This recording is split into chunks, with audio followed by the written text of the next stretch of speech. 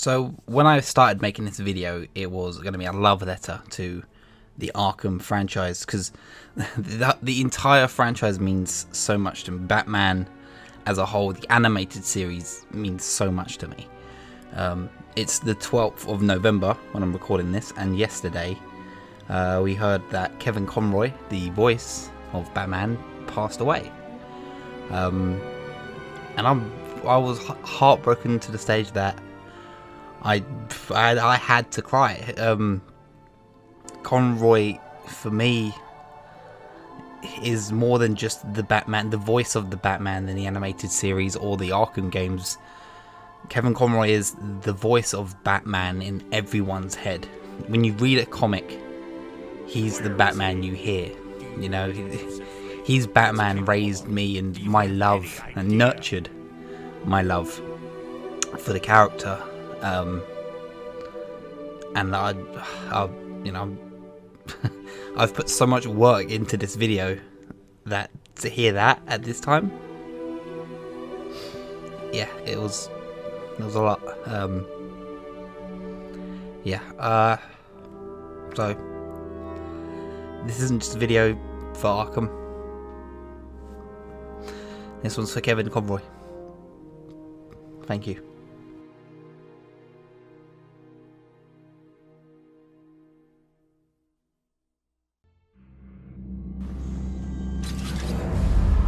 It was all a lie. There's nothing wrong with you.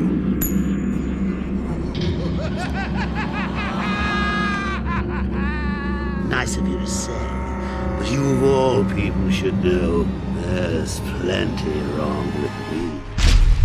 This is how it happened. This is how the Batman died.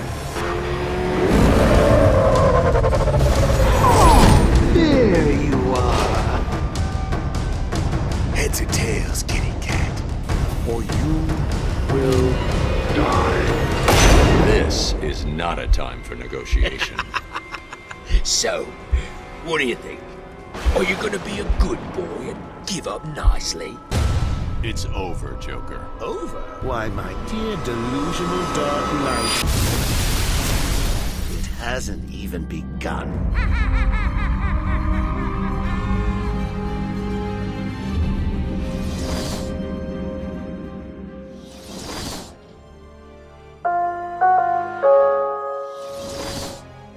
Have you ever played a game that is made for you? Well, at least it feels made for you. Hell, I can even guarantee that your favourite games of all time fall into this category. There is something about a game that has a scratch for every itch. A game that story mechanics, style, graphics and gameplay all just hit different. Well, Arkham Asylum for me is one of those games. From its simple campy plot to its timeless graphics, the spectacular voice cast, and now the game-changing gameplay. Arkham Asylum did things to my 14-year-old body that probably isn't legal in some places. On August 25th, 2009, Asylum hit the shelves, and this was the first time I knew this game was for me. Not only was my childhood, like many, surrounded by the animated series of Batman, so here are my two favourite voice actors returning to play Batman and Joker, Kevin Conroy and Mark Hamill, I was also in my huge comic book reading phase at the time, diving deep into Batman history, and while on top of that, The Dark Knight literally just made cinema history the year prior, showing the world that comic book movies can be taken more seriously and respected. But before we can start gushing about the game, let's talk about the plot.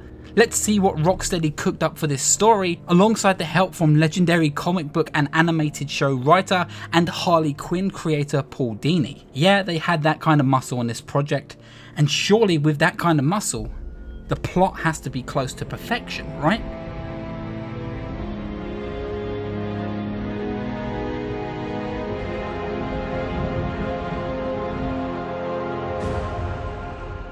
The game opens with the Batmobile jetting down the streets of Gotham on a very dark, rainy night.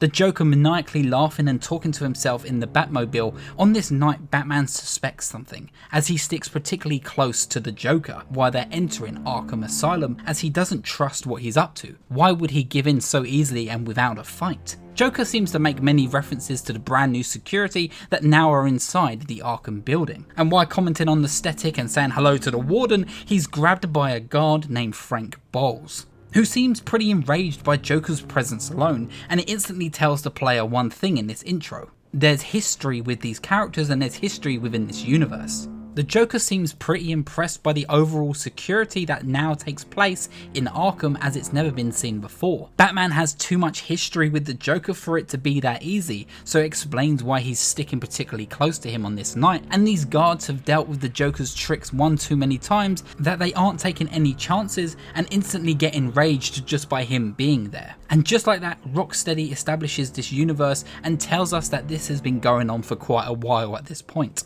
The game then walks us through the halls of this new asylum, showing us just how incredible this building is, from its architecture to how the security has now made it near impossible for any inmate to escape. Look at all this new security. How's the guy supposed to break out of here? We also learn here that Joker's men from Blackgate Prison recently just got a transfer by a strange coincidence because there was a fire that happened in the prison. Odd. I wonder what could have happened. And here Rocksteady do what they do best by introducing the main players of this story. An incredible little touch that is present in the Arkham games is that every character will and can return if they're needed and relevant for the plot, even if it is just to open a door or be an NPC that you see playing around in the real world. They can have a role that's crucial later for the story. And this feels very true to just Batman as a whole. It's like everyone has a secret to hide and everyone has a purpose and role to play.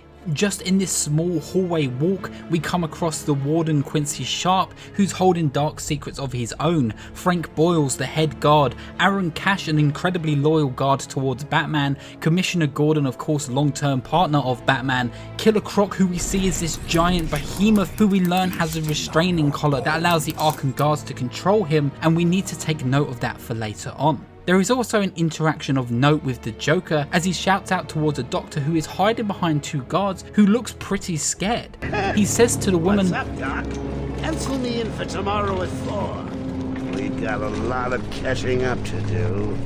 It's a nice interaction that goes a long way for a second playthrough, but we'll get to that later. There is such a masterfully filled universe here that's being introduced to us with every single step, literally. And this tension builds as we go through the hall. And it just makes you wonder when everything's gone.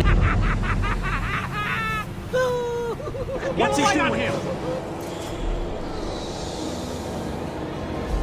Even in this moment, the Joker doesn't escape and mocks Batman for not trusting him. But Batman, rightly so, grabs Joker by the neck, as he probably should. With all this new security, the guards believes it's okay to separate Batman from the Joker, as Batman's presence may even further enrage the inmates who he put here a long time ago. But separating Joker from Batman was their worst mistake. Little did they know he's the clown prince of crime. He always has a plan.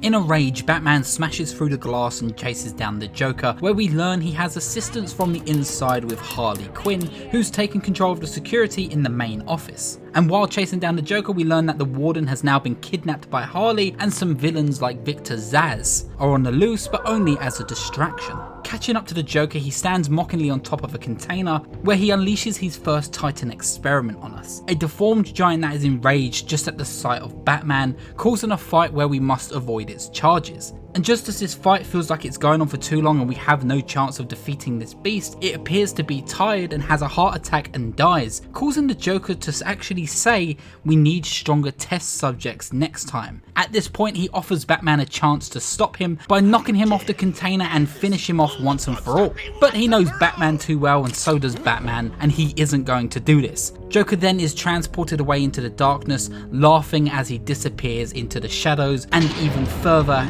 into the asylum.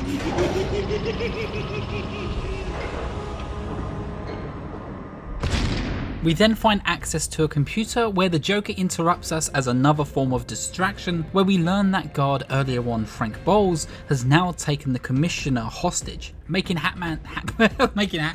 this now Batman's prime objective: save Gordon.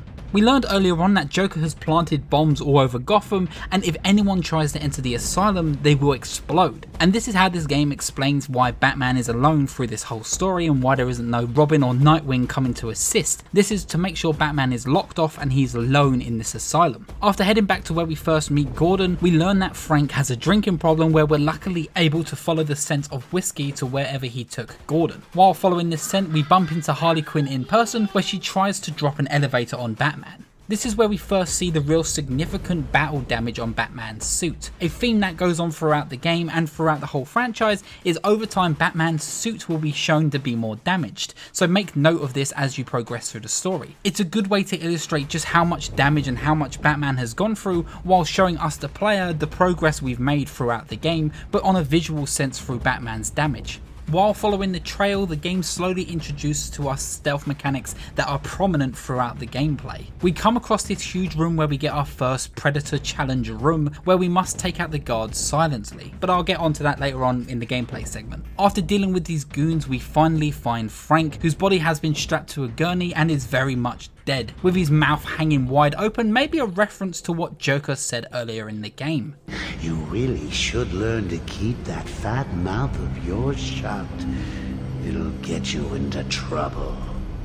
At this point through our radio, we get a communication interruption from Edward Nygma, the Riddler, who tasks us to scan in a portrait of Warden Sharp, and this is where we learn that he's placed Riddler trophies all over the island and has riddles hidden within every single department. These are only one of 2 side missions that actually take place in this entire game. This game mostly wants you to focus on the main story, but if you are playing, you can also focus on the Riddler trophies and the Armedius Arkham / Warden Sharp side missions. They are fun, time-consuming little collectibles, but if you've played these games as much as I have, they've just become white noise at this point. Though I do strongly believe that the Armedius Arkham sideline is very important to the overall plot of the Asylum franchise, so it's definitely worth seeking them out to learn what's happening with Quincy Sharp. At this point, we finally get a way out where we get to look at the entirety of Arkham Asylum and just how big this map is and what it can and will be throughout the plot. Before I continue, Rocksteady's Arkham universe was incredibly inspired by gothic aesthetics seen in the comics and through various artists. The most major influence comes from Arkham Asylum, A Serious House on a Serious Earth, which is reflected in its tight, maddening corridors and its impossible sense of scale with each building. The corridors will twist and bend almost like a maze, and the halls and cabinets are stacked all the way to the ceiling, belittling those who ever worked here, with statues of angels and gods watching over your every move. And most notably, there are some references ripped straight from the comics itself, with the Poseidon statue in the botanical gardens, even the scarab emblem which is dawned on each cabinet, window, walls and doors, which is a reference to Armedius' upbringing and seeing his mother eating beetles. Hence why he built the asylum with those in mind. While the characters and lighting are very inspired by legendary comic book artist Jim Lee, with his use of cross-hatching and shadows that turn the human forms into godlike superheroes, allowing Rocksteady to use the same shadow technique to its fullest. But unfortunately, in the Return to Arkham versions of the games, the lighting system seemed to have changed a little from the first game and doesn't have the same effect. The jet black shadows are no longer there, forming silhouettes around the character models, but still looks incredible nonetheless in the Return to Arkham version. But the original vision is really stunning to look at, and I would definitely recommend for any first time players to play the original over the remaster, just for its use of light and darks. Anyway, back to the story. Batman finally tracks down Harley and Gordon, and it turns out he's taken him to the medical center, where we find out they've taken 3 doctors hostage. So of course, like Batman does, we must save them. One of them being that Dr. Young from the start, and she informs us that she must go back to the mansion with Cash because there is something there important that she must get rid of. Batman then is interrupted by Joker's goons, and of course there is a quick stealth section and where we must take them out. After this, we take the lift that they just appeared from, and a strange gas begins to fill the elevator. And if there's something as a collective most people can agree on, is that Scarecrow was the real standout from this game that no one ever expected. His fear toxins allow the devs to get really weird with the environments and storytelling in a way that isn't just told through its dialogue. We make our way through the medical center, then we come across Gordon. Unfortunately, he's been killed and is dead on the floor, and of course in a hurry he must communicate with Barbara Gordon, Commissioner Gordon's daughter, but he is then put on hold. Are you there? I really love the atmosphere of this whole entire sequence, the way that the tiles come off the walls, the scarabs come out from beneath the earth of the asylum, enriching us with that history of our medius again, and the way that the distant whispers haunt Batman's every single movement. We come across a morgue, and in this morgue there are dead bodies and spirits telling us to leave, to get away, and of course, like any child would if you played this game, you would be utterly terrified, so you leave that room as quick as possible to come across the very same room, but this time dead silent, with 3 body bags twitching and moving. We dread to open them and we fear what could be sealed within. As we open them, we find both Batman's mum and dad calling him a failure for not saving their lives, judging him for his actions and lack thereof. Rocksteady nicely setting the table and allowing us to understand how this Batman thinks of himself, and of course to build on that legacy that Batman is known for with his parents' death. And of course there is 1 body bag left.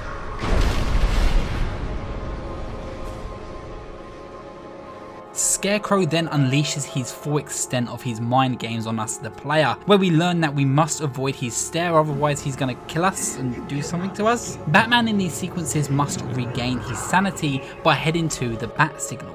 And I love this little touch. It shows that no matter what Batman thinks of himself, he knows that symbol means more than just being a hero. He knows that it's the strength that he needs to get back to his sanity, to get back to normal, and holding on to the bat symbol just like Gotham is just as important to him as every other civilian he protects. Batman understands that he is needed, and it's this that powers his willingness to break out of these hallucinations. When we awake, we find ourselves in that morgue, but this time without the frightening voices, so we must backtrack on ourselves. We come across a guard's corpse who was in the same place as Gordon, and we then realise, oh yeah, none of it was real, Gordon is fine. Well, as fine as he can be, because he is still a hostage with Harley Quinn, which is really not all that bad compared to the rest of the villains out there. Harley isn't too bright or much of a challenge for Batman at this point, so she relies on the goons to keep an eye out for Batman, but of course we sneak around them and we save Gordon. This also though was a part of Joker's plan. We were here so he could show us and we could discover the man who broke the bat. Hung up, weak and drained of all his venom. His voice is tired and he tells us that Dr. Young has been taking his blood to create the Titan formula for some reason. But before we can even learn any more, Joker, like he does, unleashes Bane, fills him up full of venom and sends him into a crazed charge at Batman in a full fury, giving us our first real boss battle. The battle itself is very similar to the Titan test subject at the start of the game, but with extra steps. We avoid his charges and punch him and the goons. The bosses are agreed all around to be the biggest flaw of the first entry, but I will address that in the gameplay portion. Batman is able to luckily take out Bane, and Bane calls out Dr. Young in a rage, saying he will finish her off once he's dealt with Batman. Batman, being resourceful as ever, is luckily able to use the Batmobile to send Bane at the bottom of the lake. With Bane thrown in the bottom of Gotham River, this mystery seems to get way more intriguing. Why is Joker so keen to use the Titan, and exactly what is Dr. Young up to? Batman learns from his past mistakes and wants to get Gordon off the island, so he puts him on a boat and makes sure he heads straight back to Gotham, while Batman uses this time to head back to the Batcave that he's built within the island to learn a little more about Dr. Young.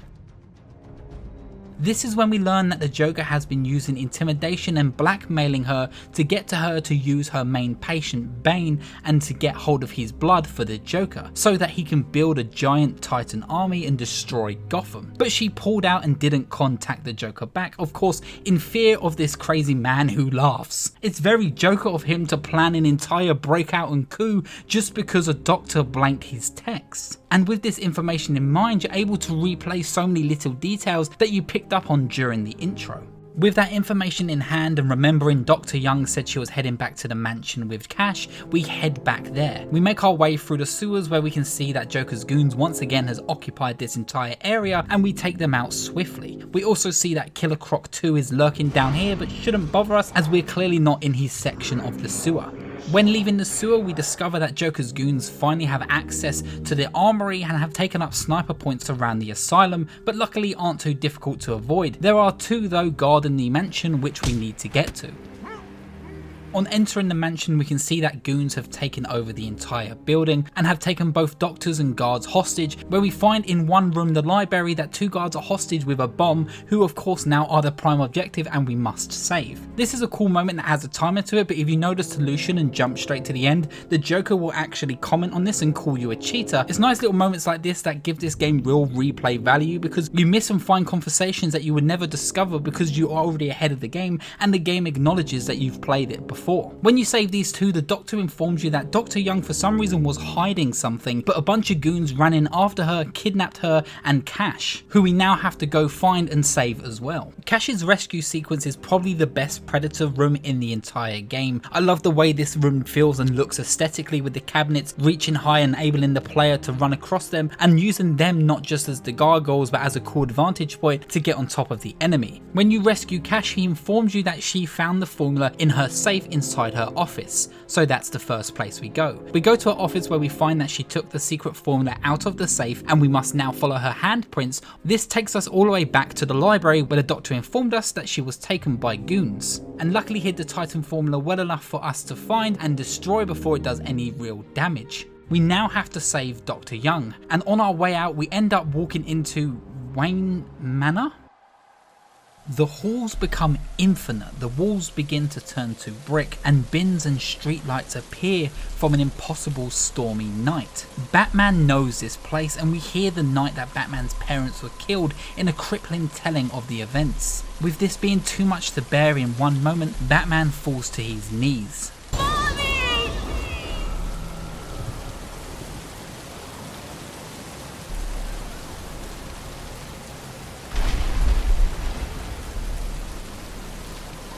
Bruce, a child, is now alone in the rain, sobbing, and with only a faint memory of a young Jim Gordon comforting him in this time of trouble. We walk away from Crime Alley holding on to that terrible sad night and memory, and of course it's then revealed to us that once again this is a Scarecrow trick. His gas flooded the library for those who may have missed it for the first time around, but you can see it if you're paying the right amount of attention. Just like the first encounter, we must avoid his lights and overcome his obstacles, and now he has skeletons on his side which we must fight, adding a well needed sense of variety in these sequences, and we have to get to that back signal to snap out of that trance as soon as possible.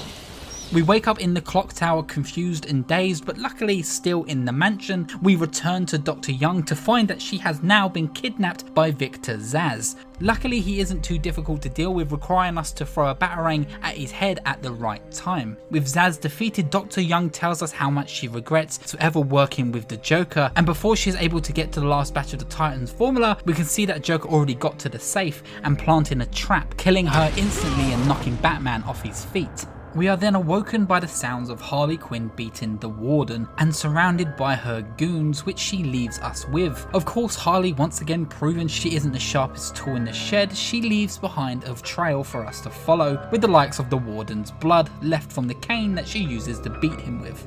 We are able to follow this trail all the way to the cell block building, which as a building serves as Quinn's arena. We come across Poison Ivy, who's talking about her plants and wanting Batman to free her, but Batman, being too busy, ignores her and walks by, continuing his search for Warden Sharp. We find the Warden locked in a security office, which we have to use a new tool to be able to hack through all the security doors, allowing us to have greater access to more areas. While this is happening, Harley was actually able to sneak by us and take this opportunity to release Poison Ivy. Joker, too excited by this idea, he also too releases the really insane inmates, which changed the whole atmosphere of the asylum, as they are willing to jump out at you and scare you and jump on you without you knowing. This doesn't make us lose track of Harley Quinn though, as we come across her in the holding cells area where she seems to have control of the electric floor, which we must avoid immediately. We first have to take out some of her goons who are up on a walkway area, which is quite a fun fight as she swings around the arena mocking Batman as he's taking out all of these goons. She then escapes and we follow her into a room where we see that she's taking guards hostage. This is an opportunity for the game to teach us about the new hacking tool we've just got from Quincy Sharp. In this moment we have to save the guards from being electrified by the water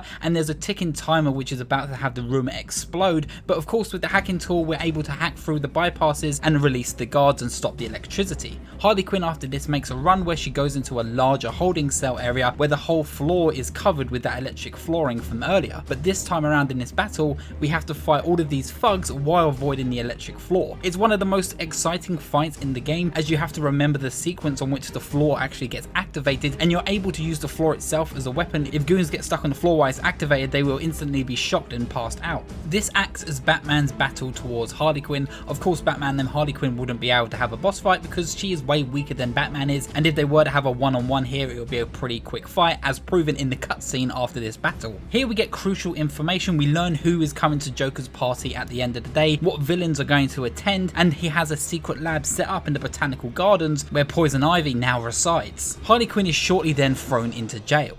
With the information given to Batman, we head now over to the Botanical Gardens where we find once again Joker has taken more hostages. So we deal with that distraction where we search for Joker's lab, where he has now created a dark gun that turns people into monsters. Which, as you can imagine, only means one thing. Yes! Another bloody Titan battle. But this time double the dodges and double the Titans, and that means double the tedium.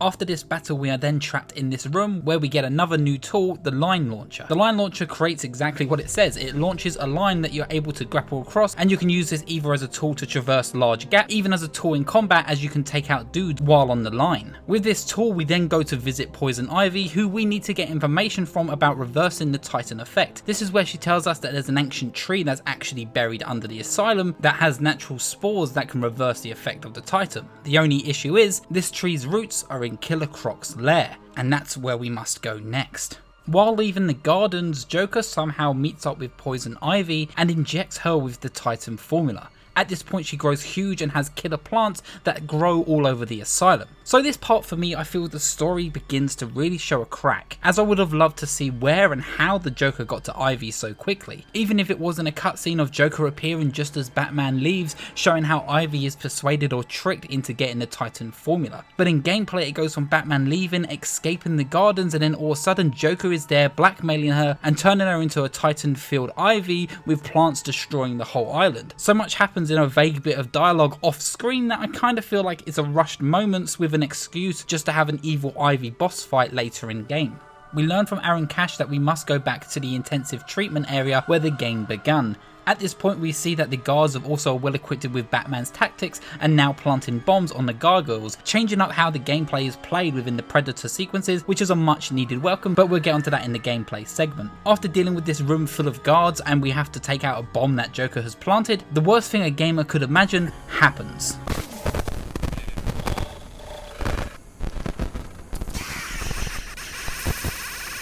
They really did save the best till last when it came with the hallucinations from Scarecrow. With this hallucination taking us out of game and back to the very beginning, mirroring everything that we did, but instead we are now the Joker. We see Batman in cuffs restrained in the Batmobile and Scarface the puppet now acting as the Warden, with Commissioner Gordon, Cash, Young and the Warden himself as prisoners that we saw as Blackgate, and Zaz, Harley, Scarecrow all acting as doctors and guards. This is a cool, trippy, fun sequence that anyone who played it for the first time must be wondering what the hell is going on. And just as we question everything, we're then thrown back into the boots of a restrained Batman looking down the barrel of Joker's gun. We are informed at this game over screen that we missed our chance to dodge the bullet. I remember getting this sequence and sitting up straight and just remembering that I have to dodge at the last minute, but then the game throws us even further down that rabbit hole. We awaken in a grave and thrown immediately into Scarecrow's last side scrolling sequence. And just like before, there's new obstacles and new difficulties to this one, but it plays very much the same, including the Skelly Goons and yes, now even Skeletons, all engaging us, acting as Scarecrow's last boss battle. Even this far down the rabbit hole, Batman is able to get out of this hallucination.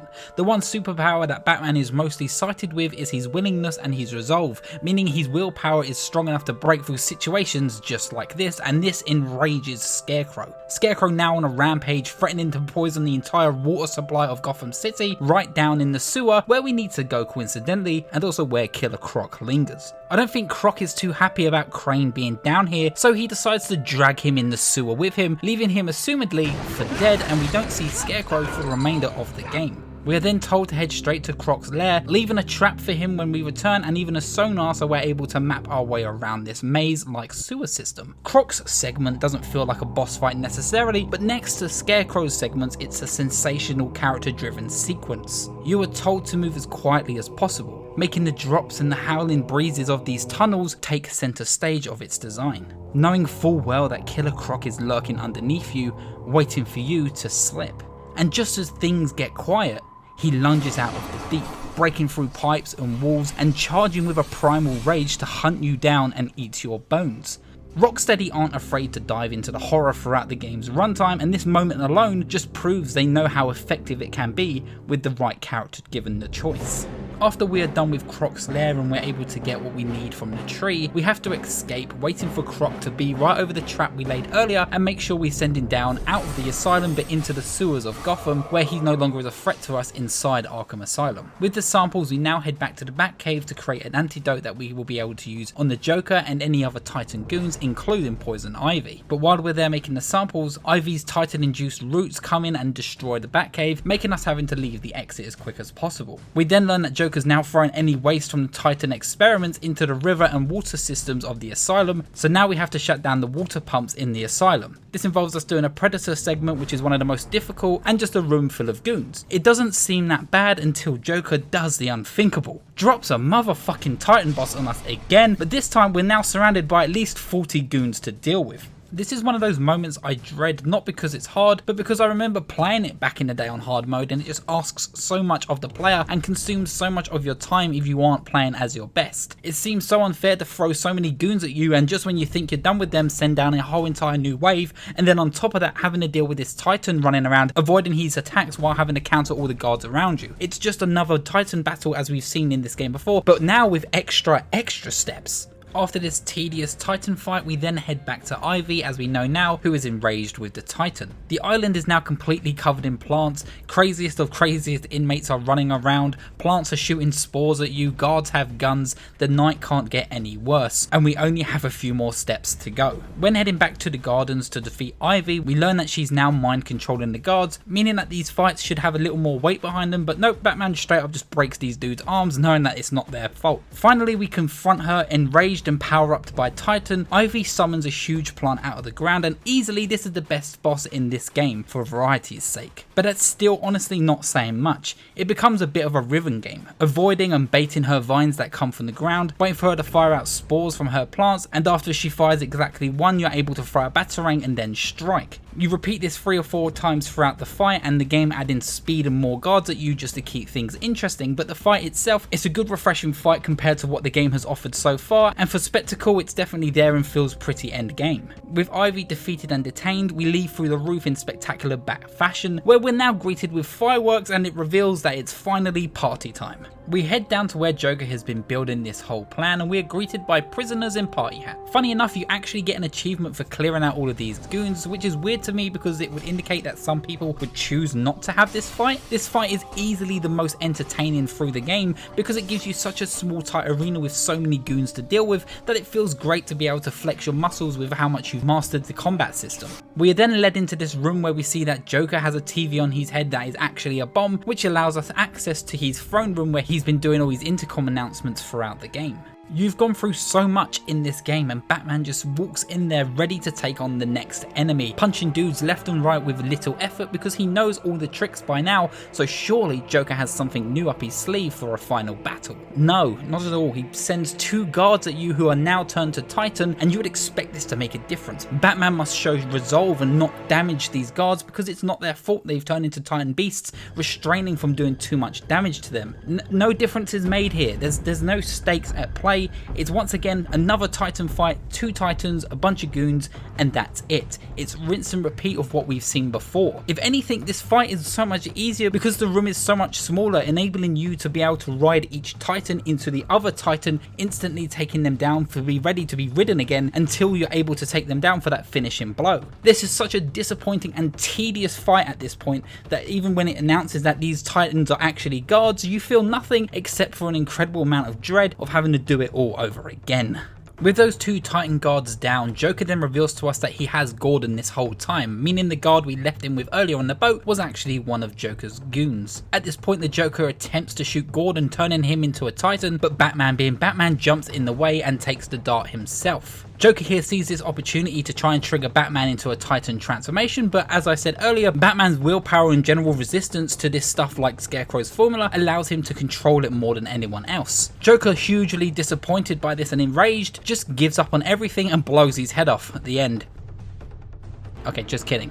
Batman uses the cure on himself that he made in Killer Croc's lair, and after Joker shot himself with the dart gun, has now become himself a giant Titan Joker. And of course, this gives us our last fight. And this is probably the second most damaging moment in the entire franchise that Rocksteady was never really able to make up for. We are then thrown into what is generally considered a awful boss fight. 3 rounds of avoiding Joker's attacks and his goons as he tries and swashes at you with his big clawy hands. He then goes to talk to the helicopter to be on the news as Joker would do. We are then offered an opportunity to yank him off into the ground, taking down a chunk of health. We do this 3 times and then the game is over. Joker crawls back out from the roof that we've then thrown him from, and he mocks Batman because he knows he is stronger than him. He knows that he will eventually be able to defeat Batman, and Batman looks tired after the night he's just had. But Batman uses explosive gel on his fist and gives Joker the biggest punch he ever bloody deserved. Batman defeats Joker, rounds up all the inmates, and flies off into the night to continue his job as we hear over the radio that Two-Face is trying to rob Gotham National Bank.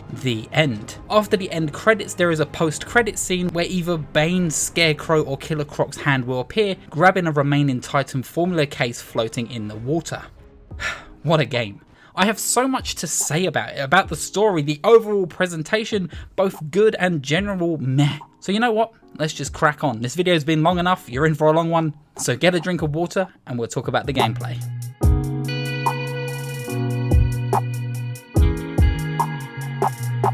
Where do I honestly begin with a story like this? Despite its flaws and fumbles towards the end, it works amazing as a first entry, a self-contained story that establishes itself to a brand new audience. Having it set in Arkham Asylum literally allows the devs to pick and choose which villains they want to feature and who they want to show. Of course, there's no way you could put a whole Batman rogue gallery in a game like this because no one has that amount of time, but they do a great amount of justice to the villains that they decided to go with for the story, avoiding any unneeded origin story or plot twists because we are well aware of who these characters are and what their motives are within this story itself. Bane is powered by the Titan, which is being taken by Dr. Young, that Joker establishes he wants to use as his ultimate goal to build an army. Harley Quinn is Joker's right hand, therefore has a close bond to Joker, but also being an ex-Doctor has a connection with Arkham Asylum unlike any other villain, and including that connection to Ivy, and being a past Doctor of this asylum literally allows her to lead the way throughout the asylum for Joker and open doors for characters like Zsasz, Croc and Scarecrow, who all have their own motivations, as simple as just wanting to kill the Bat. Every character has a reason to be here and it works with the general tone, with a blend of the campy and fun to the mature and horror focused sequences. It's exactly what allows this game to stand out on its own and be really remembered. The story has a pace that really allows tension to grow within the asylum, and Rocksteady pretty much tell you the plan and the outcome of the story in the first act. We learn that Joker wants to use the Titan to build a Titan army and he should be stopped, but we know that we're going to see an entire list of characters who we may be surprised by. When we go into the asylum at the beginning, we don't expect to see Killer Croc so early, or even to be interrupted by the Riddler, so who knows what other villains are hiding up their sleeves, and in this first act it just gets you excited to see more. And this tension builds and grows throughout the game and there isn't a moment for it to stop, though I personally feel the only time the story itself begins to drag is when we have to stop the toxin from getting into the city by destroying the water pumps. This is the only segment throughout the game that to me feels like filler, and every time I play it I forget this sequence even is here, and then on top of that it's ended with that moment where you have to fight the Titan in that small elevator room, which on top of this moment just takes up a good 20 minutes or so depending on the player. It's not really exciting, doesn't add much to the story, and truly does feel like it's just padding out the plot before we get to Ivy. But the biggest and more distracting, and even now the most notable decline overall, is just the quality of that ending with the Joker fight and how quickly it goes downhill. I say we get this out of the way quickly, the boss fights in Asylum really aren't that great. They don't really feel like bosses, rather character driven set pieces. which on a presentation level feel and look incredible, and I think a good few of them really do a lot to service the story. But it's those Titan fights that become distracting. We fight the first Titan, and despite it being a broken Titan, it feels like a tester for exactly what's to come. We learn about its ground pound attacks, the way it can throw dead bodies on the ground, and that we have to avoid its charge and throw a batarang at the right moment. And it's every fight that really goes against the gameplay design of that free flow combat system introduced to us. There is no need for counters or stuns, it's literally a matter of throwing a batarang and moving out of the way, and then wailing on them either till you can ride them or until you're able to do a takedown. So when the game throws these fights at you a tiring 8 times, including Bane because he is just a Titan but shown to us as a mastered version, then the last fight itself just being a Titan with a big stupid smile on his face, it really isn't a matter of it being insulting or necessarily awful, but it's massively disingenuous to what Batman and Joker's conflict should be. All great Joker tales come with a few blows for sure, it's just a part of the job, but Joker is the complete opposite to Batman. Joker has this obsession to show the world that he and Batman aren't too different, or at least the world around Batman isn't too different from the Joker and can be changed and encouraged with a hard enough push. It's this motive that makes their duels so interesting to watch. It's always exciting to see how the Joker will make the Batman's day a living hell and at what cost. He can kill a friend, a loved one or a sidekick. There is no line he won't cross to break the Batman's mind, so with Joker giving up so quickly and turning himself into a Titan, it becomes a strange mishmash of messages that we aren't too used to seeing with a Joker story. I feel like there are different outcomes that they could have gone with that wouldn't have really changed how much the game ended. Sure, instead of Joker turning huge, why didn't he turn Gordon into a Titan? It would have been insane to see a messed up giant Gordon that Batman would have had to fight but avoid killing, and stop causing him too much pain or even stopping Titan Gordon from killing the Joker. Maybe when the Joker uses the shot on Batman, Batman becomes a Titan himself, allowing us to experience that amount of power, but it's for Batman to use that willpower and to limit his strength to not be able to kill the Joker. Either way, ending with the Joker being very badly damaged and pretty much a near death that we see at the end of the game. Hell, there's even concept art of a Joker who was all tall and lanky after being shot with the Titan formula. And why wasn't Joker's fight, instead of it being about punching, it could have been about the use of stealth, hiding from Joker's tall, stretched out deformed body and making sure you avoid his vision, very much like we saw in the Scarecrow sequences. It would have added to that horror and of course, and would have seen Batman have to overcome a new type of Joker, and it would have been way more scarier. I would have loved to seen that, but instead we got this. That's a shame. But it's not all bad. I really think the ending cutscene is amazing. There's so much iconic imagery that comes from it alone. Having Batman just walking into that throne room so beat up but ready for the next challenge. Seeing Joker, despite being a messed up, gross looking Titan, telling Batman he'll never defeat him, allowing Batman to say that awesome speech about how he would never let Joker win no matter what, then risking his own gadgets and life with that explosive gel just to take him out. It's some top tier stuff, and it's stuff like this that makes Batman so iconic and incredible to watch.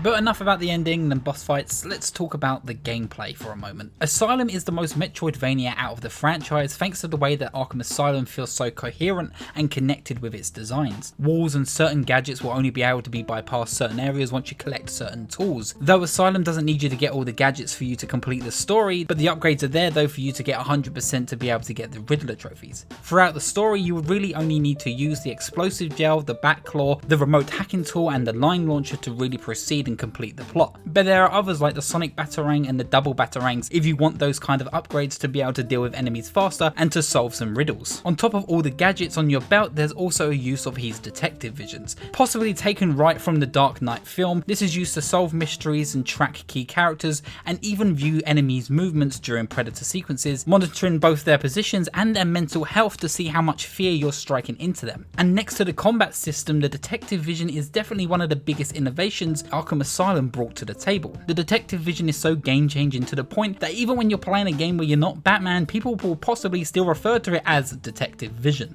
But on top of that, Rocksteady literally reinvented the way we played many third-person action games now.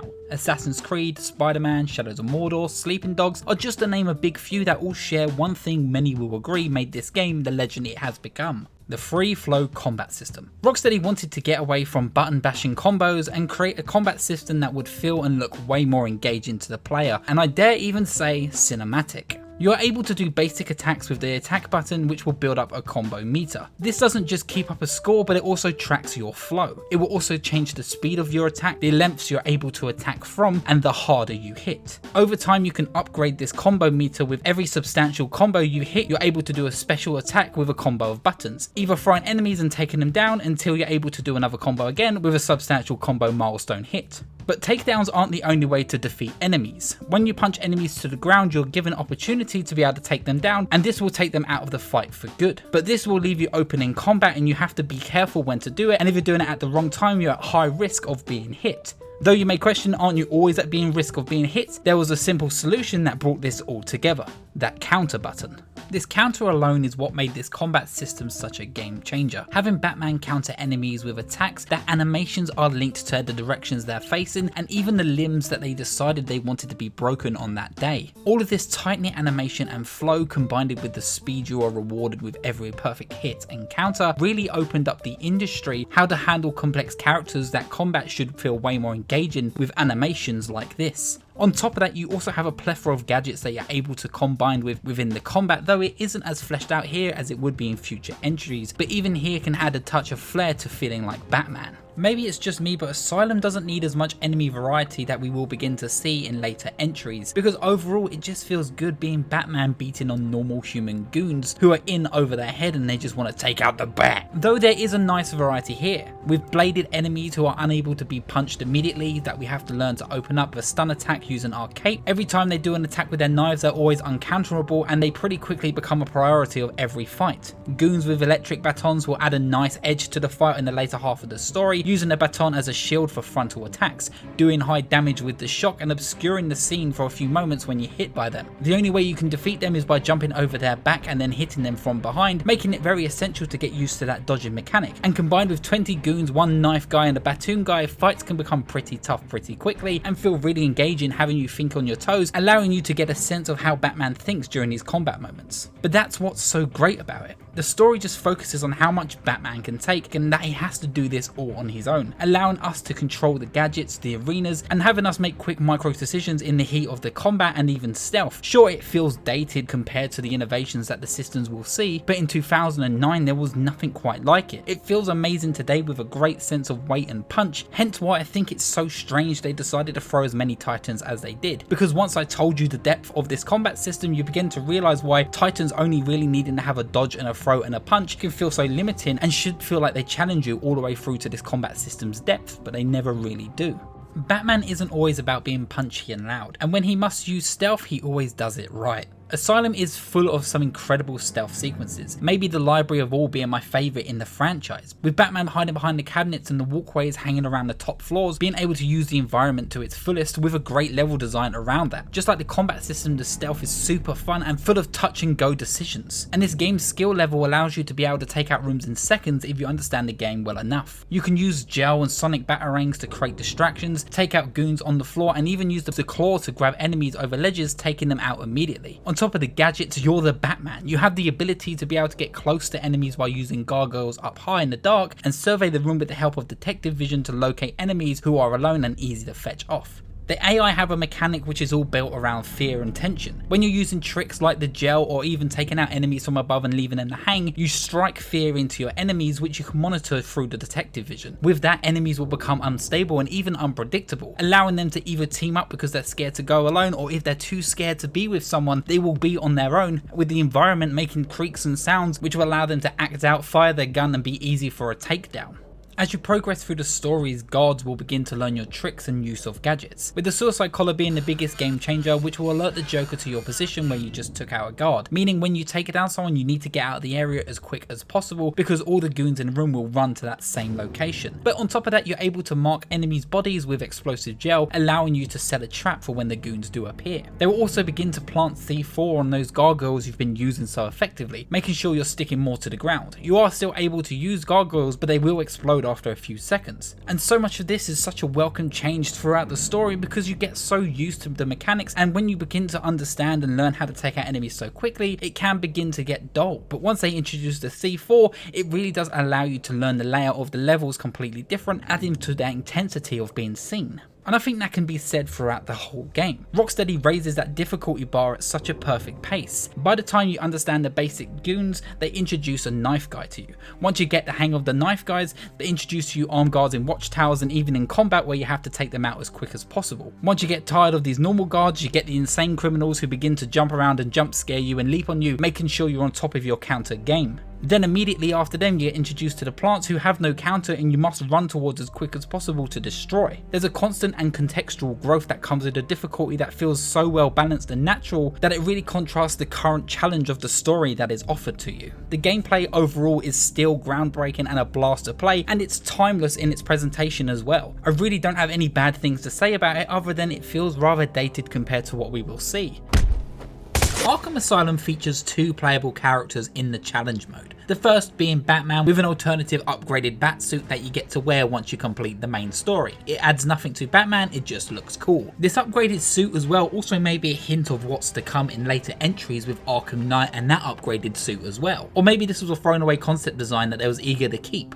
And the other character of note is you actually get to play as the Joker. He isn't an add-on or a DLC or anything to unlock. Back in the day he was actually just an exclusive to anyone who would buy the game on the PlayStation 3. I couldn't find any reason why he was an exclusive on the PlayStation 3. Maybe it could have been a way for Sony to outsell the game on the 360, as the PlayStation 3 was clearly falling behind in that generation. Or it could have been a hint towards Sony selling more 3D TVs, as Arkham Asylum had 3D TV capabilities. Either way, now with the Return Collection he is available for everyone to play, no matter the console. And they really didn't have to include him at all, but they went well out of their way to add his own animations, movesets, and even death screens featuring Batman himself. He doesn't just feel like a one-off gag, he feels fully fleshed out as a playable character, though yes, he is way more comedy and gag based in his animation. Spinning, dancing, poking eyes out, the Joker is exactly what you'd expect from the character, and he feels great to play,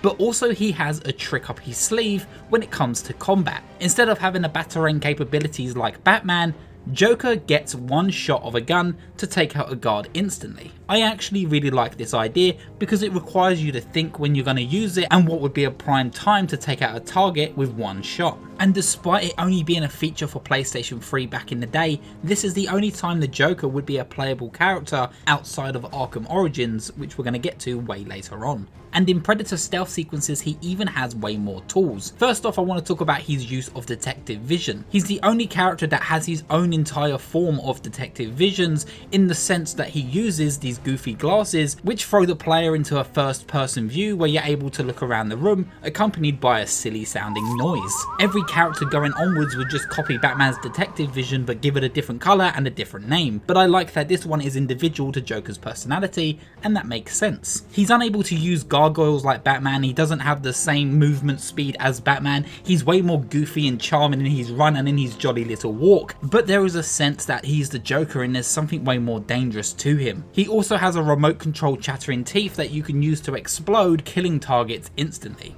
It's a totally different feeling and adds so much variety to this game which was needed, and it really is just a hint of what's to come, and it's a real shame we never got to play as him again because that kick in the dick takedown just fucking rules. As I said at the start, Arkham Asylum is my favourite game of all time. I find it's the perfect condensed experience. And I spoke about this game without even touching on the Predator and combat challenges this game offers to you, and can eat up as many hours as the story offers itself. I literally became obsessed with speedrunning this game, getting it down to the 2-hour mark in my youth, but coming back to this and enjoying its little details and really seeping in its atmosphere all over again reminded me why I fell in love with it in the first place. From the graphics that haven't aged a day, and thanks to the Return Collection it has a new facelift, allowing it to look just as amazing as it did when it was first released, and a story that you can enjoy just for its dumb campy value. Sure, it doesn't exactly stick the landing as much as I think it should, but I think it's that goofy and over the top ending that gives it a campy quality that becomes so much harder to find as the franchise grows into the very super serious behemoth it had become. It's a solid 6 to 12 hour runtime for anyone enjoying it for the first time, but I can easily cut it to about 4 hours for this video. But that's where my love for it came from. I know exactly what I'm playing when I pick up this game and I'm getting into, and over many playthroughs and years of playing this game, this madhouse begins to feel like home to me, and it becomes an ultimate comfort that I can come back to every year or so. After finishing this game in 2009, I was so eager to see what happens next, and that there wasn't any doubt that there would be a sequel in the horizon, as it had garnered so much praise across the board, winning several Game of the Year awards and making the top 100 lists of the greatest games of all time. And of course, with that teasing ending of the 3 villains, and now that we know that there's a hidden Arkham City room, Rocksteady was really ready to hit the ground running for whatever could come next, and I expected it to do it with the only way they know how: style. Arkham City was conceived during the development of Asylum. City was considered as the first idea for the first entry, but was way too large scale for the team at the time. They wanted to prove they could build on a smaller scope game at first, hence why we got the familiar setting of the Asylum. But Rocksteady never let go of that idea of Arkham City, and they knew that's where they wanted to head next for the next location, hence why Arkham City is so deeply entrenched and hidden in Arkham Asylum, just for players to be able to find it for future entries. There were many upgrades to their engine and gameplay mechanics that had been developed and nearly implemented into the first game, such as the advanced skydiving and grapple system, but was ultimately left out as they had been happy with the pacing of the smaller scoped focused Arkham Asylum, which is conveyed through its mechanics alone. With this drive and ambition to go bigger and better, City was sprung into development early 2009, even before Arkham Asylum was released, and with the huge success of the first game, there was no stopping them from crafting a bigger and more mechanically improved experience that many even consider is greater than Asylum. I think these two games perfectly match each other in quality for two very different reasons. There's a lot that City brings to the franchise and even fixes a few of the plot issues that came from the ending of the last game, while in my opinion missing a crucial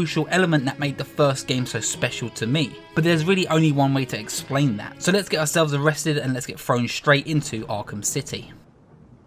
We see some thugs looking over a safe, donning matching half-split costumes. Clearly these have to be Two-Faces guys. We are baited into believing that this is a Batman sequence who has come to stop them, but instead we see that we are playing as Selina Kyle, the Catwoman, here to take out the thugs and steal from Harvey, but despite her stealthy approach, she is somehow still captured by Harvey Dent. This is how the game would open if you had the Catwoman DLC to expand on this story, but luckily in the Return to Arkham re-release, they've just added all the DLC to make the stories all match and flow together. It's quite unusual for people who may have never even played the Catwoman sequences because they would never see these in-betweens that are added to this game, and they really do add a lot to the story alone. Where Arkham City initially opens is with an incredibly intense monologue and torture scene with Dr. Hugo Strange through the eyes of Bruce Wayne after he is kidnapped in that awesome intro sequence. Hugo Strange, though a lesser known villain for many, he's great nonetheless. Strange is known for his obsession with Batman's mind and will go to great lengths to just understand who the Bat is, and in the comics he even goes as far as getting his own bat suit to understand him. Don't worry though, Arkham City doesn't get that weird. We learn in the first few seconds that Strange knows that Bruce Wayne is Batman. Bruce Wayne stood against the building of Arkham City, of course, being Batman, as it's a cruel and sickening way to treat the inmates who are inside. But Strange also knows him being Batman, he would have been easier to kidnap as Bruce Wayne, as all eyes would have been on him, and Bruce Wayne wouldn't have been able to do anything without blowing his cover. This also allows Strange to throw Batman in a pit, literally locked inside with his greatest adversaries. After attempting a failed breakout to get out of that torture room, we are then thrown into this truly unhinged place known as Arkham City. We see guards beating prisoners, great villains like Black Mask cowering corners, and there seems to be no sense of control other than the guards pointing guns at people's heads. When we're told to enroll and get in line, we even get a threat by this guy. Break his face! My list. Come on! Smash him in the face! Bang. Break it up, please. This guy actually turns out to be Deadshot, and Rocksteady once again, like the first game, placing little details that will foreshadow future events. During this intro we bump into Jack Ryder and learn that he's not actually a criminal being put in Arkham, but he is a political prisoner. He stood against Arkham City as well, and of course Jack Ryder being the newscaster around Gotham City, Hugo Strange is going to want his big nose out of the way.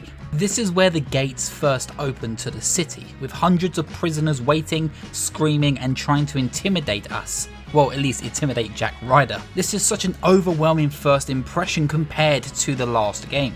Arkham Asylum had a slow, steady intro that was fully under control and under lock and key with all the guards, but this time around we're completely surrounded by criminals and villains alike. And this is when we get introduced to a brand new villain for the game, Oswald Cobblepot, aka the Penguin. Lights out, rich boy. Waking up in an alleyway with him ready in to torture you. Clearly there's history between Oswald Cobblepot and Bruce Wayne here, as he's clearly very jealous of Bruce Wayne's success in a straighter life, and even mocks him for having a butler. At this point he's putting on a brass knuckle and he's ready in to torture Bruce Wayne, but little does he know, we're Batman. So promptly we snap his arm and defeat his goons and free ourselves from the chains around some poor soul's head. This gives us a chance to escape and climb to the rooftop and contact Alfred. The conversation between Alfred and Bruce confirmed that this was almost a plan, not in necessarily being thrown in the way he expected, but nonetheless he intended to be in Arkham City one way or another to see what Hugo Strange was actually up to. This is a very reassuring scene and it allows you to feel in control and reminds you that wait a minute, you're Batman, the man who's always 10 steps ahead of everyone in the city. At this point Alfred drops in our equipment and this allows us to gear up for another long night as the Batman. The game very quickly reassures you that you have all the inventory that you had from the last game. This was to make sure there was a sense of preparation within the story. In Arkham Asylum, Batman was completely caught off guard, but this time around he was ready to be in battle. So he's going to bring everything that he needs, including all the items from the last game and some new ones coming later on.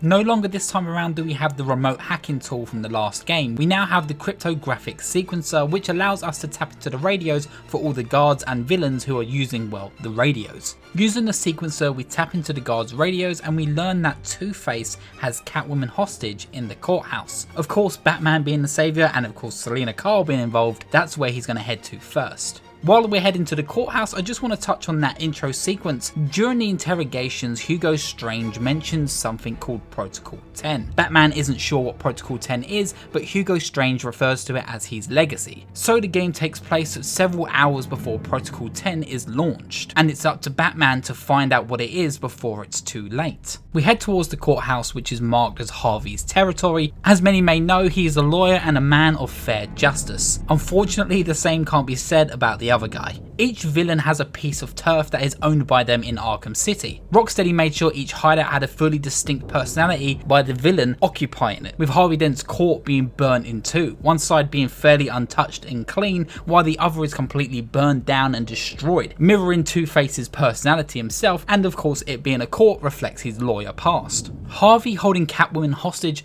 calls for Batman to interfere and save her life. Harvey Dent is very quickly dealt with and honestly underutilized in this story. This is really the only segment he is given in the whole game. When you play as Catwoman, you come back to him later on, but as the base game alone, this is the last you will see of Harvey Dent, which is quite disappointing because Harvey really is one of Batman's most tragic villains because they were close friends once. And Bruce feels like he blames himself for a lot of what happened to Harvey, and there's a lot of interesting chemistry here. But instead what we get is this monstrous quick version of Harvey Dent who just flicks a coin and is dealt with swiftly. Batman goes on to talk with Catwoman, hoping she would understand a little more about Protocol 10, but unfortunately she does not. And while we're having this conversation, a laser pointer then comes out of nowhere with a distinct smiley face aiming for Selina's head, which can only mean one thing: the Joker.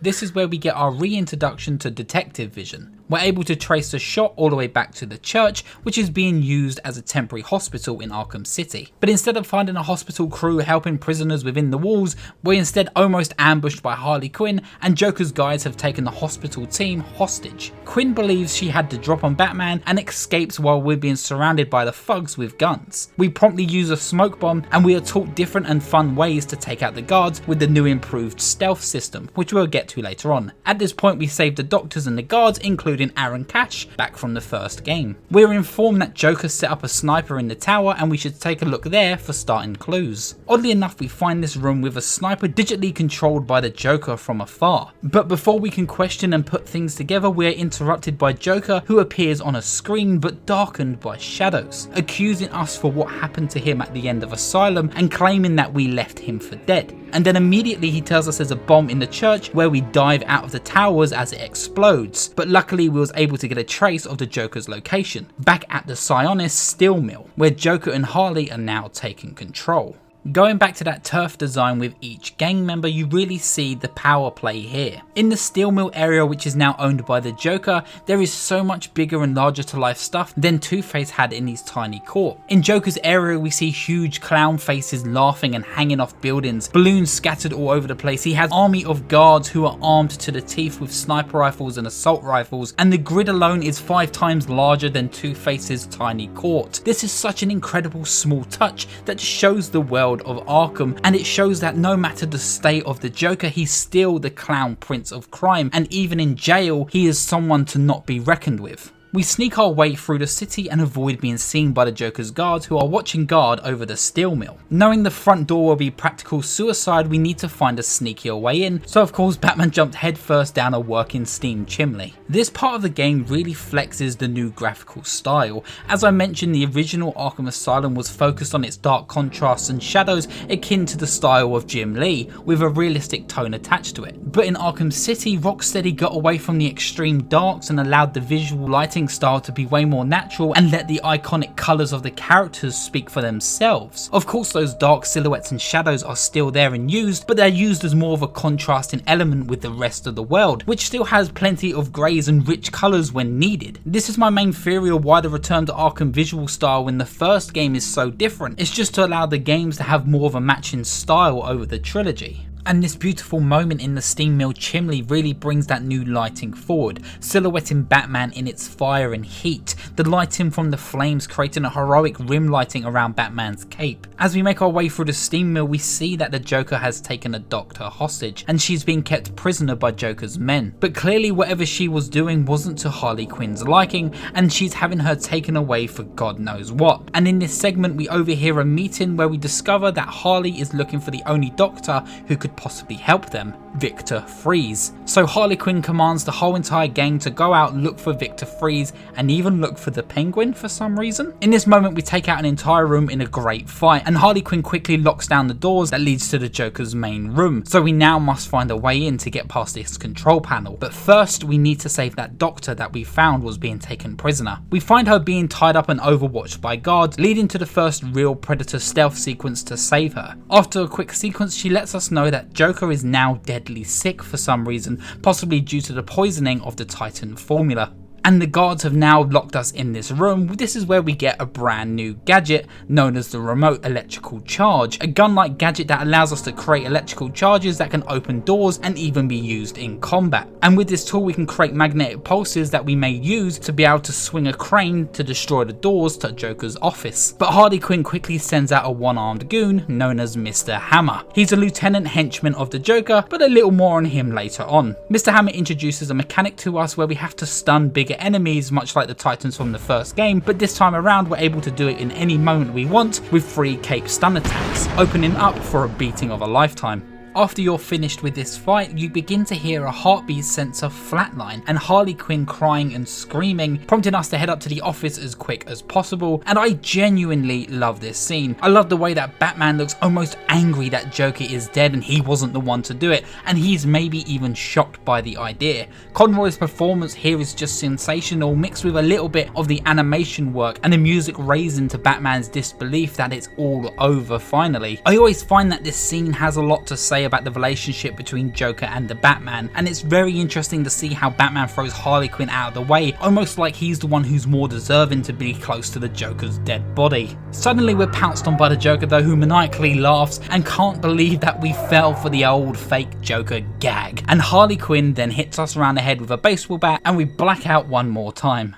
Arkham City would traditionally jump to Batman's story continuing, but with the pre-order bonuses of the original and the return collection, we have these awesome intermissions as I mentioned with Catwoman to fill the gaps, with this one being the second. Selina's house unfortunately is slap bang in the middle of Arkham City, so she has no choice but has to go back to her main hub to get the rest of her gear. Now free of Two-Face, she wants to break into the vault of Arkham City, where all the money and the super important supervillain items are actually kept. She sees this as the perfect opportunity opportunity to grab the remaining gadgets from her home, seek help to get into that vault, and she has a close friend who can do it for her, Poison Ivy, who is luckily enough in Arkham City too. Catwoman's gameplay feels entirely different from Batman. It's a refreshing pace compared to Batman's gliding, and instead you're able to use her whip and cat-like parkour to get around the city, but more on her gameplay later on as usual. After retrieving the rest of our gear from Selina's house, we make our way over to Ivy's base, which appears to be some sort of hotel now taken over by an incredible beautiful flower, which is super on brand for Poison Ivy. When we meet Ivy, it appears that Selina and Ivy here have a close friendship history, much like Harley Quinn did in the first game, possibly hinting to a Gotham Girls past that may have happened between those three, which was also written by Paul Dini, so it makes sense for these three to know each other and have a closer bond than appears at face value. Whatever happened between Ivy and Selina, they had a lot of bad blood left behind. Ivy seems to blame her for killing a plant and is still pretty enraged by Selina being there and only using her for gain to break into the vault. And this is when we're put against Poison Ivy in a semi-mini boss fight. This set piece alone plays a lot of homage to the first game and Poison Ivy's fight. She here still uses the spores that she would shoot at you from the poisonous plants, and she's even still sitting inside a plant but not as giant this time around. She also have waves of goons who are actually all from different gangs, and I like seeing this. I like that you see some of Penguin's goons, some of Two-Face's and even Joker's goons all here working as a union because Poison Ivy's ability to be able to brainwash people. We need to take down enemies in waves and clear each floor before her poison gas rises to the floor on which we're fighting on, which is a really neat set piece and conveys a lot about Poison Ivy's powers and her domain. And the dialogue between Selina and Ivy builds so much history between those two, and it's really fun to listen to. After the encounter, Ivy grabs Selina off guard with a plant, and then it just fades to black, and we're going to catch up with Catwoman later on, and this is when it takes us back to the normal story with Batman. Batman finally comes to, where we see that the Joker is still alive, but clearly not doing too well. You can clearly see he is paying for that Titan transformation at the end of the last game, and the Titan has poisoned his blood, killing him slowly. Once again, a scene that is just carried by Conroy's and Hamill's chemistry. We can see how pissed Batman is for a second that he believed that Joker was dead and he fell for the lie. We almost see a revealing side of Batman that isn't shown to us very often between their relationship, and it's revealed to us that the Joker, yes, will eventually die because of the poison in his blood. And you know what? Batman honestly doesn't care about this until it turns out that the Joker has done a blood transplant on Batman too. Once again though, Batman admits that if it's the end of both of them, then so be it. He will watch them both die and be happy with that. But it's revealed that the Joker has taken blood transplants and put them in blood bags and sent them out to hospitals all over Gotham. And now Batman is on a mission to save the people from the Joker's poison. He has to find a cure for himself, for the civilians, and now in turn for the Joker. And with that, Batman is suddenly entangled between Protocol 10 and being blackmailed by the Joker and being poisoned, and he's now sent on his way to go find Mr. Freeze along with the rest of Joker's goons. We learn here that Oswald Cobblepot has taken Mr. Freeze hostage and has taken him to his museum, and that's where we're headed next. But first, we are contacted again by the Riddler once again, who has now taken all the doctors from the church and that hospital hostage and put them in Saw-like games, which we must solve his riddles to get them all back. And while I'm on this tangent, I actually want to talk about the side content that is featured heavily in this sequel. Rocksteady really went out of their way to include way more characters in the side missions this time around. As I said, in the first game there are really only two side missions, the Riddler missions and the R-Media's Arkham History missions. But this time around we're ranging from the Riddler to the Mad Hatter, who has an incredibly goofy but fun trippy Scarecrow replacement, Victor Zsasz, who's now become the cold call killer who we have to trace phone calls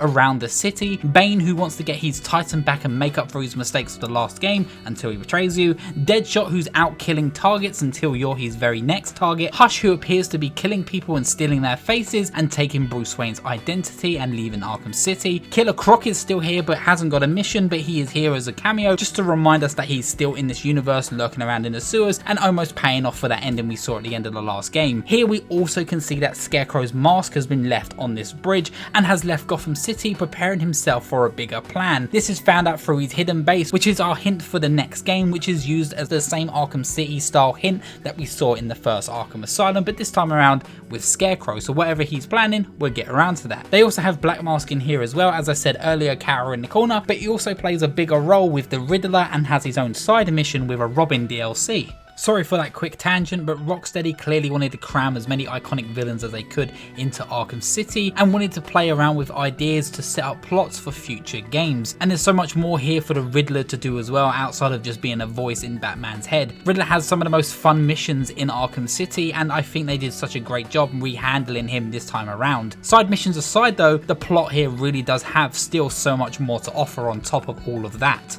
Getting back on the trail of the Penguin, we approach his museum. I love this museum setting for this version of Oswald Cobblepot. He's a collector, a black market crime lord. He holds onto that past that he used to have so much power with, and the only reason he's really in Arkham City is because he refuses to let go of his Iceberg Lounge, and he holds onto that like his own throne. The museum is such a timeless, great location because it shows this once great crime lord is so desperate to hold onto the past that he no longer has a grip on, which is a theme in Arkham City entirely. It really does show how these gods amongst criminals have fallen through the ranks and have become nothing more than petty old men fighting over grubbles of dirt. But that can also be reflected in the design of Gotham City in this district. We can see that it's beaten up, it's old, it's fallen apart, it's not the great metropolis that it's known for. Gotham City should be unbelievable and almost dreamlike, but what we see here is an old part of town rusting away, falling apart into the ocean, and is now nothing more than a dirty old hellscape for criminals to fester in. As we enter the museum, we find that we're unable to actually get past the main gates. Our sequencer, which we can use to bypass doors, is being jammed by devices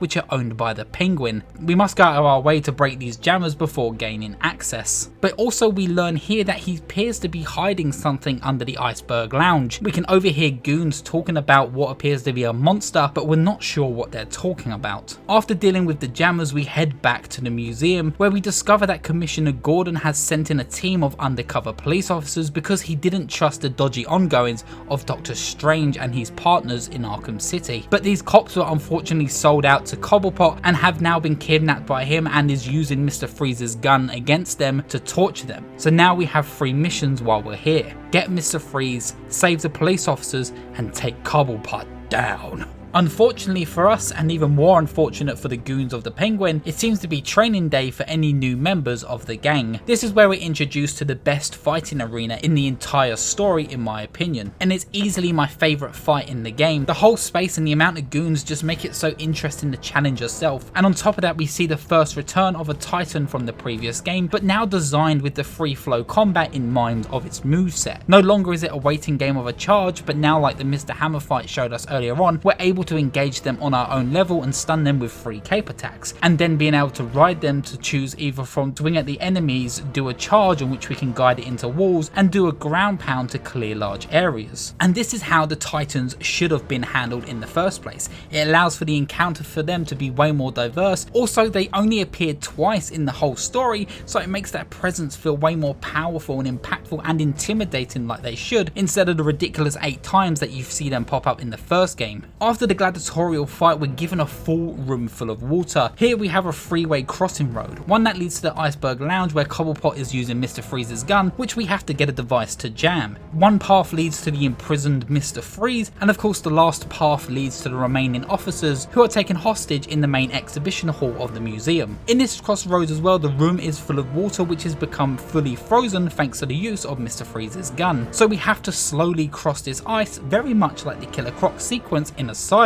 and here there are 3 police officers who we're able to save by approaching them slow enough. Also there's a shark, but don't worry about him, it's just a shark. You're able to handle Mr. Freeze and the 3 police officers in any order that you want, but I think it's best to first prioritise the police officers in the exhibition room, as here Mr. Freeze's suit is also there, which we're going to need to come back to anyway later on. Here we face a Predator challenge where we learn that Penguin has now equipped his men with heat-seeking tech, which they're able to find you in the rafters and are now immune to your smoke bomb attacks. But luckily I was prepared for this, so I was able to get the upgrade so you're able to go invisible to them so they can't see you, so there wasn't really much difficulty change here. But when you first see this is a big surprise, and it really does change the gameplay very quickly, and it makes them a priority of any Predator room. After clearing this room out, that means you've saved all the officers, and now it's time to go save Mr. Freeze and get the device to get past the ice cannon. Penguin has a sick sense of humour and has put Mr. Freeze in a summer themed display case which we must break him out of, which introduces us to Mr. Hammer's other half, literally his twin brother who was separated by Hush, and this is where we have another fight very similar to Mr. Hammer's. These two are Russian twins, can you tell? One has a sickle, the other one has a hammer. They're cool, I like them, but they're not too difficult, but it's fun to see this family drama play out as they both go to different gangs. After the fight, we're able to break out Mr. Freeze, and Batman shows how desperate he really is, that he's willing to push Freeze to his point of fear by wasting his Sub-Zero chemical that keeps him alive. Mr. Freeze informs us to get any help out of him, he's going to need to get his suit back from the display exhibition, which is going to allow him to do some more research and look deeper into the situation and allow us to get what we need to jam the ice cannon. But luckily enough, we've already dealt with that room and we just had to head back and go to Mr. Freeze's suit. With Freeze now able to provide us with the disruptor, we now go to the Iceberg Lounge and we jam that ice cannon that Cobblepot has been so cocky with using. After getting close enough, we take down Penguin, sending him flying through the air, but we discover that he has bombs placed all over the Iceberg Lounge, sending us into a lower section where we meet Solomon Grundy. For me personally, Solomon Grundy is at least top 3 fights in the franchise, with us having to avoid many different attacks throughout the fight, waiting for Grundy to open himself up for attacks by destroying the grates on the floor with the new gel system, which you're able to do with a quick attack. This fight has a natural feeling growing challenge to it, with phases that feel like Grundy is getting more powerful as an enemy, but Batman's using his cunning skill and understanding of the environment to tackle Grundy back into a corner. There's such a nice phase and progression that works so well as a story and just a set piece of Batman fighting an iconic villain. And on top of that, it's such a fun Frankenstein electric inspired battle that just feels totally different from anything that we've seen in the franchise before, and it really does feel like a great set piece and a great homage to what Solomon Grundy is fundamentally as a monster. Good stuff here, it's such a fun fight. After dealing with Solomon Grundy and finally taking down the Penguin and putting him in a display case where he deserves to be, we're informed by Mr. Freeze. He already has a cure that can be made, but with the blood of the Batman and Joker, it practically makes it useless. It needs old blood that has restorative powers that can make it work. And Batman links this of course back to Ra's al Ghul and his Lazarus Pit. Lucky for us, and for some reason, the Penguin seemed to have trapped a League of Shadows member and trapped them in the very same room on which we're having this conversation with Mr. Freeze, on which she breaks out of her cell and leads a bloody trail all the way back to Ra's al Ghul. Just like the first game again, we pop on our detective vision and we follow the blood trail to where we need to go. But halfway through following this trail, we are ambushed by the ninja, but then assisted by Tim Drake Robin, who Batman refuses help from despite his vitals at this point failing pretty fast. Batman informs Robin that he's stuck in Arkham City, so he doesn't need Robin here as well. He needs him to focus on normal Gotham while he's dealing with this situation. Luckily, while we were ambushed and the ninja was distracted, we was able to place a tracker on her, which led us to an abandoned amusement city under Gotham, which is now being temporarily used by the League of Shadows, with Ra's al Ghul and Talia al Ghul in charge underneath, guarding the Lazarus Pit. While we track the ninja through the abandoned sections, we come across some of Joker's goons who are now being supplied by Doctor Strange, who's clearly wanting and fueling this war between the factions and the gangs. And on top of that, they have a nurse that they seem to have kidnapped outside of Arkham City and from Gotham Hospital. So she now becomes very quickly Batman's main priority, and we need to save her before continuing our journey to find the Lazarus Pit.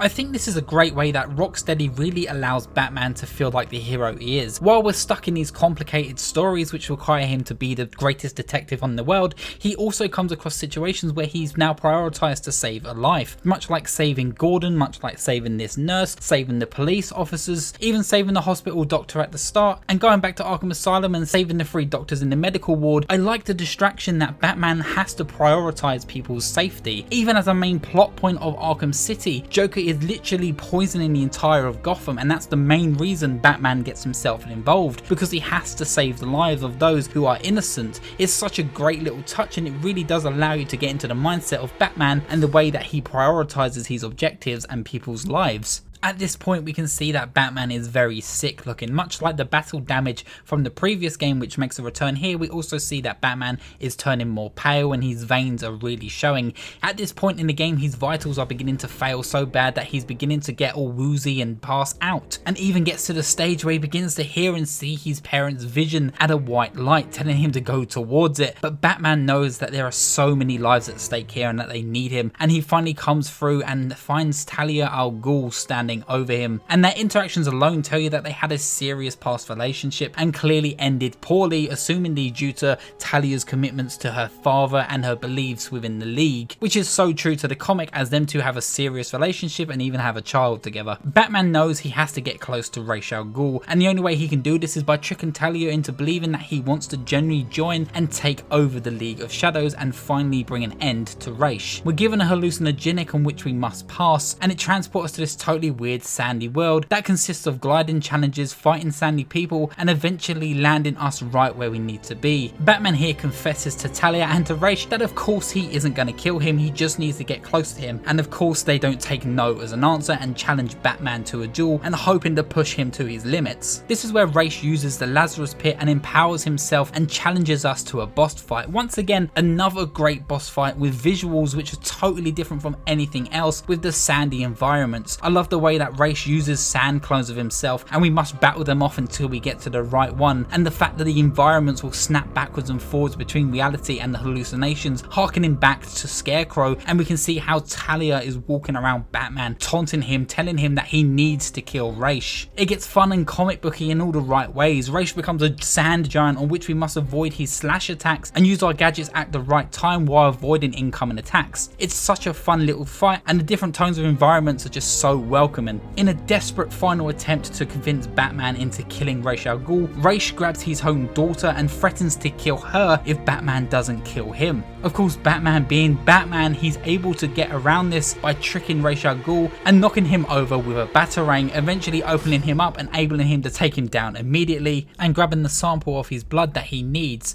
for the cure. At this point we're done with the Lazarus Pit and Talia, and we head back to Freeze. And upon leaving the sewers we come across a familiar sound, the sound of Quincy Sharp being attacked in Arkham City. Quincy Sharp was once the warden of Arkham Asylum from the previous game. He had a deep hatred buried inside him thanks to the curse and the general haunting vibe of our media's Arkham's past, and wanted all inmates to be killed in Arkham Asylum. But he also wanted to become the mayor of Gotham City. He informs us that Hugo Strange came to him while he was still the warden, and Dr. Strange informed Warden Sharp that he had powerful friends who could reassure and enable him to become the mayor of Gotham City as long as he would allow Dr. Strange to build Arkham City and allow Dr. Strange to be in charge, and to allow him to actually go forward with Protocol 10, which would end and kill all of the inmates in Arkham City, ridding Gotham City of all the super villains and super criminals, and it would be known as Quincy Sharp's legacy. Hence why he enabled this, because he was able to fulfill that want to kill all the super criminals of Gotham City. So of course he allowed Doctor Strange to do so. Unfortunately for Mayor Sharp, he wasn't aware that his backers and Doctor Strange are one of the most dangerous criminals of them all, and he just got stabbed right in the back for all he did for them. Finally we get back to Freeze's lab where he's developed the cure, but at this point he's had second thoughts and had enough of taking demands from Batman. Victor Freeze uses this moment to exploit Batman with his illness and makes a demand that Batman goes and finds his wife, Nora, who Joker has kidnapped at this point. Of course there are so many high stakes right now, Batman clearly has no time for this bullshit and is forced to engage with Mr. Freeze in another boss fight. Freeze's encounter is an exceptional encounter that proves that Rocksteady really has learned a lot from Arkham's flaws, with a super intense fight that encapsulates the feeling of outwitting one of the smartest villains that Batman has ever faced.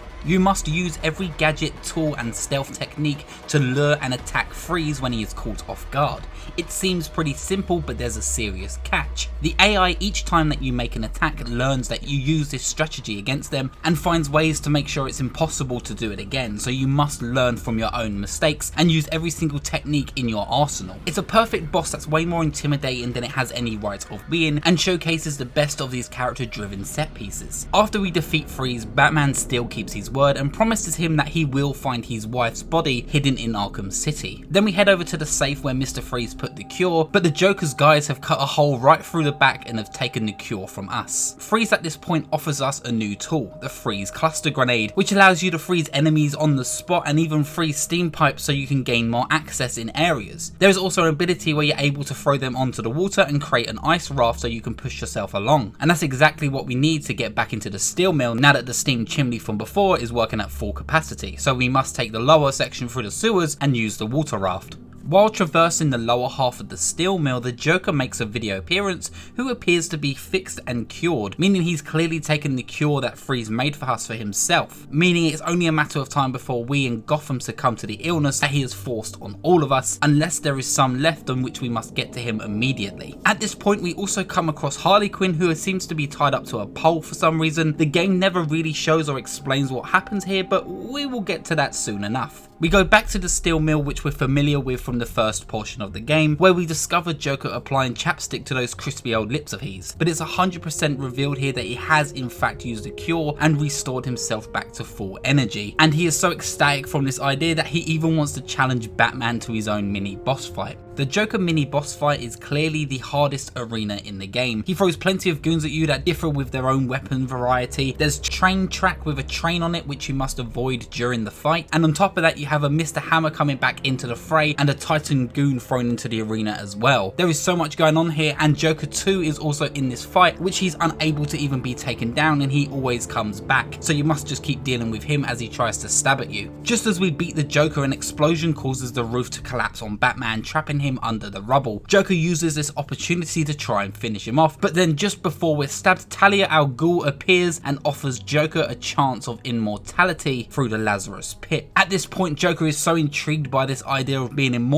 that he spares Batman's life, because Joker would never miss out an opportunity to become Joker the Immortal. Talia then reveals that she has that tracker that we put on the ninja from earlier on and tells us to follow her heart as she points towards the tracker, hinting that we're going to have to follow her to lead back to Joker, but we need to first get out from under this rubble when it cuts to black. We return to Catwoman for the third time, continuing where we left off with her and Ivy arguing about a plant that she had killed when they possibly had lived together at some point. But Selina makes a deal with Ivy and promises her she will go into the vault, grab a plant that Ivy has had locked away, and will return it to her as this plant is about to go extinct. With that agreed, Ivy uses her plant to create a tunnel into the sewer system, allowing Catwoman to enter the vault. At this point we come across a security system where Selina must get 3 keys to access the vault and not alert the guards before the guards can lock it down. This moment introduces a new mechanic which is only here ever once as the pickpocket mechanic, and it's a fun different challenge that I feel like should have had a way bigger role in Selina's gameplay. I would have loved to see more missions variety that have this challenge where you have to pickpocket guards without being seen, because it just falls in line with her personality, but it's so odd that you only see it here once and never again. With all the keys grabbed and that room cleared, Selina now has access to the vault where she's able to quickly take out the guards and keep her promise to poison Ivy. But then she does something that I really wasn't expecting. Selina tells Poison Ivy to fuck right off and destroys the plant and stamps on it. Like, why would Selina do this? I understand why, she's not a good person, but it just feels so rude to do that because come on, she's a friend of yours. No, I don't know, it's kind of disheartening to see. She's a bad guy.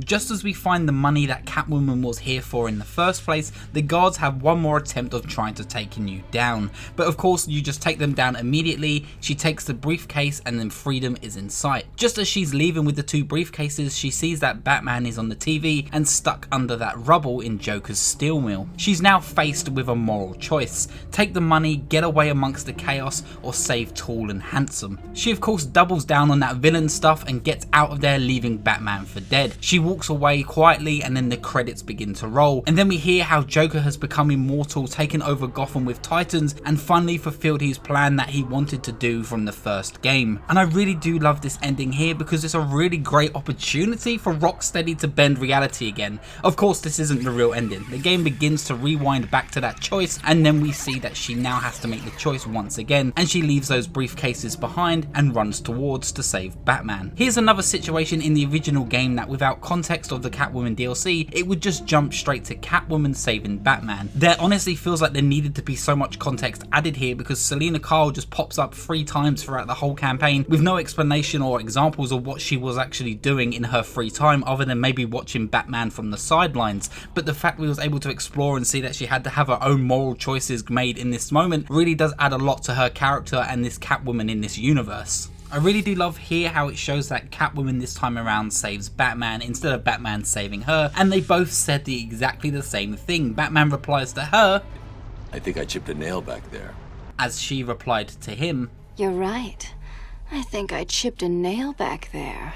Batman, back on his feet, has now finally learned that Protocol 10 has finally activated. Strange has ordered all helicopters to attack and destroy the entirety of Arkham City, killing every single convict and political prisoner in the compound. To put a stop to all this madness, we must download a code from each helicopter to be able to gain access to Hugo's huge watchtower in the center of the city and put an end to Protocol 10. Wonder Tower acts as Hugo Strange's character set piece, much like Harley Quinn had the cell block from the previous game, with the character challenge and set piece being his advanced soldiers and advancing level of difficulty per every level. Batman really has to challenge himself to really get to the top of the tower as he takes down plenty of his guards and engages with a lot of platforming techniques. This is where we get our final Predator room where we have to avoid all the guards but also have to avoid Strange's view as he's calling out our position from his office, adding a great deal of difficulty which can become very unpredictable pretty fast. And once the room is cleared, we're able to hack and finally make our way into Hugo's office, and Batman does the one thing that everyone has wanted him to do for a very long time to Doctor Strange.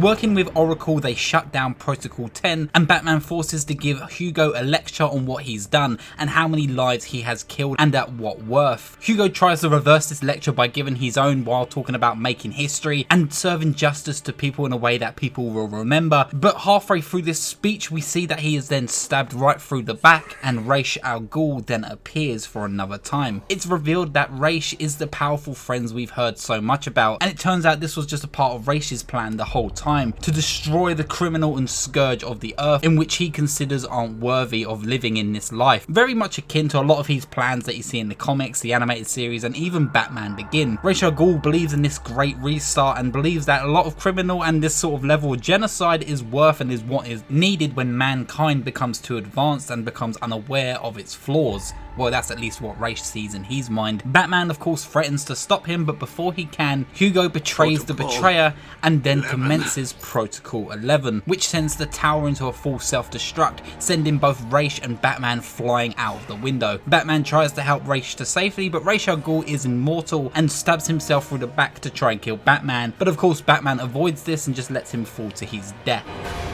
And before we can even catch our breath, we see Ra's al Ghul slam down onto the Arkham A, and then Joker informs us straight after that he's now taken Talia hostage, and we need to make our way over to the theatre, which is now covered head to toe with Joker's goons who are well equipped with snipers, which we have to deal with in a sequence to gain access to the theatre. When we enter the theatre, Joker is still demanding that we give him the cure, despite him clearly being back to normal and fine, as we thought he had already taken it, and Batman is clearly confused by this. But during this moment of confusion, Talia catches Joker off guard and quickly stabs him through, killing him instantly. Talia reveals that it was her who tied up Harley earlier on, as I said we would get back to. She had followed Harley Quinn, who had stole it from Freeze's safe and made sure Joker wasn't ever given the cure. But then how is it that the Joker was still cured? This is when it all comes together and it begins to make sense. Rocksteady did it all again. They laid out all the crumbs in front of us every step of the way, and we fell for the old fake Joker gag twice. There were 2 cards left in the safe. There were 2 different reflections when we first saw the Joker. There were 2 Jokers when Joker pretended to die. Hell, even the goons all around the street and the steam mill mention at different points that sometimes they see the Joker looking okay and sometimes they see that he looks sick as hell.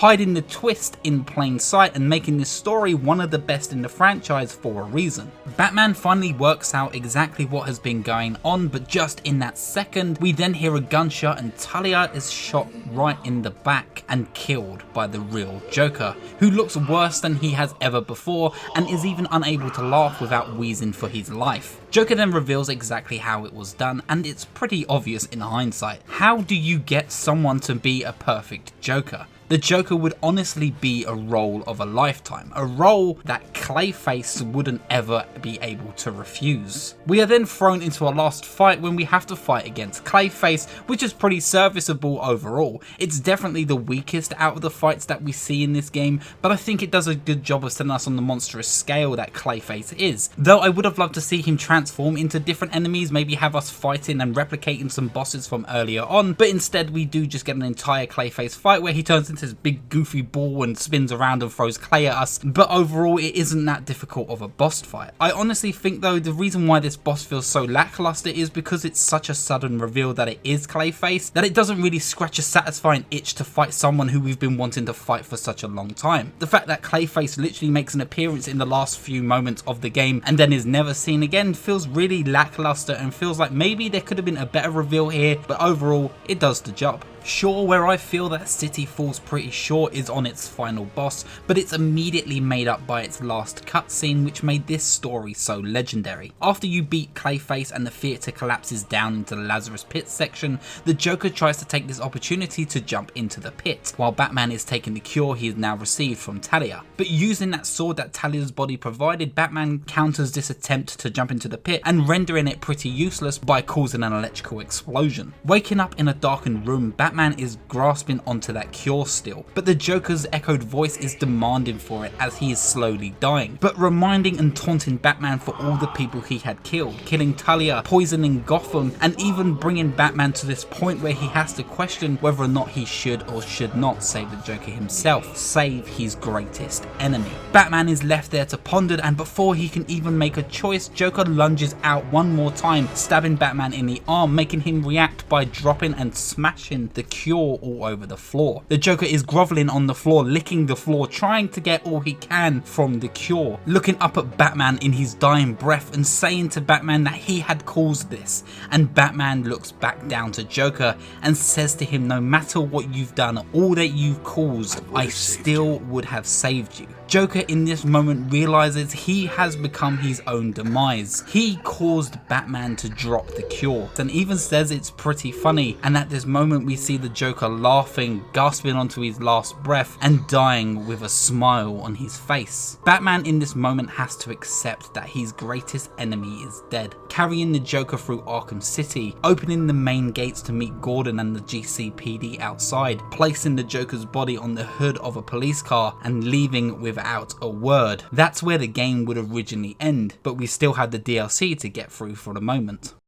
It is revealed for the final time that Catwoman has unfinished business, so she heads back to her flat and tries to grab more of her gear, but there was a trap set by Harvey Dent, who's still pretty pissed at her clearly from earlier on. Harvey has now taken over the museum as the Penguin is out of the picture and expanded on his turf. With Catwoman now also pissed off and pretty battle damaged, she heads to the turf to find out where all her equipment has gone and what Harvey has done with it. This is the last character dedicated set piece where we must take out Harvey Dent and all of his goons in the new museum with a pretty challenging Predator sequence. This sequence is super challenging due to the limitations of Selina's movements, and on top of that the infinite spawning guards which we must clear and get around without being seen. Harvey is also equipped with a grenade launcher which is able to do a great amount of damage, so here you really must be on top of your game and understand Selina's movements and how quick you must be to quickly interact with Harvey. After we defeat Harvey, Catwoman tries to interrogate him to work out where her equipment is, and he reveals to her that he had sold it and then no one wins. It's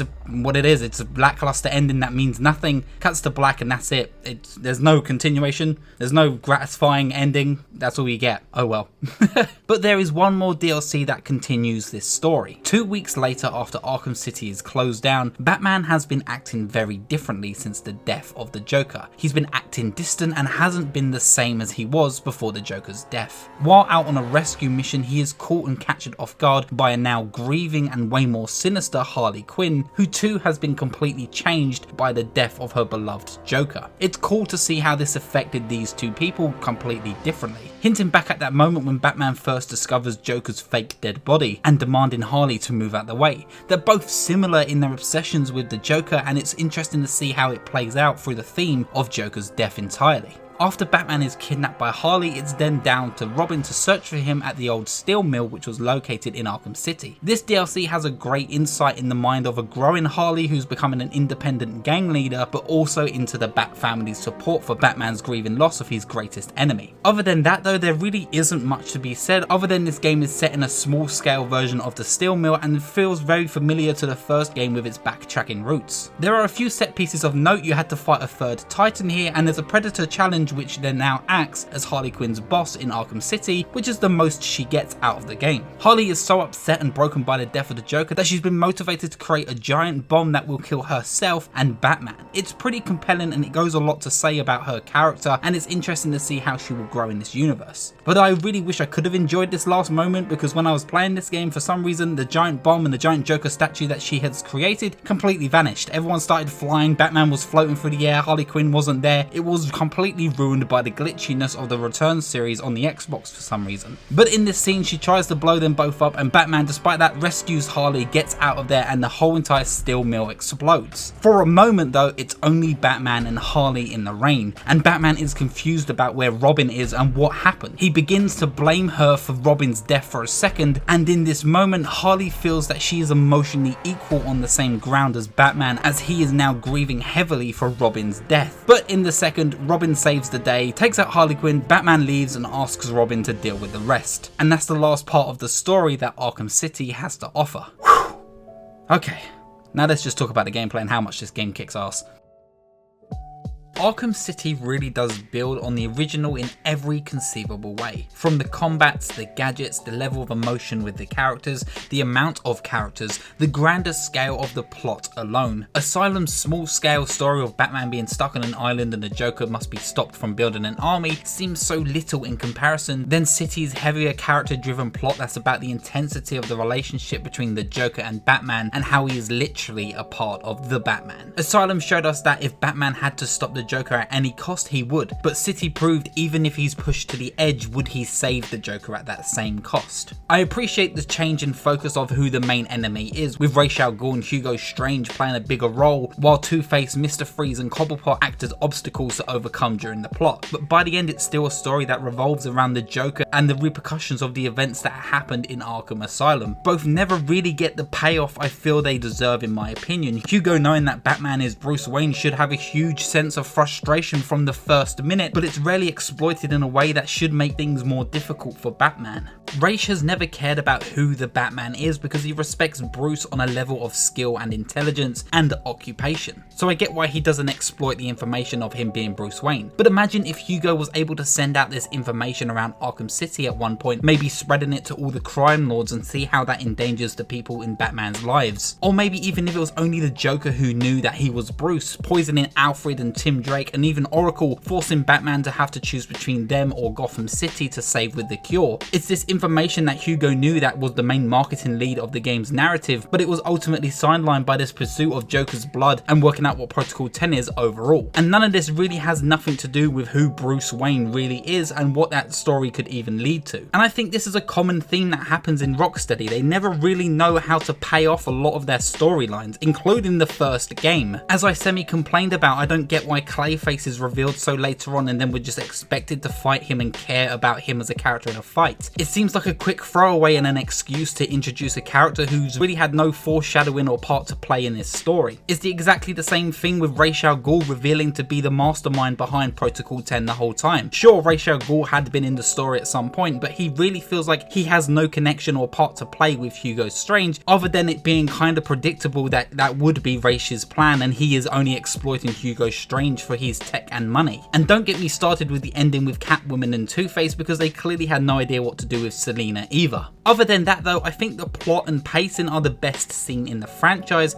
with every character serving a purpose for the story for a right reason. Two-Face, though underutilized in my opinion, plays the perfect introduction villain. He's mentioned twice in the first game, and even at the end we hear that Batman is heading out to fight Two-Face in a bank heist. So opening the game up with the villain that we wanted to see Batman face at the end of the last only scratches that itch. Penguin is used as a great example of the world-known crime lords of Gotham, harkening back to Batman's simpler beginnings and adding a sense of rich history to Batman's rogue gallery. Then you have Catwoman, Mr. Freeze, Talia, and even Ra's to some extent. Proof that not all of these villains are going to be traumatized psychotics, but can be saved and serve greater purpose to Batman's life on a personal, deeper level. Which is a really nice and needed touch regarding the ending with Joker. Joker stands for everything Batman fights against and has caused a lot of pain in his life, and it's interesting to see that when he dies there's this part of Batman that goes into shock, and we see how Batman is affected by the loss of the Joker overall, and how to have the complete opposite of Batman doesn't just add a sense of purpose to Bruce Wayne, but adds a sense of purpose to the symbol of being the Batman overall. Rocksteady wanted to make a game that was so much larger in its scale, not just in the map, but in the missions that take place within that map. There are so many hours worth of side content, and it really quickly can feel like it's too much to take on while dealing with the main plot, and so many characters have such long extensive quests that can really take a while to uncover throughout the runtime of the game. But it's so worth seeing every single interaction with the side missions and even the main missions and get some closure from the previous game. I appreciate how much more time the Riddler has gotten this time to actually be fleshed out as a character, having riddles that feel way more endangering to people's lives and having them put into Saw-like games that feel like the perfect approach to this kind of gameplay and character and how to deal with the Riddler inside a video game. Letting the players experience the puzzles firsthand and having to save the person in just the nick of time. Of course you also still have those Riddler trophies this time around, but they feel way more carnival game rather than hide and seek with gadgets. It's another welcoming change that lets the player master and get used to the tools that are in your inventory, as well as getting acquainted to the combo button shortcuts with each gadget and tool, because you're going to have to be as quick as possible to solve some of these riddles. And while we're talking about this brand new updated control scheme, let's just jump onto that combat system. Arkham City's combat feels good, and I mean really good. Even now, playing the original game with the free flow combat, you get a bit of whiplash when you realised how unrealised it really was. It's good that there was room for improvement, but Rocksteady looked at that bloody room and filled the whole goddamn house. Let's take a look at the animation and counter change first. First thing you will notice is how quick and agile Batman feels this time around. In Arkham Asylum you feel like this big heavy brute wearing body armour but has a really hard hit, but in Arkham City, even after the first punch, Batman bounces enemy to enemy. The animations and counters are way faster, meaning the flow feels way quicker, with enemies now being able to rush you in pairs and even triples, allowing you to do a three-way counter, taking out more enemies at once. And the speed doesn't feel disorientating at all. It feels like you are in complete control at every moment, accommodating that free flow name. And oh boy, once you get used to the controls, you start beginning to flow like fucking water. There are new animations that are way more environmentally interactive this time around, with the player being able to bounce off walls, use banisters, and even counter enemies against the walls for immediate takedowns. And it's not just the main character this time around that's had the animation upgrade in the combat. Rocksteady had removed the class system from the previous game, with getting rid of certain types of enemies like the maniacs and even the knife guys. This time around though, all enemies are able to pick up weapons in the environment, including that knife, which can be used by anybody. But on top of that as well, they now have shields which you have to stun and jump on top of to be able to remove. The knives are still just as powerful as they were the first time around, but this time you're able to counter them with a three-way counter system on which you must avoid each slash, and then on the last one with the correct upgrade you're able to do an immediate takedown. This keeps you on the toes and adds a great sense of risk within the combat, but when you're able to pull off that takedown, it makes it completely worth it.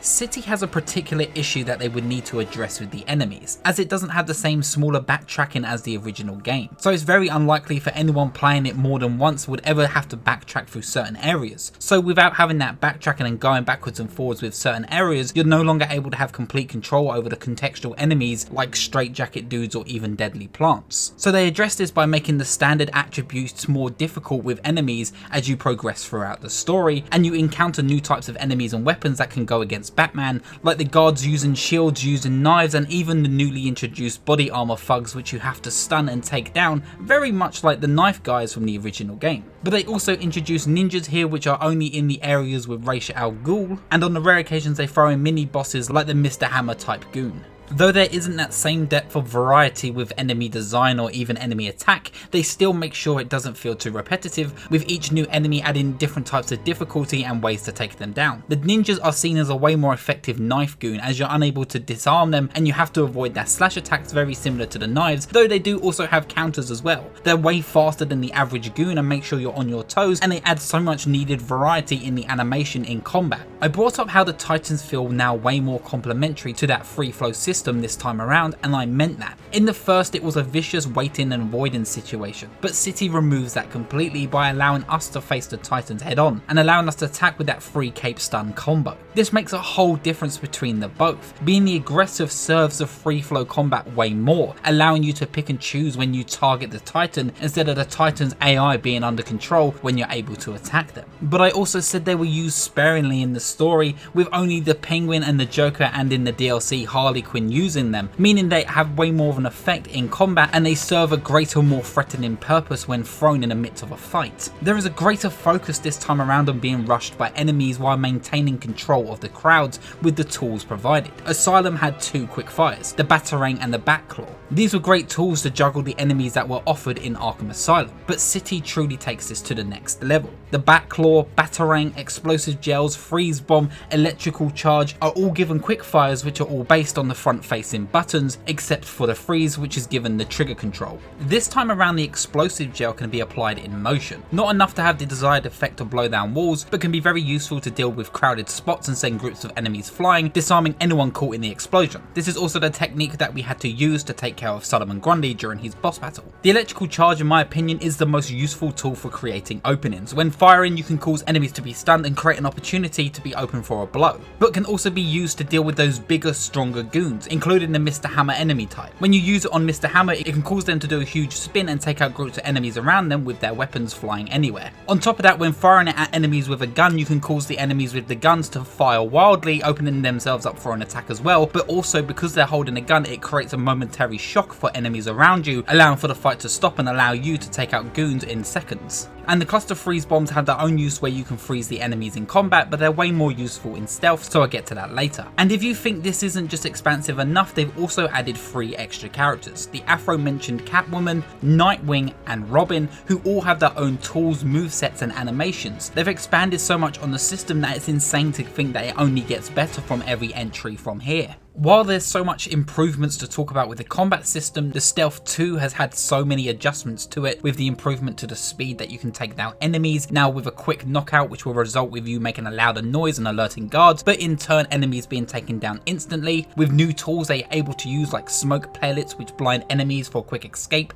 and just enough time to take down at least one enemy in all the panic. You're also able to use a disruptor which you get from Mr. Freeze, which allows you to deactivate mines that enemies can place in the arena, and with the correct upgrades allows you to disable 2 guns within a stealth predator arena. As I mentioned now though, you can now use the freeze cluster grenades to throw at enemies and freeze them on the spot. This will take them out of the action temporarily. They can still alert guards to your position if they see you, and are still even able to be set free by other enemies who may find them just frozen in spot, but you are able to take them down if you get close to them. But this once again will alert guards around you as it creates a loud smashing noise. The line launcher this time around isn't used as much in this game because I don't think the arenas are really built for it, but you are able to create a line on which you're able to walk across and take enemies down, making you less reliant on the gargoyles. But like I said, there isn't many arenas perfectly built for this tool, so it's quite rare that you would ever use this. And while on the subject of the equipment that the enemies now have, they also are equipped with a jammer that can block your detective vision, which are probably the most annoying guys to deal with in any stealth arena, and they really are effective against the Batman. With this, you're temporarily blind and the whole entire room becomes near impossible to navigate while in detective vision, but you have to take out these guys quickly, meaning you have to search for where the jamming point is come from and take them down very quickly so you can be able to resume as normal. Along with all the guards having these upgrades, there's also new upgrades to how you can do takedowns, with new location sensitive takedown animations which allow you to open up the playing field to so much more effect. Enemies under you on ledges are now able to be grabbed by Batman's leg and strangled, which is super specific in its animation type and actually kind of rare that you would ever use this takedown. The corner takedown now makes a return from the last one, but being way more effective in its speed, allowing you to take down enemies quicker. And you're also now able to do takedowns from grates underneath enemies, meaning you can hide in those vents, wait for an enemy to come close and then take them down immediately. And if an enemy is hiding behind a piece of glass or even a wooden wall, Batman is able to break through it and take them down,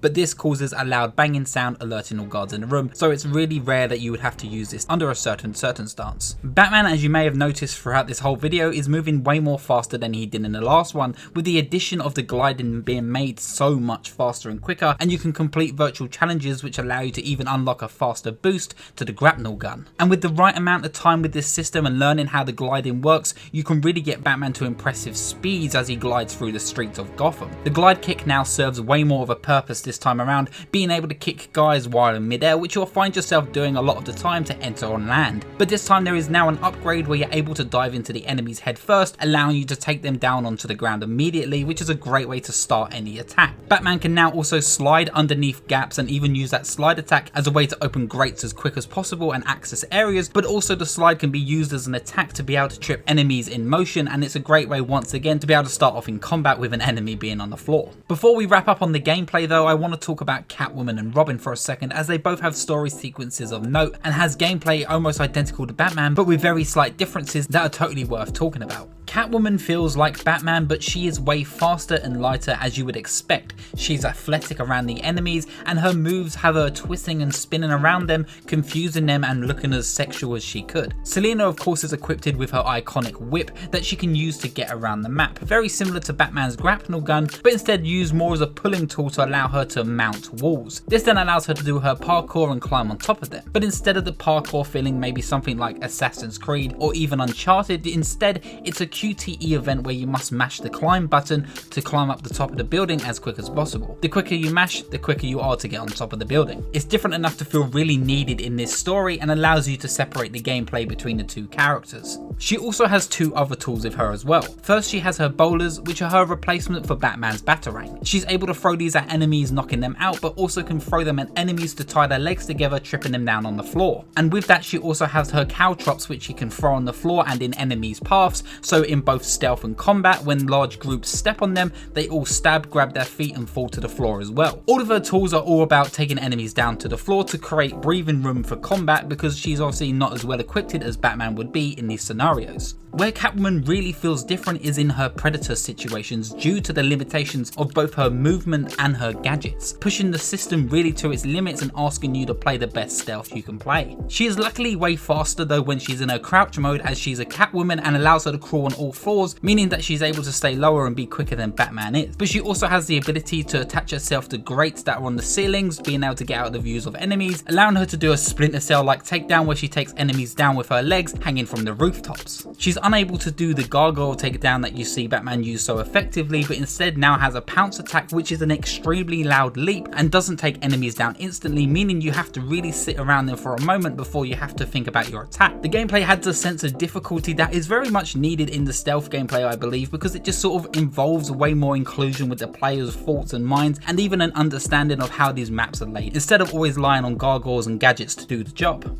Robin plays extremely similar to Batman, but with his gadgets and the way he uses them allows him to feel much more aggressive. He has the basics, the batarangs that are now shurikens and can be used in exactly the same way, but have a quick shuriken attack that now acts as the multi-rang from the last game. He also has the explosive gel and the smoke pellets, which once again work exactly the same as Batman's, but it's with his tools which is where he differs a lot. He has the snap flash, which allows you to sneak and place it on enemies' backs, allowing you to open them up for takedowns, and in combat you can stick them onto enemies' backs in motion, very much like the explosive gel, allowing them to create a larger circle of enemies who were caught within the flash to be able to be opened up for a takedown as well. He also has his bow staff, which he will use as his primary weapon, but he can also turn this into a shield, allowing him to stop and take hits from bullets as you move closer towards the enemies with the guns. But this is also where he can be way more aggressive, as you make your way towards the enemies with the guns with the shield up, you're able to do the shield bash, which can send enemies flying in the air. He also has the back claw, but instead of using the back claw to pull enemies closer, he uses it as a zip kick, which he pulls himself closer to the enemies with a flying kick, launching himself through the air as well. Robin's speed and moveset feel all very similar to Batman in style, but like I said, a lot more aggressive in the way the game wants you to use the tools that are given to you. But then you also have Dick Grayson, who is Nightwing, Nightwing in this game feels more like a vague concept of what a character could be in coming entries. He plays very similar to Catwoman, surprisingly, as he doesn't have the cape, so his reliance on the gargoyles isn't the same as the other characters, but his tools are where he feels way more equipped like Batman. I'm not going to go into Nightwing much because I really don't think there's enough to even talk about here with his gameplay, other than a wrist dart, which is a cool gadget that allows you to take down enemies from afar. It goes into a cool first person mode as you shoot them, but I don't think there's much here to talk about because, like I said, he feels more like a concept of a character. He doesn't even have a voice here, and he has these weird gross face animations, which is like, ew, ew. But with this concept that they do have of Nightwing, he really shines in combat, and it's great to be able to see Dick Grayson's athleticism take place in the animations as he springs around the enemies and even uses his legs way more effective than Batman does with his fist. But there's a lot more to talk about Nightwing when we move on to Arkham Knight. Anyway, that's enough of talking about the gameplay of Arkham City. Let's just wrap this up.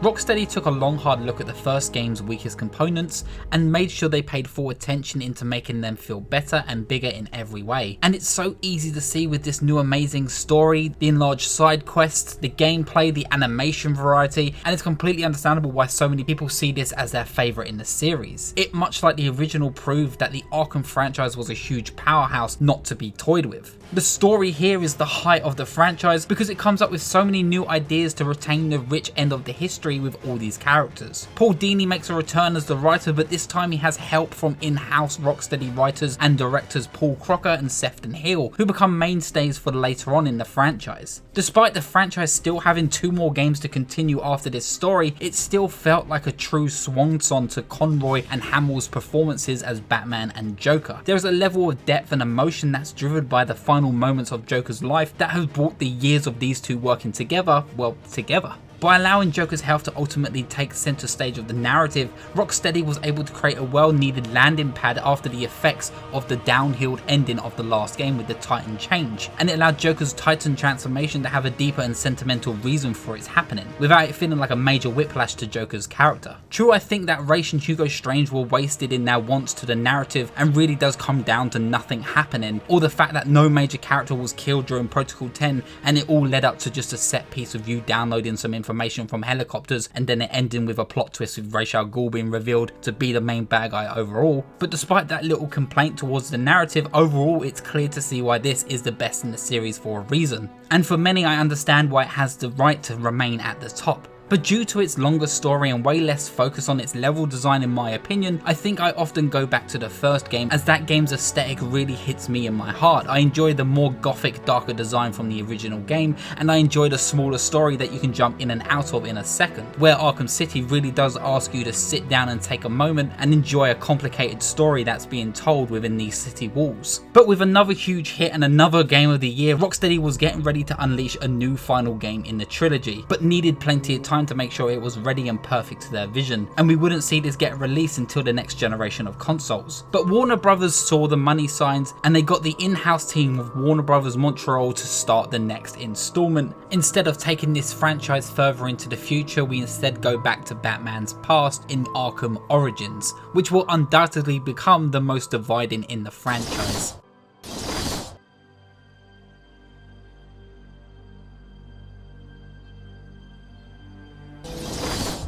Arkham Origins is a very decisive entry. It has so many great ideas that it brings to the table to garner itself to be a sequel to the Arkham entry, but at the same time it doesn't do enough to be the next big installment for maybe one of the biggest franchises of the 2010s. I want to start this off by saying I love Arkham Origins from the bottom of my heart. Even if it wasn't part of the Arkham franchise, it as its own thing is probably one of the most fun, campy and comic influenced comic book video games out there. Every single minute of the game is there for the diehard fans of the character and comics. The game's story and plot are well in good hands of people who truly understand how to tell an incredible Batman story. One of note being Jeff Johns, who will later go on to co-write Aquaman, Wonder Woman 1984, and also has a rich history in the comic book scene. But this time around, I think we need to look into the game's marketing, which acts as a crucial side to the success and hype of Arkham Origins. For the game's announcement, we was given a short film that would feature a fight between Batman and Deathstroke.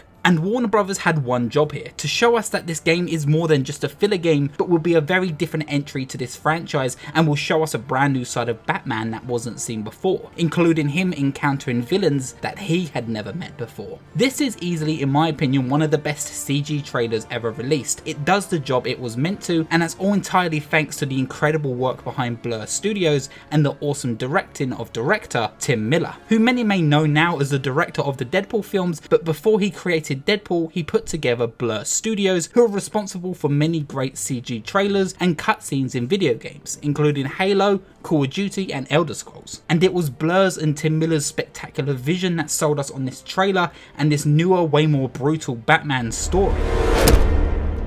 On top of a new studio being a major change, there was also a change to the voice actors who would voice a young Bruce and the Joker, with Mark Hamill and Kevin Conroy working on the next Arkham installment. Batman was now voiced by Ezio Auditore, Chris Redfield and Sonic the Hedgehog voice actor Roger Craig Smith, and the Joker mantle possibly being the biggest boots to fill was now needing someone who could even match Hamill's skill in laughter and the voice, so they needed possibly one of the best in the industry. Luckily for us, we was able to get The Last of Us Joel actor and Bioshock Booker DeWitt actor Troy Baker. Troy Baker is genuinely a great voice actor. Depending what your opinions are on the guy, you can't say that his voice work is bad because he's honestly one of the best in the industry, and his Joker here just proves that he really has the range to be anything he wants to be. He's also not a new voice to the Arkham franchise, as in the past he also voiced Two-Face in City and Tim Drake. Fans, including myself, were hesitant to see if their chemistry could capture what Hamill and Conroy captured in Arkham City, but there was really only one way to find out what this new take on this universe would offer.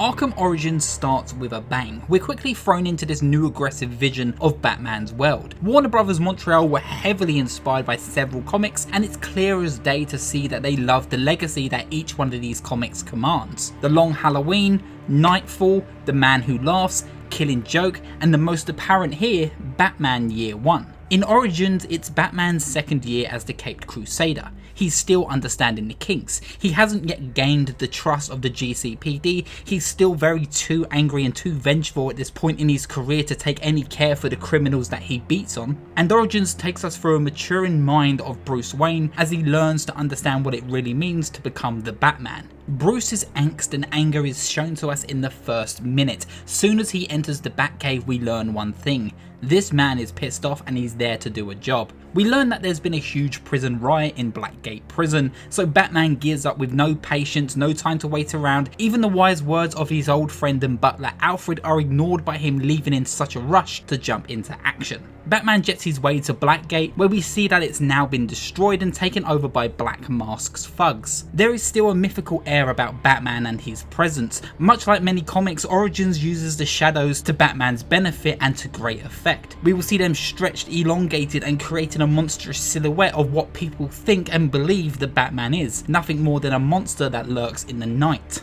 We make our way through the prison, where we learn that Black Mask is now getting some help from a younger and now grey Killer Croc. With Killer Croc on his side, Black Mask has taken Commissioner Loeb hostage, and despite the Commissioner being paid off by Black Mask, it seems that he's possibly gonna get killed. Batman tries his best to save the Commissioner, but he's too late as he's forced into an execution gas chamber. And it's at this point that we learn that there's another player here flying around on a drone, spying on the situation. Killer Croc smashes it but fails to grab the SD card, so luckily Batman is able to use that as evidence and track down who it may belong to later on.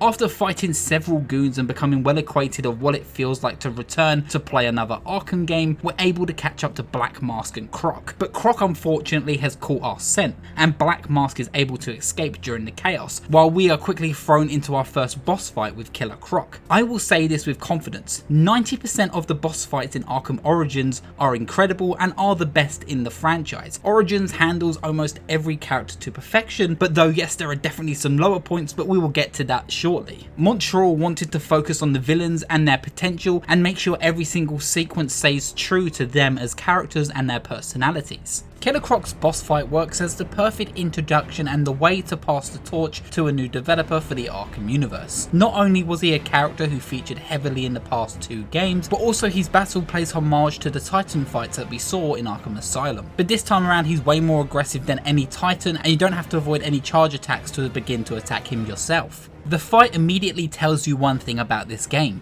The villains themselves are going to be way more aggressive and in your face as well. I really love the lunge attack of Killer Croc, how he's up in Batman's face and you just get to see how big he is compared to Batman himself. He's super intimidating and it's just such a cool perspective to see on such an iconic villain. On top of that, you may see the arena here is completely covered in snow, and this game really goes for a monochromatic visual style, meaning that it's going to mainly focus on colours like black, white and greys, but they use that to great effect. As you can see here, the flames really pop amongst the white snow, and this visual style really comes into play as we get introduced to more exotic villains as we go on. After you defeat Killer Croc, we get an awesome interrogation scene with Batman hanging Killer Croc over the edge of the mountain. This is where we discover that Black Mask has hired assassins to hunt down Batman. These assassins consist of Bane, Deathstroke, Copperhead, Killer Croc, Deadshot, Firefly, Electrocutioner and Lady Shiva. And it's an incredible introduction to not only this new universe and take on the Arkham franchise, but also to Batman's universe and how he's going to come across villains that he's never seen before. And also with that SD card we was able to grab from the drone earlier on in the prison, we learn that it belongs to the black market crime lord, the Penguin, Oswald Cobblepot, who by happenstance also has a deal going on tonight, and we know it's probably the best place to start. You may notice also that Batman in this game uses his jet a lot more to get around the city. That's because this game offers a fast travel system unlike anything seen in Arkham City before. Gotham feels way more larger in scale than it did in City, so because of that it has drop-off points which are able to utilize the jet to get to A to B, which is good for players who just want to focus maybe on the story and want to do side missions without having to take so much time gliding around the city.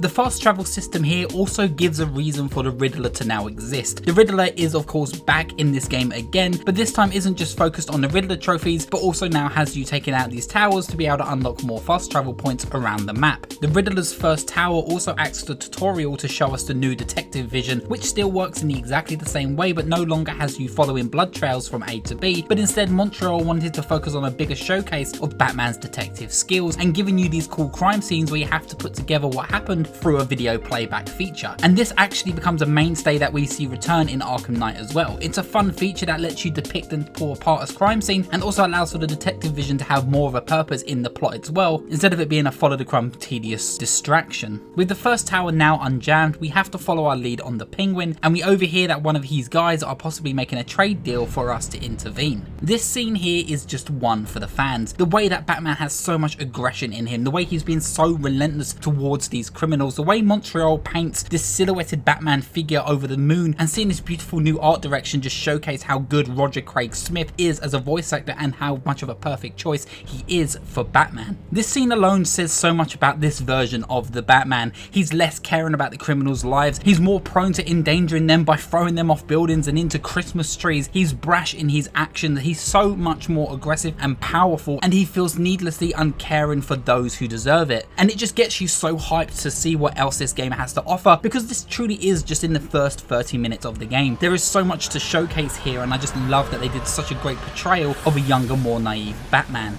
We're able to get hold of a SIM card where we learn that the Penguin has now taken base on a ship named The Final Offer, where of course we come across a bunch of Penguin's goons who are armed to the teeth, so we have to sneak through the front door and sneak around them by taking them down. Of course here we will see the iconic return of the stealth gameplay the Arkham formula is known for, but I want to talk about that a little bit more because this game does something I feel like Origins really does succeed at more than most in this franchise by making the gameplay in the Predator sequences way more tool related, but I want to get to that later on. After making our way through the front door, the game decides to return the knife guys here, where we get reacquainted with a lot of familiar tools and gameplay mechanics that we've seen throughout the series. The way to take out the knife guys, the way to handle many goons in combat, and also the rafting ability which you're able to do in Arkham City as you pull yourself across the water. All of this is important to get through the final offer, where we come across yet another Penguin related huge gladiatorial arena, which is clearly a clear theme that he kept up throughout his career. It's at this point we're thrown against the second assassin, the Electrocutioner, who makes an incredibly explosive entrance, who even threatens to kill us with his gloves, shock us back to life, and then kill us all over again. This fight, Batman will have to be at the best of his abilities because he's now being challenged by someone who's possibly on the same skill as... Oh, okay. The build up here and gag works every time. It's always so funny, and the best part is you get the button input to kick him straight in the face. And what I really like is because it's something that hasn't really been seen in this franchise before. A recurring theme that I love about Arkham Origins is that it doesn't take itself too seriously despite the visuals and the tones that are present to us during the runtime of the game. This game knows when to be funny and use that quippiness that the classic campy Batman comics are known for, and it's something I really love to see, how this Batman who's younger yet more aggressive seems to always have some sort of comeback to say to a villain, and even one campy one-liner every now and then. With the Electrocutioner now dealt with, other Penguin goons are ordered to jump into the arena and challenge Batman to an all-out big brawl. The combat system here is nearly identical as we saw in Arkham City, but I feel like there's a greater focus on the aggression, which is conveyed through the speed of enemies and Batman's, as the momentum here feels way quicker and the punches feel way more impactful. But I also think that's because they changed the sound design when it came to Batman's hits. The classic Arkham sounds usually sounded like...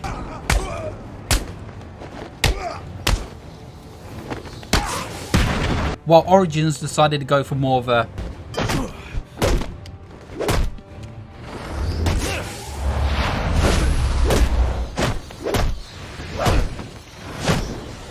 which in my opinion makes them sound way more slappy and punchy, which give them a rawer feeling overall in the midst of combat. With the arena now cleared, we make our way deeper into the ship, tracking down one of Penguin's right-hand women, Tracy, who has herself locked up in the ship's casino, of course, which we have to fight our way to get to the control room, where we unlock the door to make our way to Oswald's office. And this is where we're introduced to a new enemy type for this game, which is a heavy-built brute-like thug, very similar to the Mr. Hammers type from Arkham City, but this time way more common in combat. They add a lot of well-needed variety to the combat at this point, as you must avoid their attacks and stun them, very similar, as I said, to Mr. Hammers, but later on in the game they also gain armor which you have to break before dealing any damage to them. After dealing with the goon, we then discover that Oswald Cobblepot is making some huge moves on the Falcone family, who were once the crime gang who watched over Gotham City, and he's also kidnapped Alberto, the son of Falcone himself, which despite Batman seeing the Falcone family as a criminal gang overall, he has to save their lives nonetheless. The Penguin is a newer threat to Gotham's underworld, and very much like Black Mask, are a first breed of villain that have brought down even the oldest crime families to their feet. They're a new, way more malicious style of law breaking that Batman must deal with. These are the types of threats that match the level and intrigue that Batman himself has brought onto Gotham. Batman is luckily able to get to the Penguin and save Alberto from being tortured by the Penguin, who we see is way younger than he was in Arkham City. While saving Alberto and interrogating the Penguin about Black Mask, we learn that apparently there was a murder that took place in Black Mask's penthouse not too long ago, people believing that Black Mask himself was the one who was the victim. Before we was able to get any more answers out of the Penguin, Batman is grappled by the foot and launched right out the window and kicked back down to that gladiatorial arena, where we meet the third and most intimidating assassin, the man himself, Slade Wilson,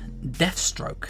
Montreal knew exactly what they was doing here, not only playing to that demand that we saw from that incredible CG trailer, but the fight is unlike anything that we've faced in the franchise, and for many it's possibly a favourite for sure. The fight shows us that Batman really has to be on the best of his abilities to beat a foe that is just as equally equipped and skilled as him. The fight tests the player's counter-reactionary skills on a masterful level, with the player having to pay attention for the attack pattern of Slade and combos, pressing the counter button at the right time, and Slade using his gadgets like a flashbang to disappear, then to being able to use his remote claw to be able to launch barrels at you, on which you have to counter immediately. It's such a well directed fight, with Batman and Deathstroke walking around each other, observing the playing field, observing each other as opponents. It's why the Electrocutioner fight earlier on works so well as well. In contrast, how light-hearted, fun and campy that was, it's so brutal to see Batman immediately thrown into a fight where he may be in over his head against someone who is just as skilled as him. And despite Deathstroke giving it his all, he still isn't able to beat the Batman. We take down every weapon he throws at us, we pull apart his armor piece by piece, and at the end of this incredible fight we're able to take him down and get rewarded with maybe the best gadget in the series, the remote claw.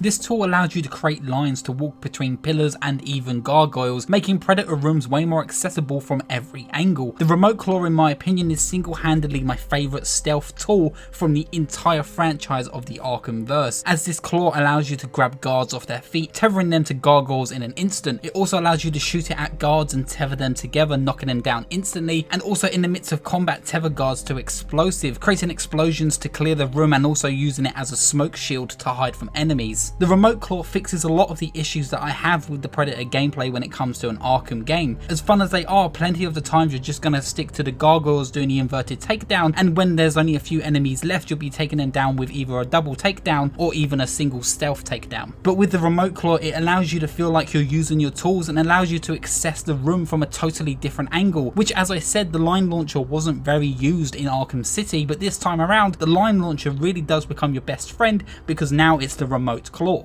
With the information we got from the Penguin, we make our way to Black Mask's penthouse, where we're now introduced to a new villain in town, Anarchy, who informs us that he is sick of the corrupt and greedy and has targeted Gotham with 3 bombs that him and his followers have planted around the city. This is the first real side mission to show itself to the player. The side missions here are varied, none really hitting the highs of Arkham City, which says a lot, but some here are fun and actually worth exploring, as such as this one, because I feel like this side mission is thematically correct to what Batman is experiencing throughout the story of this game. After dealing with the 3 bombs around Gotham, we discover that Anarchy has taken base at the courthouse, much like Two-Face from Arkham City. As I said, thematically this makes sense. Anarchy believes he is very much like Batman, but Anarchy has been quoted to be an anti-villain. He doesn't believe he's a villain in the sense that Joker or Two-Face or even Penguin believe, but he's also not good in any sense at all. He believes he's doing exactly what Batman is doing, but without holding back or having any boundaries. Anarchy is an interesting perspective to put here because he fundamentally shares the same views as Batman if Batman decided one day to take it to that extreme. And it's very fitting to show us someone who doesn't have a no-kill code to a Batman who's still young and working out the kinks to what it means to be Batman. But either way, it's a line here that Batman knows he should never cross.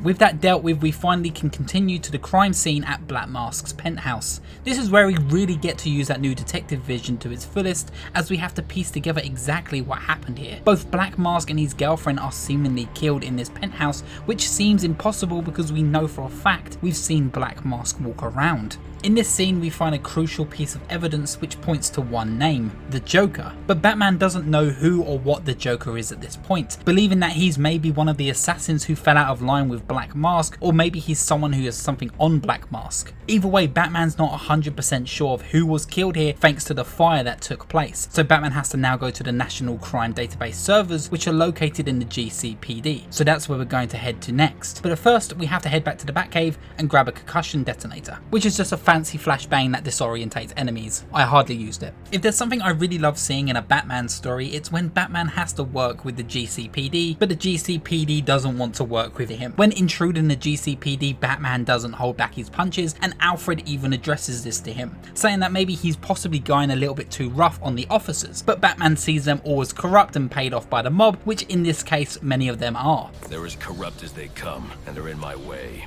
Going back to that graphical style very quickly, I love how the cold greys and whites of Gotham quickly turn into the warm hues and blues of the GCPD. The GCPD building feels amazing to just stealth around as Batman because it feels like something straight out of a Splinter Cell game. And despite Gotham looking angelic and gothic in its approach, I love that the GCPD feels like a building that's almost fighting for mundanity in a city that seems to be way over its head. The tight corridors, the mundane small offices is the perfect setting for a little stealth sequence like this, and it's cool to see Batman have to move within these tight corridors within that big suit. The GCPD also has one of my favourite Predator rooms in the game, as you're in this room which is huge and rounded, but in the centre there are different cubicles cutting off offices which you're able to approach from the top but also approach from the bottom, allowing you to weave in and out of the architecture built within the Predator sequence itself. It's so cool to explore, and it really is a standout sequence in the game. While exploring the GCPD, we're unable to gain access to the server room because it's being blocked off by a new security system that not even Batman's tech can challenge. So we need to get a new tool tool that can intercept this jamming signal. This is when we learn that we have to go through to the holding cells to use the elevator shaft to sneak back around to break into the evidence locker where we have to get hold of the disruptor. The disruptor is very much like the Mr. Freeze disruptor from the last game, being able to disrupt jamming signals and even guns in the Predator sequence. But it's on the way back from the evidence room where we realise the holding cells now have been broken into from what appears to be a militant group using the same venom as Bane. But these are only a distraction at this point, and we have to deal with them just to save a police officer's life, as they really are no threat to Batman at this point. Batman is still keen to get to the bottom of the Black Mask case, so of course that's where his focus is going to be. Making his way back to the server room, we use the disruptor to block the jammer and decode the door to open it. And this is where we bump into a young Barbara Gordon, who becomes later on Batgirl and the Oracle, who we've worked with throughout the trilogy. She informs us that we're not going to be able to get the information from the server alone, and that we're going to have to tap into the telecoms that run underneath the building. Her technical mind actually impresses Batman, and they seem to see eye to eye with this situation, as she buys us enough time to escape the GCPD as we seek the cables underneath the building. We escape the police station, getting a tutorial on how to use a disruptor more in combat, and also taking out many cops on the way, and we have a clash with Jim Gordon, who panics and tries to take out the Batman. The touch I love in this scene is for a second that you see Batman is black and silhouetted out with his eyes only glowing white, and this is to show us how Gordon sees the Batman, because there is still this mythos whether or not he is a man or not. But as he approaches Batman and Batman talks to him, you see that he becomes clearer, and you can see that Batman to Jim is no longer silhouetted out, as he isn't as much of a mystery. But unlike criminals and villains, you will see him be silhouetted out throughout the game. It's just a nice touch and adds a great deal of weight to what it means to be Batman at this time. While Batman is distracted by Gordon, this gives time for a SWAT team to appear and corner Batman and Gordon. Batman to escape uses a smoke bomb, but the police have no care for Gordon or Batman and open fire, causing Batman to get really angry and taking them down, because they're obviously corrupt officers as well. When we escape the GCPD, we immediately begin to make our way into the sewer, where we get introduced to a really cool Black Mask enemy, the martial artist variant, who you have to counter their attacks and even double counter their attacks, and they really do add a great sense of variety to the combat, as the animations are so bombastic and wild, and they really have you thinking on your toes. Seeing Batman going blow to blow with an enemy that matches him in combat, even if it is just for a second, feels really engaging, and it really does add a lot to the sense of difficulty and challenge that is offered as the game goes on. We learn in the sewer that Black Mask thugs are for some reason planting a bomb underneath the prison and the GCPD, but it makes no sense as Black Mask himself pays the police for protection, so why would he break that trust? After making our way through the sewer, we finally are able to get to the line and get the rest of the evidence that we need from that server, piecing together whatever happened in Black Mask's penthouse. We learn that Black Mask himself isn't actually dead, he used a doppelganger as he is way too paranoid, and whoever this Joker guy is now has Black Mask in his hands. We also learn here the reason he's keeping Black Mask alive, he needs him to be able to have full access to the National Bank of Gotham, and we get a confirmation that whoever this Joker person is definitely going to be heading there next. So are we.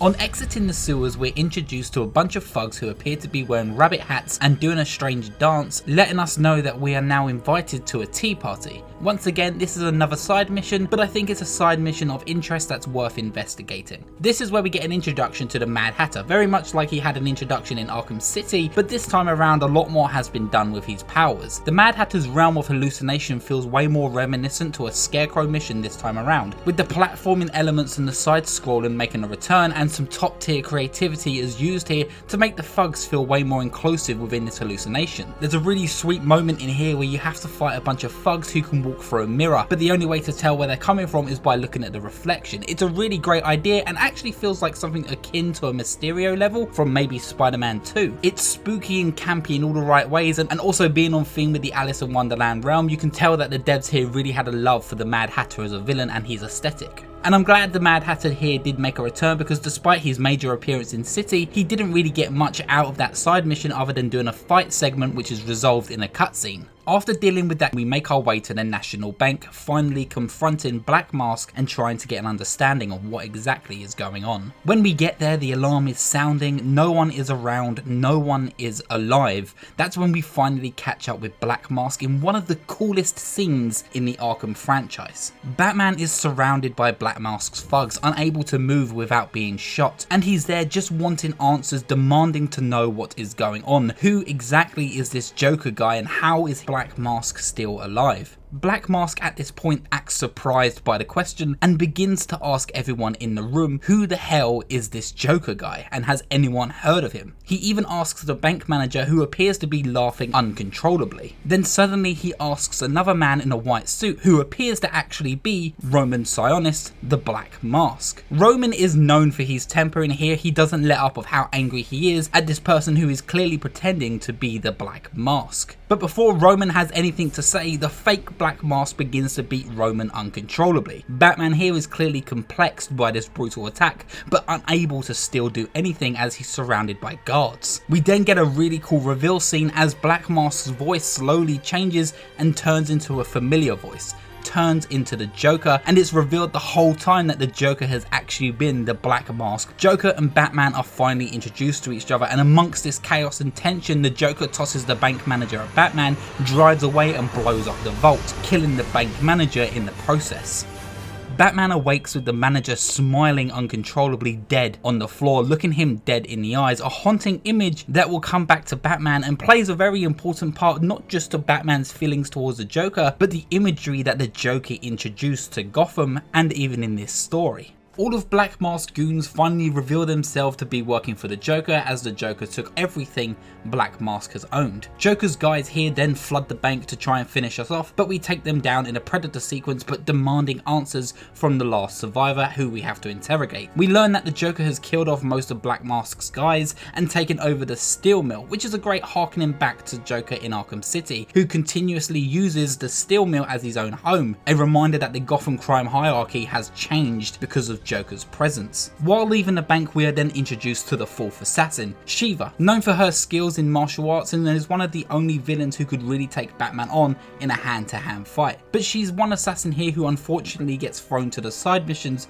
along with Deadshot, but more on that soon. After we're introduced to Shiva, she lets us be, so we're able to investigate the steel mill and search for more clues. This time around though, the steel mill is less green and less Joker centric. It's actually a lot more grayer and fits the tone of this Gotham. We learn here that the real Black Mask is actually being kept prisoner within the steel mill, and we must find him quickly to search for more answers. While making our way through the steel mill, we come across many thugs who we can beat on the way, but most notably here we discover a thug who appears to be poisoned and has died in an elevator. A detail I really love about the surrounding colours of the steel mill is how it has the greys of black of a very industrial setting akin to what fits the theme of Sionis himself, black and white. As we get deeper into the steel mill, we can see that green fog and greener hues begin to take over the surroundings. It's almost like the Joker is taking over bit by bit, or maybe there's something more sinister which is hinted to come. We come across an industrial predator room which we must clear and save Sionis from his bonds, but that doesn't mean because he's been held hostage, Batman won't interrogate him himself, so of course Batman does so. We get nothing from him as he reminds us that there is nothing Batman can do that doesn't compare to what the Joker has put him through. So Batman does the one thing that no one can do and hacks into his pacemaker into his heart. While Batman is being distracted with Black Mask, unluckily for us, the fifth assassin, Copperhead, has a chance to slither away into the scene and pounce. Before we continue, Copperhead is usually a guy in the comics and is either seen as a giant snake or just a man who represents one, but this is the first time around he is depicted as a she, and is depicted that maybe she is a trans character this time around, and even makes a hint at this when we go through the characters' databases at the beginning of the game, as you see the gender changes through. But this also may just be a nod to the comic books and a nice way to introduce a brand new female design for Copperhead. While she was attacking Batman, she was able to poison him, allowing both for her and Sionis to make an escape amongst the confusion. In a daze, Batman scans the room to learn from anything he can about this toxin that has now been injected into his body, and sends the information to Alfred immediately to make some form of antidote. But we're in too low of a level of the mill to be able to get delivered a cure by the Batjet, so Batman first has to reach up to a higher level. Very reminiscent from the hallucination scenes that we saw with Ra's al Ghul in Arkham City, Batman is haunted by the visions of Alfred calling him a disgrace, a failure to the Wayne name, and Commissioner Loeb's death, and even the death of that manager appears again in the elevator from that dead corpse we discovered earlier on, as it brings itself back to life, reminding Batman that he's nothing more than a failure and didn't do enough to save her. This is the first scene that really takes a delve into the weakness of Batman, and I love that it shows that the Joker was the first one to really crack that hard shell because of his unforgivable actions. We finally make our way to to a level and an opening where we can call the Batjet, but we're surrounded by hundreds of Copperheads who seems to be cloning herself thanks to this hallucination. This is when we get introduced to her actual boss fight. This fight feels very similar to Raisha's fight from City, where you have to deal with a lot of waves of the same enemy, tracking down the real one to be able to do the real damage. It is the fight that needs you to pay the best attention to the combat and what's going on, as Copperhead is naturally quite a fast enemy this time around, and you have to keep an eye on who is the real Copperhead. What I also love here is that this fight will reward you for paying close attention. If you can keep your eyes on the correct Copperhead, you're able to deal damage instantly and you won't have to deal with all the clones around her. Finally, the antidote arrives and Batman is able to cure himself, but Copperhead tries to do one more pounce one last time. But back on top of his game, Batman counters this and just obliterates her, just throws her into the ground and kills her. Tied up and bound and about to be locked into a cargo box, she bids for her freedom to Batman, telling us that all the assassins are going to be meeting in one location and she can show us where to go. Not knowing the Batman, that is all he needs to know to finally follow a trail of breadcrumbs, or in this case, electrocutioner crumbs. With this information, Batman remembers Electrocutioner's gloves would have to emit a huge source of electromagnetic energy, and with that high of a volume it will surely leave a trace somewhere. So following that clue, we head to the bridge, the highest point in the map, and get a trace on the electromagnetic waves that can lead us right to the spot where all the assassins are meeting, which Joker has clearly paid off all the police officers and even the guards to keep it under lock and key. But before we're able to go to the Royal Hotel, we're first interrupted by an SOS broadcast which we must investigate immediately. When attending the broadcast, we find a flare on the floor and a helicopter overseeing us, which is immediately shot, but we're not sure by who or by what. So it's up to us to use the detective vision and put the scene together, where we discovered that we was being watched by a sniper and the helicopter was only watching over us until we was able to be taken down. We then learn that the sniper was killed by a shot, but the same shot was also able to rebound off the body, off a wall, and then onto the helicopter, meaning only one man was able to do it, a skilled marksman by the name of Deadshot. I do have opinions on the handling of Deadshot and Shiva, as they are advertised as one of the main assassins, so surely they should have had their own sequences dedicated to them, and maybe they was at one point, but they ran out of time and had to be scrapped and put to the sidelines. Which is a shame though, because I feel like Deadshot out of the bunch was the one who was most advertised in the trailer with Deathstroke, so we would have loved to have seen an actual fully realised storyline that would have gone into Deadshot himself and shown him in his own sort of sequence. But instead we're told to go back to the National Bank where we met Joker, and that was being reused as a boss stage for Deadshot. Deadshot's boss is very similar to the likes of Two-Face's from City, where you just have to deal with his goons and then get around him in a Predator sequence. Something I like about his skills though is that you're able to see how he aims around the map, meaning he's able to shoot you from any location from one spot because his bullets can bounce around the room, which is a great character ability that once again could have been used to way more effect in a story sequence. But either way, we deal with him quite quickly and just leave him for the police to deal with, which is just unfortunate for the character because now he's been sidelined to 2 side missions. But it's fine though, because he's one of the main characters in Suicide Squad, so at least he gets a redemption arc eventually. We get back on the trail of the Joker and finally head to the Royal Hotel, which like I said is covered by cops and goons alike. Finding our way through the garage, we must take out police and Joker thugs, battling our way all the way to a lower lift to gain access to the upper floors and then entering the Royal Hotel through that back room. The Royal Hotel is one of my favourite sequences and level designs in the game. Its bold reds and grand scale with its golden trim carpets and towering Christmas trees make it feel impossibly grand compared to the rough streets of Gotham, which is so well depicted in Origins. This whole building is used as Joker's main sequence, and it slowly becomes more crazy the higher and deeper you get, so seeing this level of prestige so early on really makes you realise how much of effect Joker is having on this city. We get access to a security room where we get to look for a camera system where we can finally see Joker on the camera sequence, and this is when the best scene in the game takes place, and it's a real introduction to this younger Joker. The assassins though who are left, including Deadshot who's still on the screen for some reason, all come together to meet with Black Mask to plan ahead for Batman taking everyone out, but yet they don't know that Black Mask is actually the Joker. Bane, Firefly and Electrocutioner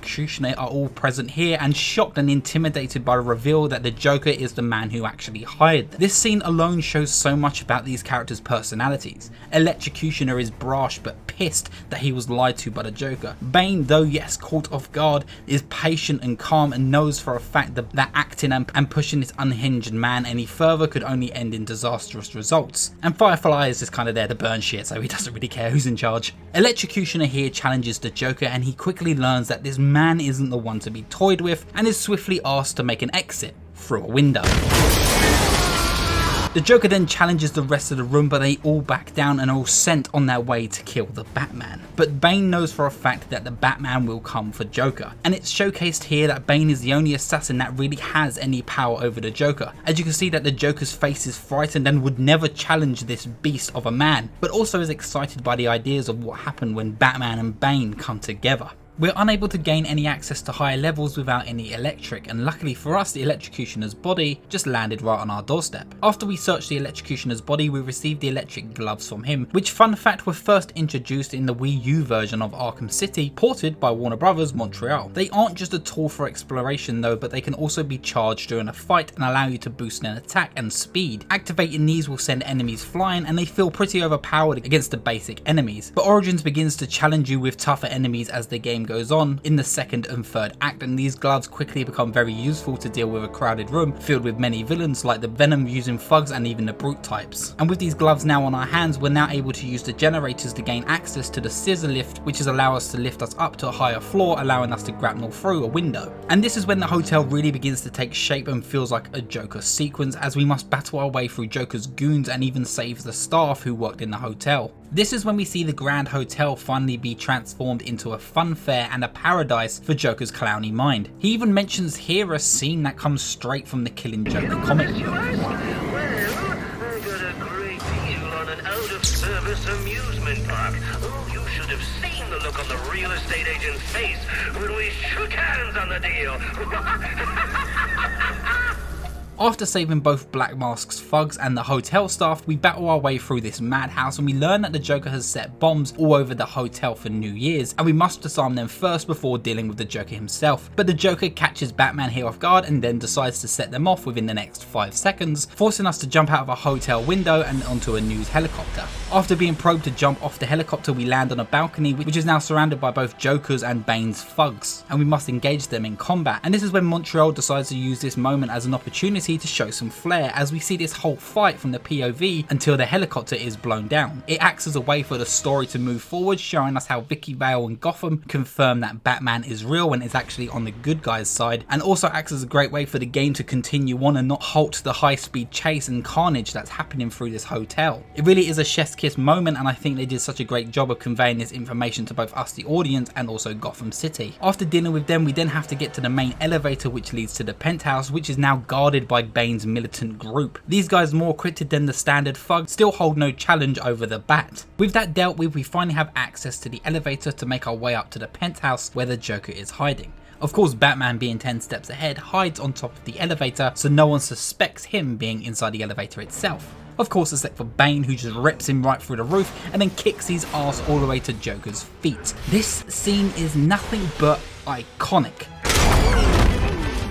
Nice of you to drop in. The use of colours, the animation, the voice acting, that soundtrack, every single line hits a perfect beat. It's easily the best scene in the franchise. It separates the Arkham vision from Montreal from Rocksteady. Rocksteadies are the masters of the universe. They craft their own narrative and understand what they want from this Arkham verse, but Montreal play homage to the Arkham legacy and the comics surrounding it, and that's not a bad thing. Ultimately, this scene and this game's cutscenes feel like a love letter to everything that's Batman and then some. Even in this cutscene alone, when Batman is trying to fight back, we see that Bane even does the iconic pose he does from the Nightfall comic before he breaks his back, which then transitions us straight into our first fight with this new younger Bane, who you may notice isn't a huge behemoth that he's been introduced as in this Arkhamverse, but we'll get there soon.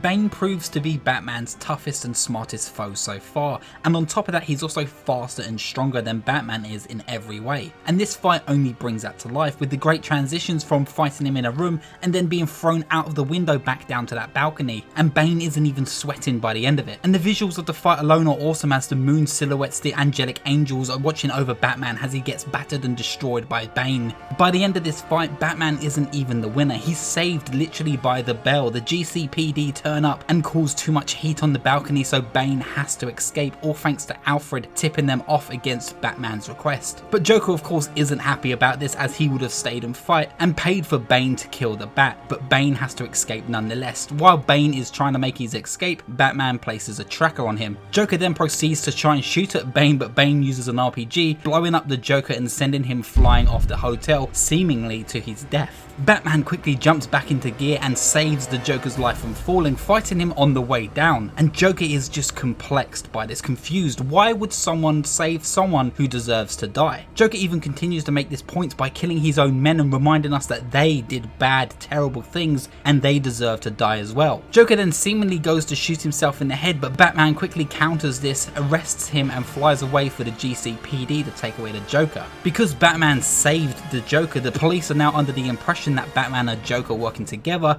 because who the hell would save this man? And Joker was just wondering the same thing. We then jump a few hours to Blackgate Prison. Joker strapped to a gurney, and a young doctor by the name of Harleen Quinzel enters the room to interview him. This is where Troy Baker and Montreal can play full homage to the iconic Bad Day monologue from The Killing Joke. But Montreal only want to hint at the implications of the Joker's story here, without stepping on too many toes of the already assessed characters from Rocksteady's universe. This is a great artistic version of the monologue while serving as an introduction to this Joker. Playing as the Joker for a moment is a nice break from the usual as well, even throwing in an Evil Dead reference here. This is the first time as well we get to see the Red Hood, a persona that criminals force on people who owe debts to them, who have to put this hood on to make sure their identity is hidden, and so every time they're taken away, there's a long-lasting legacy of the Red Hood, who never seems to be captured as he has no true identity. This is when we learn that in this particular case of the Red Hood, the Batman captures him, who this time turns out to be the Joker underneath before he became the Joker, causing him to trip on his cape and landed into a vat of chemicals, turning him into the monster we all know and love. Joker is talking about his compassion and love towards the Batman and how much he intrigues him, but Harley takes this as he is speaking about her. Harleen, as we hear, is slowly becoming obsessed with the Joker,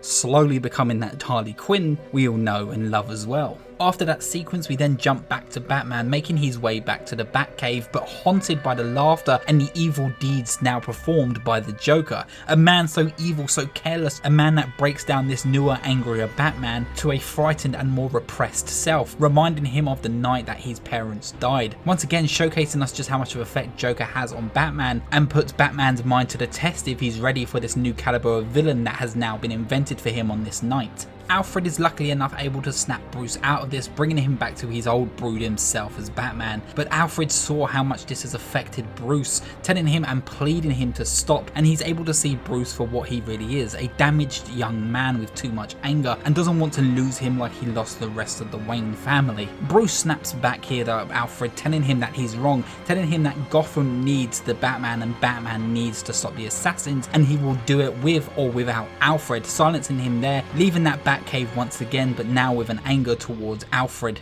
While we're flying in the jet, we're given the information that one of Bane's goons has been killed and is now being held in the morgue, and Batman is able to use that body and scan him for the venom to work out how Bane has been using this. This is where we learn that yes, this chemical does make Bane indeed stronger, but using too much can have long-term effects, including long-term brain damage, so there's a limit that Bane can only use, and Batman can use that to his abilities. We then get a signal from the tracker that we threw on Bane at the Royal Hotel, and we head over to his base, which is now underneath Gotham in the sewers, using a new tool, the glue gel, which is exactly the same as Mr. Freeze's bombs, to create a raft to get over the sewage water. This is when we get a real formal introduction to the Bane Venom goons, which we have to take apart the venom tubes which lead into their bodies, being able to do real damage to them as their punches really pack a hit because they're then all pumped up by the now venom. As we search the base, we do find the tracker that we search on Bane. Just as we pick it up, it's booby-trapped to activate all the computers, where we discover that Bane has somehow worked out that Batman is Bruce Wayne. The way he's able to work this out is that he can see that Bruce Wayne is holding too much anger, the same as the Bat, and Bane is able to see between the lines and put two and two together. In a rage, Batman panics and sets explosives and destroys the base and all the information, and he informs Alfred that he isn't safe and he needs to get out of the Batcave as soon as possible, and he will return to help him. In a rush getting back to the Batcave, Batman has no time to waste, but yet another assassin rears his head.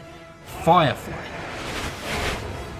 and now he's back to do the one thing he wants to do, which is burn the city and destroy Gotham Bridge, taking out the police with it. So Batman has to deal with that first and juggle his responsibilities as a hero. We learn that Firefly has placed 4 explosives all over the bridge and will set them off if any police officers try to make access on the bridge itself. So we must sneak our way in and disarm the bombs. But then we do come across Jim Gordon, where we learn that he is planning to enter the bridge with all the other police officers to deal with Firefly. We tip him off to do so, otherwise, despite our trust being pretty thin, he takes Batman's word but only gives him a few minutes to deal with the bombs. To deal with the first bomb, it's a simple Predator room where we have to deal with Firefly's men and take them down and learn the location of the remaining bombs. The second bomb is another Predator room but with a hostage situation, and the third one is on the other side of the bridge where we must now traverse this destroyed bridge, which acts as a great level for Firefly overall as it showcases the level of destruction he is known for.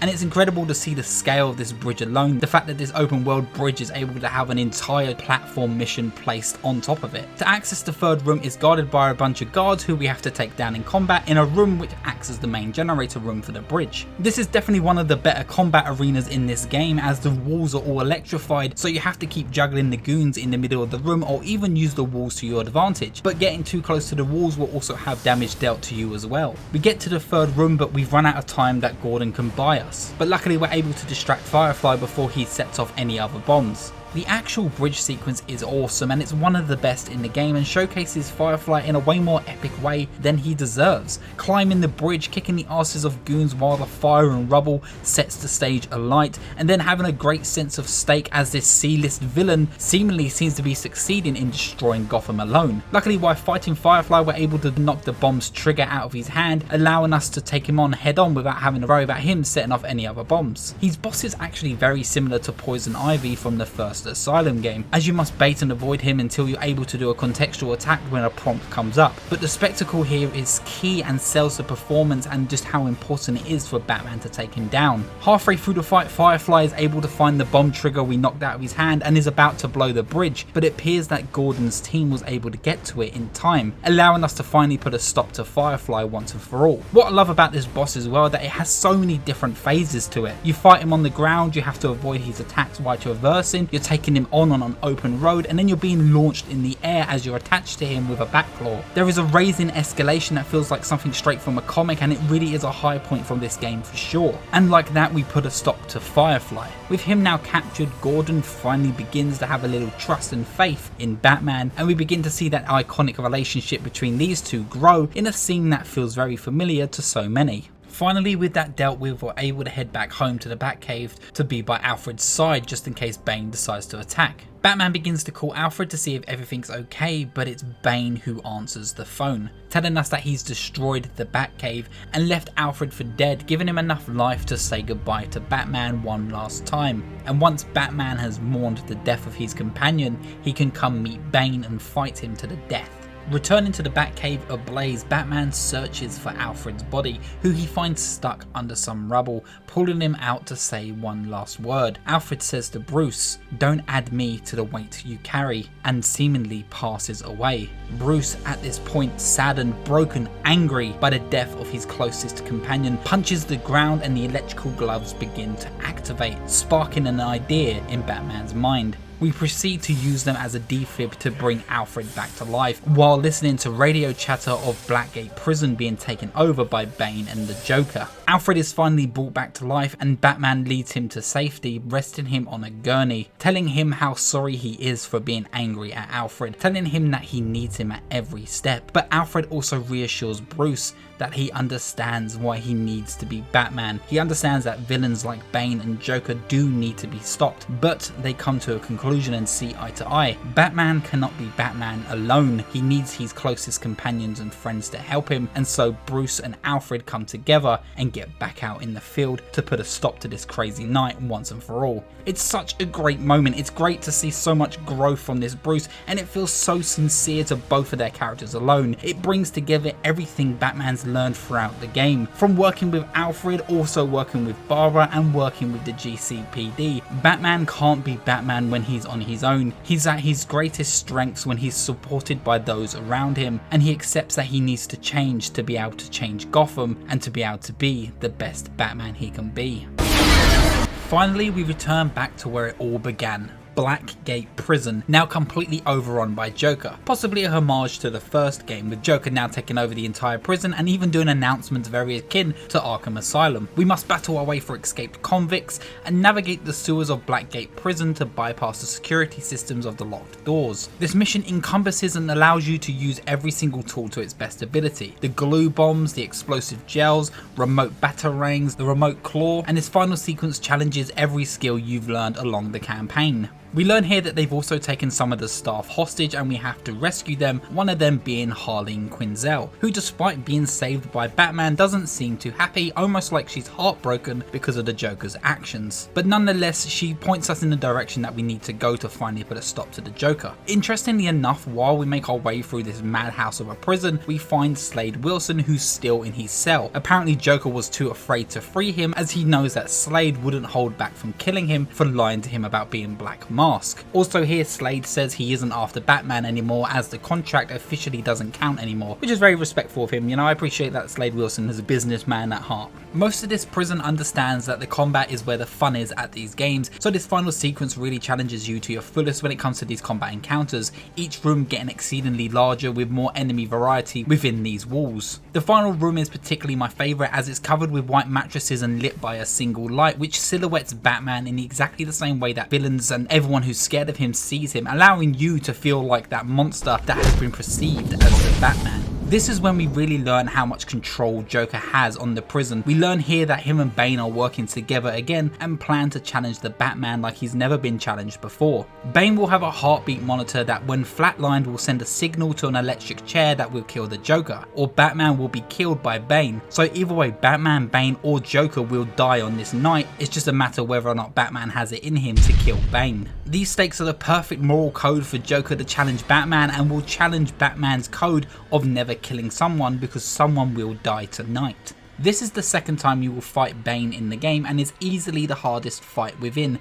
the game itself, with Batman needing to juggle Bane and his mercenaries at the same time in a pretty frequent fast-paced fight. But it's no good, and Bane is able to get the upper hand on Batman, and now even doing the iconic backbreaker that he's known to do, which was known as the attack that broke the bat. Luckily Jim was able to interrupt the fight, thinking that this could help Batman, but Joker is able to counter Jim and take him hostage. And now being stuck under Bane's boots, Batman has to fight for not only his life but for Jim's as well. While Batman is stuck under the boots, he's then reminded of something that the Electrocutioner said to him earlier. Electrocutioner, who makes an incredibly explosive entrance, who even threatens to kill us with his gloves, shock us back to life, and then kill us all over again. Shock us, and Batman can defeat Bane under that technicality, as long as he can bring Bane back to life, and that's just a chance he's gonna have to take. This is the ultimate catharsis this version of Batman needs. He's now not fighting to hold back, but fighting with the rageful intent to kill, the intent that his anger needed to let go. Continuing the fight, you're able to take down Bane and all of his goons using the shock gloves, killing him in the process and freeing the Joker. The Joker shoots Gordon and gets away, but Gordon luckily is saved by his bulletproof vest. Batman asks for Gordon's help, but Gordon of course doesn't trust the Batman, as he's seen that he is willing to kill. But Batman tells him that's just not how he does things, and begins to use the gloves as a defibrillator to bring Bane back to life. Succeeding to bring back Bane, Bane is obviously pissed, and he uses the venom this time around, but without any limitation, becoming the huge muscly filled beast we've seen him as in the Arkham verse, bringing it all back together and finally becoming a prototype for the first ever Titan. This Bane last set piece is utterly terrifying, and this is what I was talking about when I was saying using the Titans wisely. Having him be a presence that you can't attack on head on, and having to hide to attack from the shadows makes this boss feel very quickly like a horror game. I have nothing but praise the way that Montreal built up a Titan here and used it to great effect, allowing Bane to really become one of the scariest villains in the franchise. As you sneak around taking down Bane bit by bit, running him into walls and hiding from him, you finally get to a point where he tries to run at you and you have to attach him to a wall using the remote claw, then allowing us to do one more final electric blow. With Bane now dealt with and sprung up, we learn that he did in fact use too much venom, and as we learned earlier, has done some bad damage to his memory, with him forgetting Batman's true identity, only knowing him as the Batman. Batman, now hot on the trail of Joker again, runs through Blackgate Prison but is grabbed by the imprisoned Killer Croc, still pissed at us from defeating him at the start, but luckily we was able to be saved in time by Jim Gordon, who now fights side by side with Batman, taking out the rest of the escaped goons in Blackgate Prison, working back to back and fighting together for the first time. Then we finally track the Joker down to the final location, in the chapel of Blackgate Prison. When we come across the Joker, he is laughing. He can't believe he actually made Batman kill a person, kill Bane. But Batman then breaks the bad news to him, and unfortunately that's not the only thing he's going to be breaking tonight. Once again, Montreal handled the character in the way that feels so true to the character of the Joker. He isn't having a huge boss fight at the end, but instead throwing a moral dilemma towards Batman that he has to overcome, an overall lesson that needs to be learned from Joker's interactions. And with that lesson learned, the beatings can begin, and you're just able to beat on Joker as you throw him around the chapel as he's laughing at Batman, begging for more.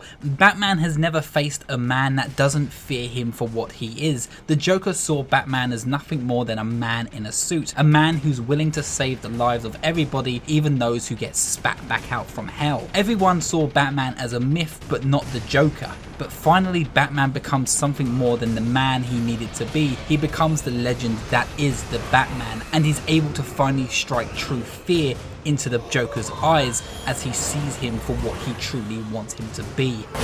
We detain the Joker, knocking him out, finally putting him to rest, and Gordon, despite needing to arrest the Batman, allows him to slip by. The game's ending cutscene wraps up the night, putting criminals away who escaped, and Gordon becoming the commissioner, the Joker anticipating the future, Harley Quinn planning something behind a cunning smile, and Batman finally flying away in the night. There's also an after credit cutscene which shows Slade Wilson being introduced to the Suicide Squad, which was to put the Suicide Squad into motion in the Arkhamverse, but whether or not this will actually have anything to do with the Suicide Squad game, I'm not too sure. But it was mainly to lead on to the animated movie Assault on Arkham, which sets place in the Arkhamverse, which showcases more of the Suicide Squad.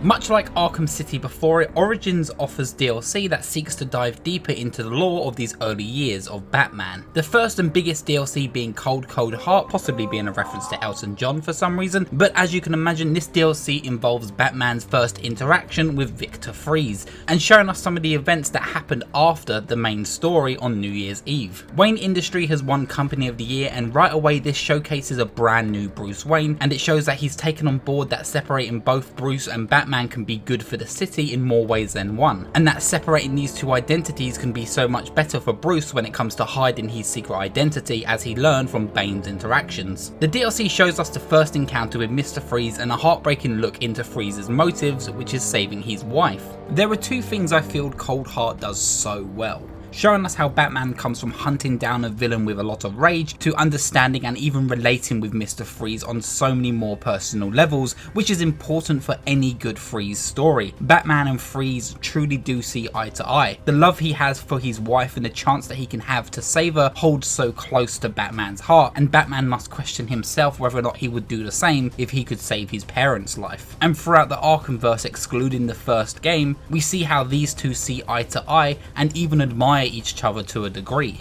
And the second thing I love about this DLC is that XE suit, the Extreme Environmental suit. It's great for the first time to finally see Batman utilize different outfits per the environment and even per villain. The XE suit is made for extreme freezing temperatures, which you would have to wear when being around Mr. Freeze, making sure Batman is immune to the most basic of freeze rays, which the goons now have. It's also more than just a skin change too. With the suit, you're able to use thermal gloves which will cook enemies in combat, which I honestly don't know which is worse, being shocked or being burnt by Batman's fist hitting your face. You also can use this thermal heat to heat up your batarangs and allow you to melt and break stalactites which are frozen to the ceiling, using them as an opportunity to take out groups of enemies and even attack Freeze in his final encounter. As I mentioned, there is also a new enemy type here with the freeze ray, which allows them to freeze Batman in a spot where you have to break out immediately or you're open to several attacks. But what I also love about this goon is the lack of understanding they have with the equipment. So when you're being blasted with this freeze ray, you're able to move freely around the map and use the opportunity and freeze other goons around you. It adds a great sense of chaos and a lack of understanding from the goons, which completely falls in line with their characteristics. Cold Heart doesn't really try anything new with the characters or even with the formula, but it showcases a pretty simple and brilliant story and introduction to one of the most sincere characters in Batman's roster.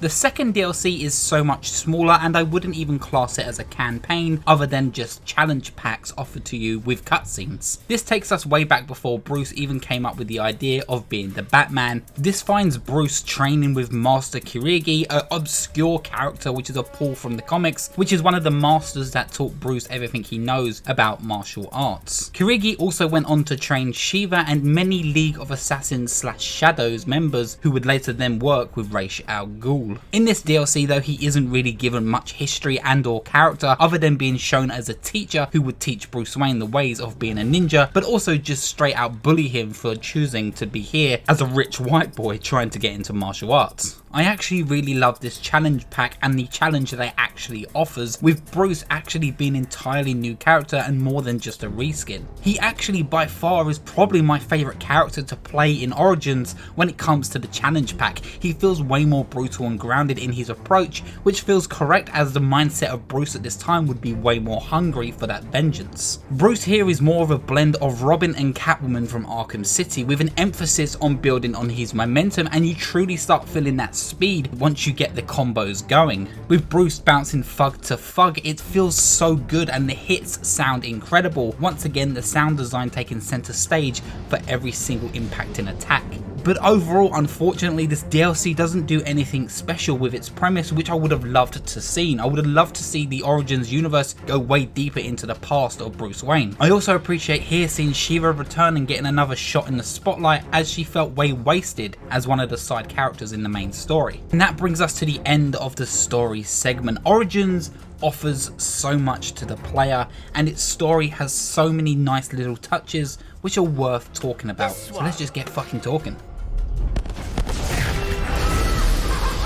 Montreal set out to do one thing: tell a story of the Batman that captures the essence of the comic book visuals and that overall atmosphere of Gotham and the criminals that inhabit it. True, there was a lot of responsibility to the universe that Rocksteady had already set up, but Montreal didn't need to break any ground to use the potential of the foundation that was already presented. I think they succeeded in every single way with their heads held high. What I love about this story is that they didn't need it to be world ending or nail biting or even the death of a Batman. It was just a story to experience about Batman learning what it means to become a true hero. And within that, we saw a story of growth within Batman, Alfred, the Joker, Bane, and Gotham as a whole. It's a story that can be timeless by the way they decided to tell this narrative. I contemplated just throwing in my old Arkham Origins essay I did on this game a while back, but that would be a disservice to the entirety of what this video has become. So let's just explain my point further from that video alone. Origins visuals and story come hand in hand. Sure, City and Asylum are gorgeous to look at, gothic and rustic, amazing visuals, and there's a narrative told within the visuals themselves, but the visuals don't say much about the story being presented to us. And changing the lighting in the remaster only proves that point further. Fundamentally, changing the visuals wouldn't change the narrative or the impact of the narrative being told from the first two games. Origins, on the other hand, relies on its visual cues at almost every angle. The monochromatic tones of the winter night shows an oppressed Gotham,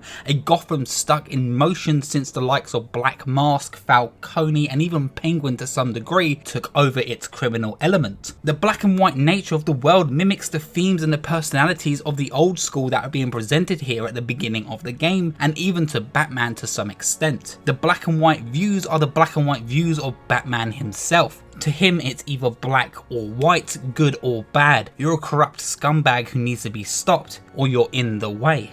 And it's this monochromatic tone that Batman is at his most comfortable and what he strives for. He's happy keeping those who fear him in the dark, because in that darkness he can have full control. But what if that black and white mindset is suddenly struck by a bolt of colour? The Riddler's sharp greens, the purple and greens of the Joker's sinister smile, Deathstroke's strike of orange, Bane's venom toxin, Shiva's red, Firefly's burning orange to the touch. This is a brand new world of colour that Batman has to adapt to defeat. Batman needs to learn that he can't just sit on that anger, that lonely angst, that black and white view. He needs to become something better, stronger and more composed overall to meet these new challenges of the world that this game offers him. It's that scene in the bank with the lights blaring from the ambulance and blinding to the Joker's reveal. The scene in the Royal Hotel when the Joker destroys the building with no care. The lights of the television showing green, blues, oranges, purples, and then suddenly all the TVs explode as Batman regains control. It's that burning red rage of Bane's heart transformation from the TN1 formula. It's so well done, and the visuals here tell as much the story as the story tells alone. And it's the way the colours and the visuals here are used is why I believe Origins shouldn't just be seen as an underrated game, but one of the greats in the superhero genre, and it should demand way more respect than it is given. Montreal only needed to create a filler game and could have already looked at the footprints that Rocksteady had left behind previously, and they did 50% of the way, but instead of going to full mimicry, they decided to craft their own path and saw an opportunity that they could use to embody their own narrative and add so many more layers to this story alone. And alongside with these visuals comes a story that, controversial take I know, showcases way more character growth in Batman than any Rocksteady entry, including Arkham Knight, which already has a lot going on with Batman alone, but we'll get there. Origins Batman has to learn to be a team player. He has to work with Barbara, Gordon and Alfred. He needs to learn to separate the identity of Bruce and Batman, because holding on to that literal anger put the people he loves lives in danger because he didn't see a future in Bruce Wayne. As much as I love the dilemma between the death of the Joker and Batman in Arkham City, there wasn't really enough shown within the story and the arc of that story, but instead doubles down on being the Batman and being the saviour of the night. And that's what's awesome about Rocksteady. They have a goal, they have the idea to sell this feeling of being the Batman, and they succeed on every single caliber. I love that you feel like you're never able to fail. You're able to jump into a crowd of goons and just defeat all of them in the moment because you are the Batman.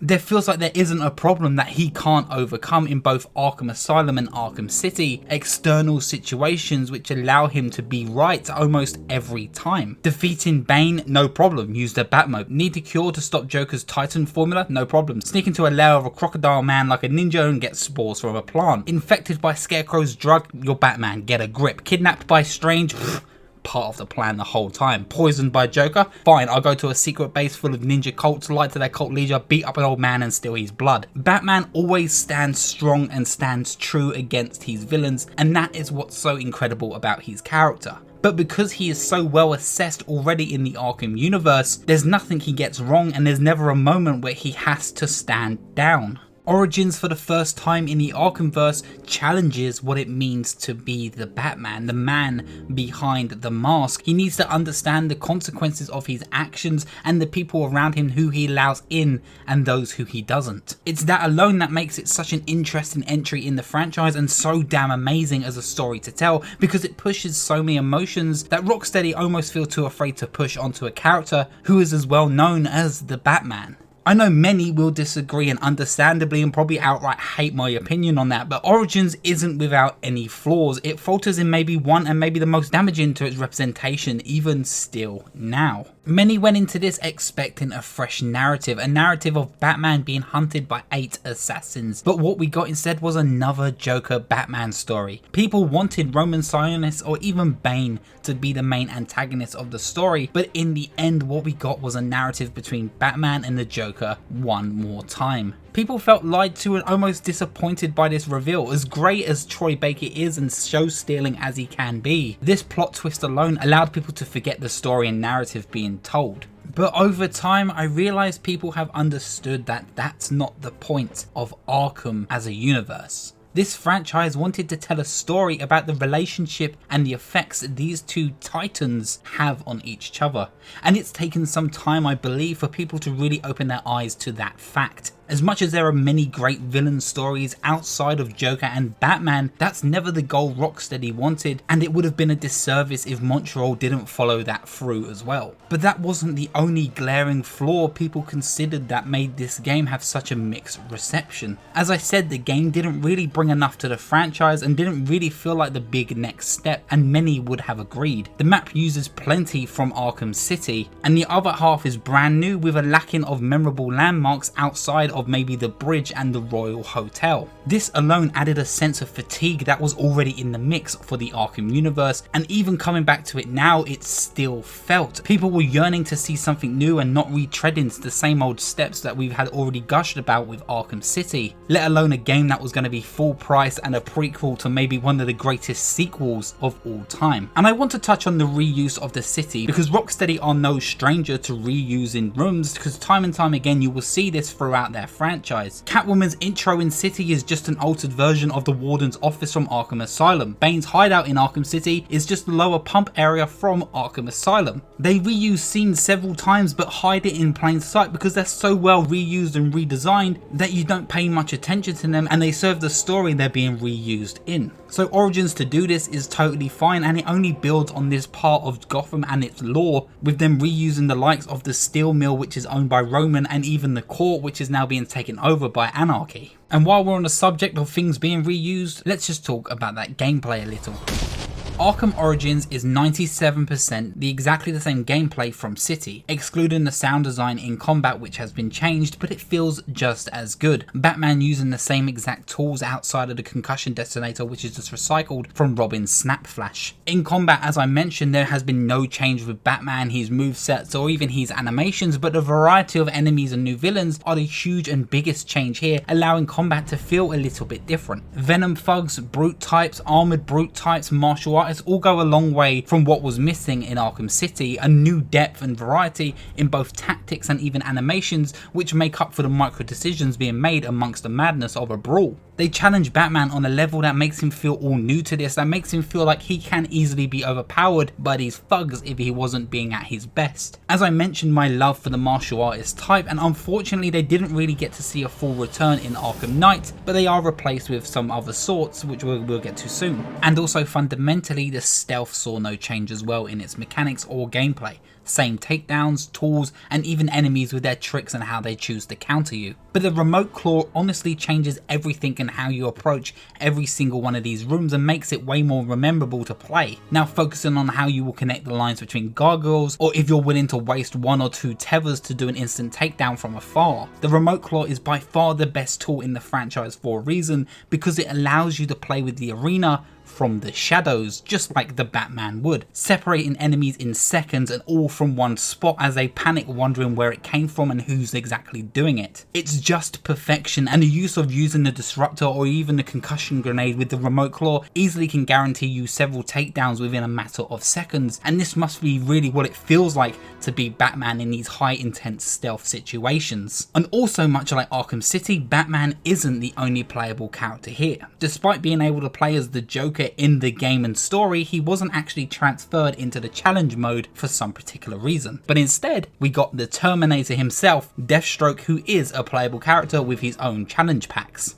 More amateurs below my pay grade. What I love about this is the first time we get to actually play as a villain character from this universe, and this game shows just how more brutal he is compared to Batman, which is amazing. Initially he should just feel like a reskinned version of Robin, which I say he is about 65% of the way, with some of the same animations work with tweaks being thrown in here and there to have a sprinkle of originality and personality to his movesets. With him clearly not holding back and hitting to intend to brutalize the competition, sending them flying across the room with a launch of his ballistic staff. But this staff alone also has a projectile launcher that acts as his range attack. It's disappointing that we don't actually get to see him play as a character who straight up shoots and kills and cuts dude's head off, as we should expect from this character, but then that would make the game entirely R-rated, and we won't see that change until Arkham Knight. Selling a prequel developed by a different team alone is a hard job, but then selling a prequel that's R-rated and gonna lower the market entirely, I totally get why they made him non-lethal in his attacks.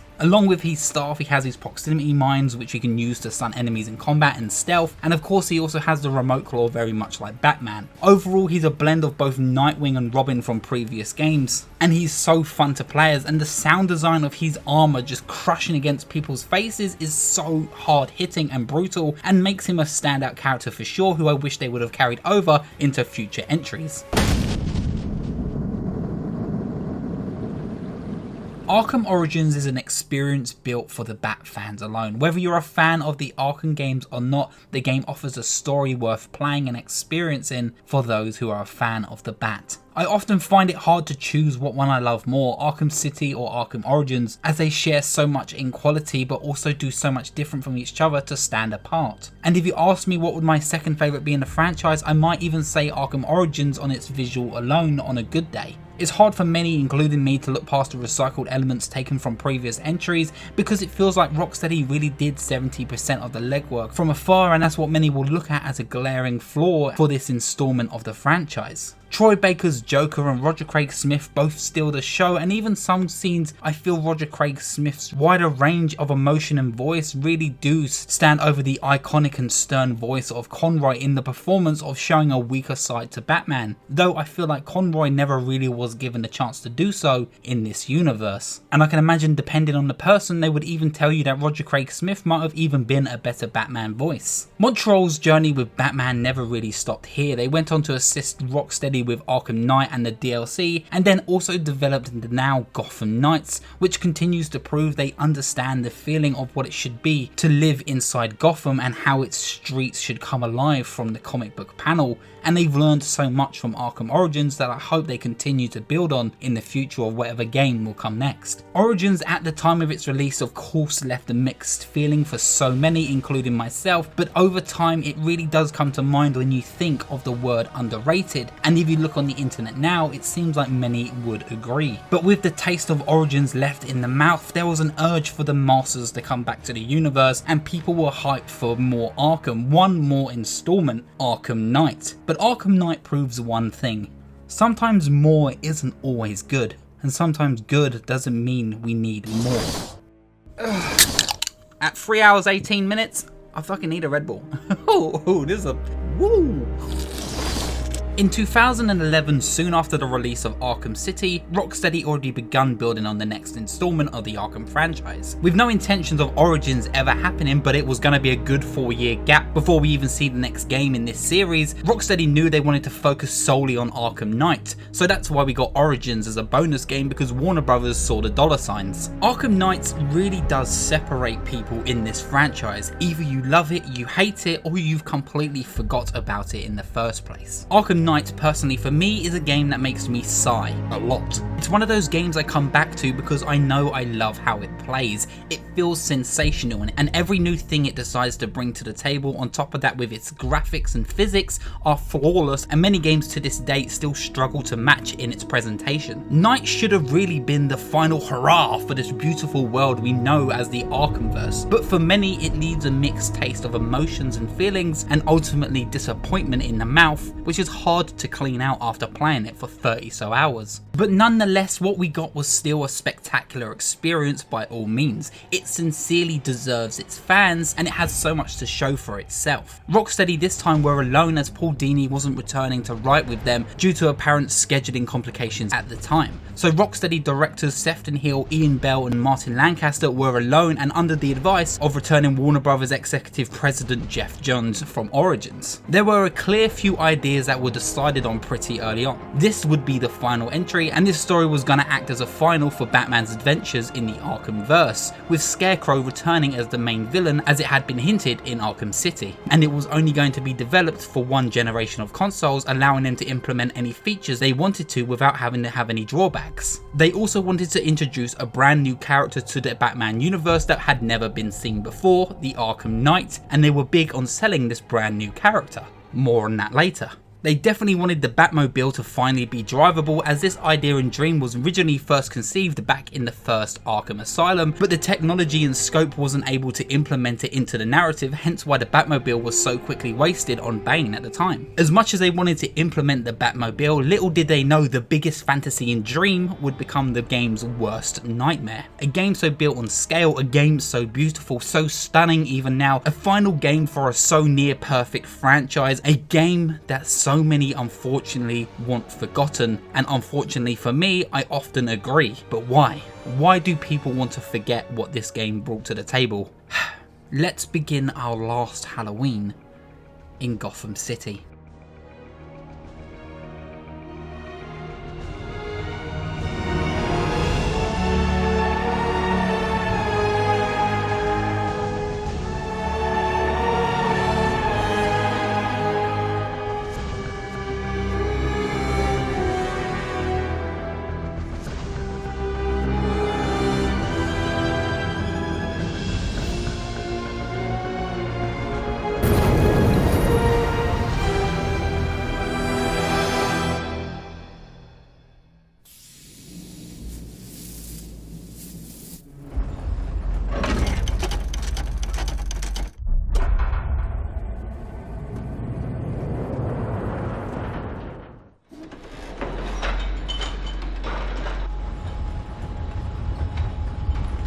Our first task is to burn the corpse of the Joker.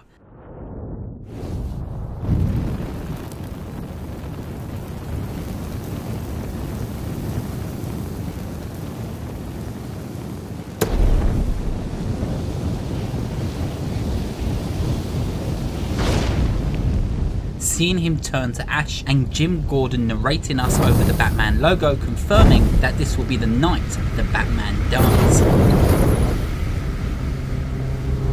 This is how it happened. This is how the Batman died.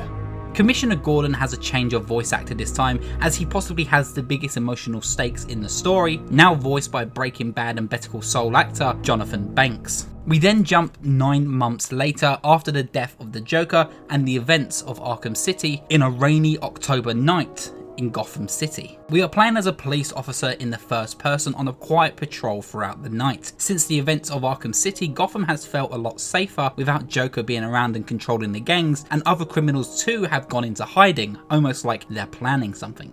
There's 2 little fun facts here about this scene. One, we're at Paulie's Diner. Paulie's Diner actually made an appearance in the opening shot of Arkham Asylum, so it's nice to finally see this and go inside. Second, the man we walk past who gives us a nod is Sefton Hill, the game's director. Despite crime and things genuinely feeling better in Gotham City, there has been a wide spread of missing persons of note across the city itself. There are missing person papers and newspapers advertising missing people all over the diner. The officer is then interrupted by a man wanting us to investigate what seems to be someone smoking in a back booth. This little sequence alone is full of hidden story references within and without, and it's rewarding to see this segment with New Game Plus context, as Rocksteady really are no stranger to hiding foreshadowing in their plots in plain sight during any intro. And I also just want to take a moment to talk about how stunning every single face is in this part. Talking to Sharon as she takes your order and she works within the restaurant itself feels so lifelike. She has so much personality in just the smallest movements of her face, and Rocksteady captured that real sense of this person having a full life within Gotham City, which is important for this story being told. When we visit the man at the booth, he is etching an anarchy symbol into the table, but it's still on the fence if this is actually anarchy from Origins. But the carved in A and the red hood make a good case otherwise. But then there's a carved in A and a red hood. Put it together. We question him about the smoke, and then he suddenly turns around and that he's a form of some kind of zombie. The whole entire diner begins to rip itself apart and we are attacked by zombies. We're forced to pull out our gun and take down whatever these things are as they beat, bite and maim everyone in sight. We don't have any bullets left and we're overpowered, and then all of a sudden that game earns its R rating and Scarecrow is used to full effect throughout the entire story.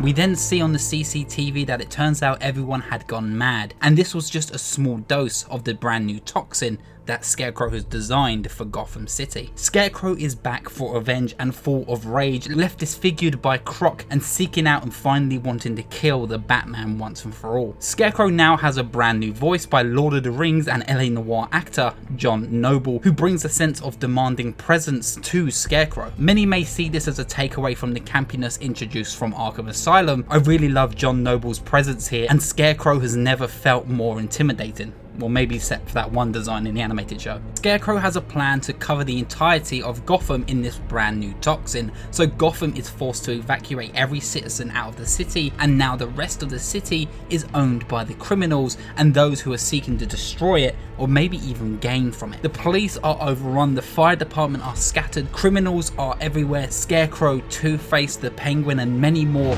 run every individual gang in the streets, and it's now down to Batman, who stands against all of them to put a stop to it all. The first thing you will notice from this intro is just how huge and beautiful Gotham is. It's 5 times larger than Arkham City and it's fucking gorgeous. Easily one of the best cities ever developed in the gaming industry. It separates itself into 3 separate islands: Bleak, Founders and Miagani Islands, all very visually distinct, from muddy slums, neon light alleys to neck-breaking skyscrapers. The details are spectacular. It's gothic, it's cyberpunk, vintage, all at the same time, creating a timeless dystopian city that feels like it's far ahead in the future while constantly stuck in its past. When we finally take control of Batman, we can see that he is the best he has ever looked in any video game. And we have to do the first task Batman has done for nearly his whole career, see Jim Gordon and meet him at the Bat Signal. Jim at this moment is feeling his most vulnerable as the police are slowly being overrun, but he's mostly worried about his daughter Barbara, who is heavily disabled,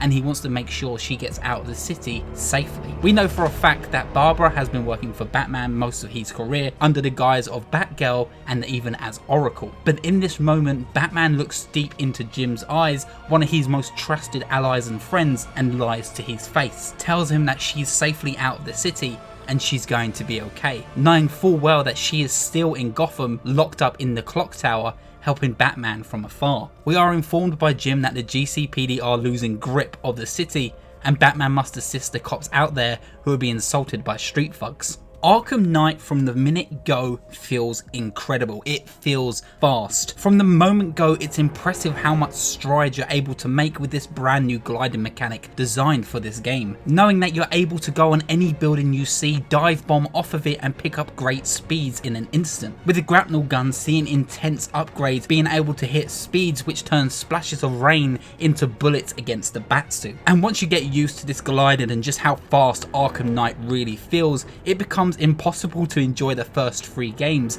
especially City and Origins, because of their larger scope, with their way slower feeling gliding mechanics which are slug pace in comparison. And comboed with that Batmobile I was talking about earlier on, Batman's gliding really can compare to Spider-Man's web swinging at some points, maybe even faster once you master the mechanic. Heading to save the police officer, this is when we get a feel of the new combat system as well, which just feels as amazing as the brand new gliding mechanics. It's easily the best this style of combat system has ever been. I don't just mean in the franchise, I mean out of Shadows of Mordor, Spider-Man and even Assassin's Creed to some extent. This is the fastest and smoothest and most fun I feel it has personally ever felt. Despite ever completing this game fully once, I will often come back just to play the combat challenge mode to feel this combat. It looks fast and feels faster. There are so many new variables included in the enemies this time around. Thugs are able to grab you from behind, opening up you for attacks. Thugs are able to charge at you, taking you down to the ground, which you have to parry by jumping over them at the right time, which if aimed at the right enemy you could either take them down instantly or even knock enemies to the ground like bowling pins. Enemies in the street will drive cars ramming into you or even jumping out to join the brawl. Enemies will now also have a mechanic where medics can heal them and even buffer enemies at a time,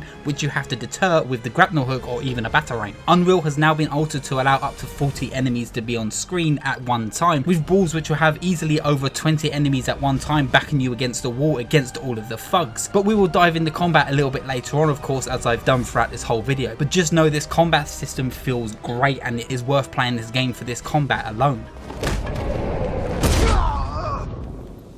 We're luckily able to save the police officer after being rammed by an SUV which belongs to this new militia group. But luckily Batman has a tool that can even the odds.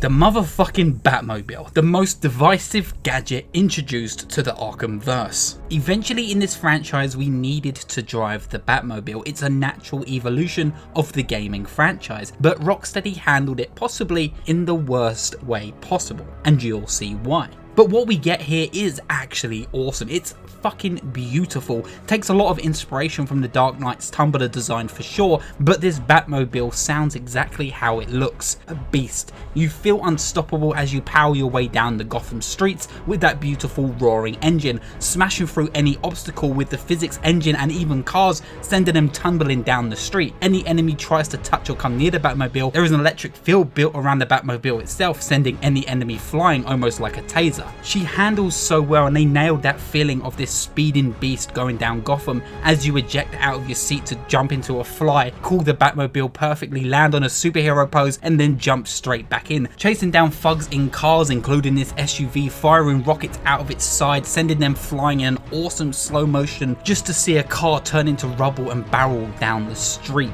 The Batmobile is a fantasy which so many people really wanted to capture perfectly, and they did. When it comes to the driving of the the Batmobile, when it comes to using it as a tool to get to A to B, that's when it truly shines, and that's where people find the most fun in the Batmobile itself. It's just the other side of it which is the pain in the arse. We track down the SUV that hit us and destroy it, sending it flying across the streets. We eject from the Batmobile and grab the driver with style, and that's the dream, and it's fully realised here. We interrogate this man by letting him know we're going to break his arm, and we learn that this new Scarecrow militia have an operation that's currently going on in the penthouse in the Chinatown district of Gotham City, and we're luckily able to even steal a dosage of this new toxin taken from this merc himself before we swiftly break his arm and head to the penthouse.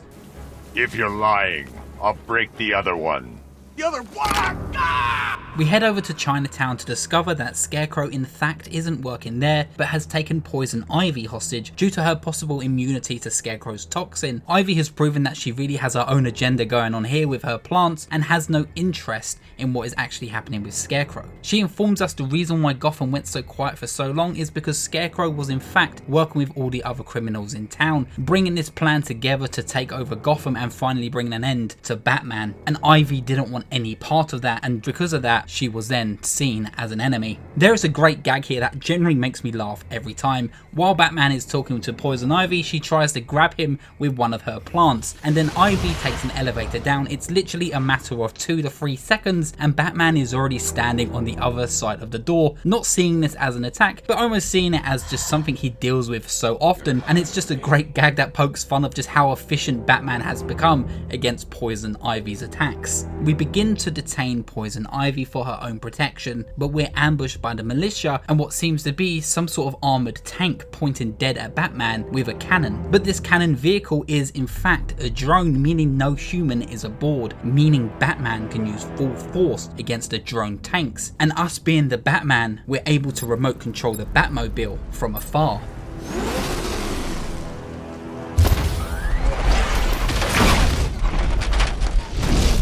.60mm cannon operational.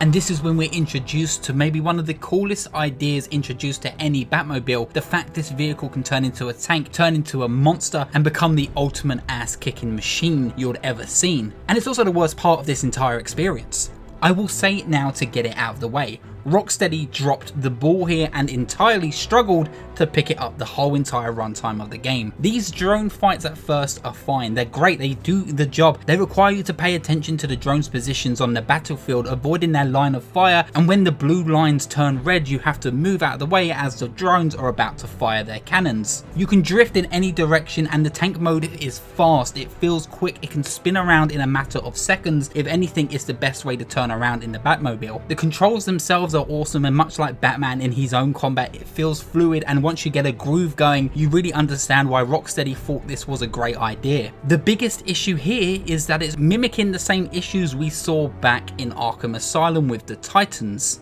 Every time something exciting happens in the story, you can guarantee it will come down to a drone fight. And if there's a major character introduced and or a boss fight or side objectives with several of the side missions, it will also come down to these drone fights. Well past the 5-hour mark, these become super repetitive, so imagine what it's like when you're playing the game for 40+ hours. If you ask anyone who has grievances with this entry, just mention the Batmobile sequences and I can imagine you'll begin to see that eye do a little twitch. With those drones taken care of, we battle our way through the chaotic streets of Gotham City with Poison Ivy now in the back of the Batmobile as we get her to safety in the GCPD, finally putting her in her own cell. This is another theme and mechanic that plays out through the entire of this game. Every criminal and character will end up eventually in the GCPD, almost like Pokemon, but collect the hostages and villains. Meaning by the end this place becomes very crowded with all types of gangs and villains, all talking, muttering and just insane laughing over each other, including some opera singing. We even see a return of that guy we interrogated earlier on after breaking his arm, who's now alone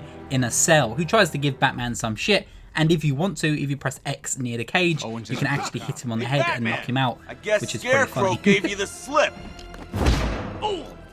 It's at this point we see Cash return from the last 2 games, who tells us about the side missions and activities that are going on around Gotham City, but I want to introduce them in this video in more of a natural way instead of just piling on top of you all at once. With Poison Ivy now secured, we head to the HQ, which is now in the clock tower of Gotham City, when we finally get to meet Oracle/Barbara in person, who we've been working with throughout the trilogy. Together, her and Batman break down a sample of the toxin and learn that it emits radiation that can be scanned through radio waves, and we have to find a place where it's being manufactured. To be able to find this place, Batman learns that with that much radiation being emitted, we should be able to use signals emitted from antenna to track it down. One antenna should not be enough for this, as Batman will need to align 2 antennas to be able to pick up and track down the signal to pinpoint exactly where it's coming from. And with that information, we head out and head to the Batmobile, which then introduces an entirely new mechanic for this beast of a machine: puzzle solving. With the help of Batman's tech man Lucius Fox, we get a winch for the car, which allows us to attach ourselves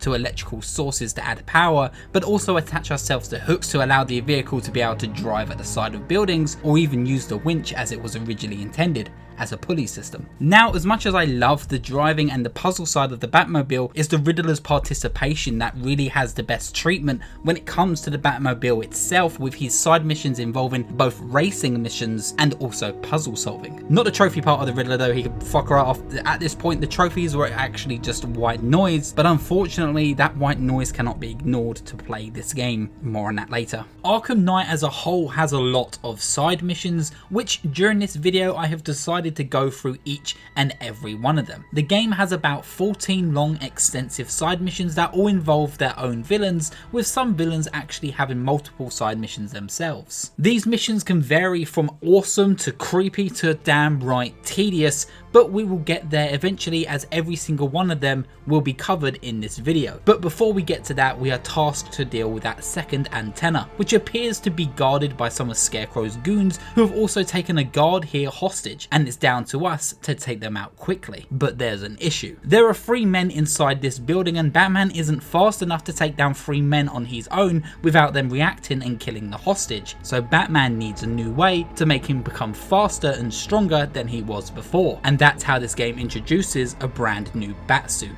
And I'm going to be honest about this brand new suit. I love the way it looks. I love that it's literally called the version 8, a V8 engine of a Batsuit. I actually way prefer the original suit you start the game with, because for me that aesthetically reminds me of what Batman should look like. But I love the fact that we're finally getting a new take and a new upgrade for Batman to use, and it's rare to see it change mid-game. The V8 suit isn't just a skin upgrade, it actually changes the entire gameplay of the game itself, introducing brand new mechanics for the player to play around with, including the multi-fear based takedown. A mechanic that allows you to group and bunch together enemies and take them down all at once with a single animation, choosing targets one at a time. This can be upgraded to have about 5 enemies be taken down in a single drop. And this isn't just a matter of a surprise gimmick, this fundamentally changes how you should approach stealth. This time around, it isn't about using tools and taking them down as stealthily as possible, but it's about controlling the arena and grouping together enemies when you can to take them down as quick as possible.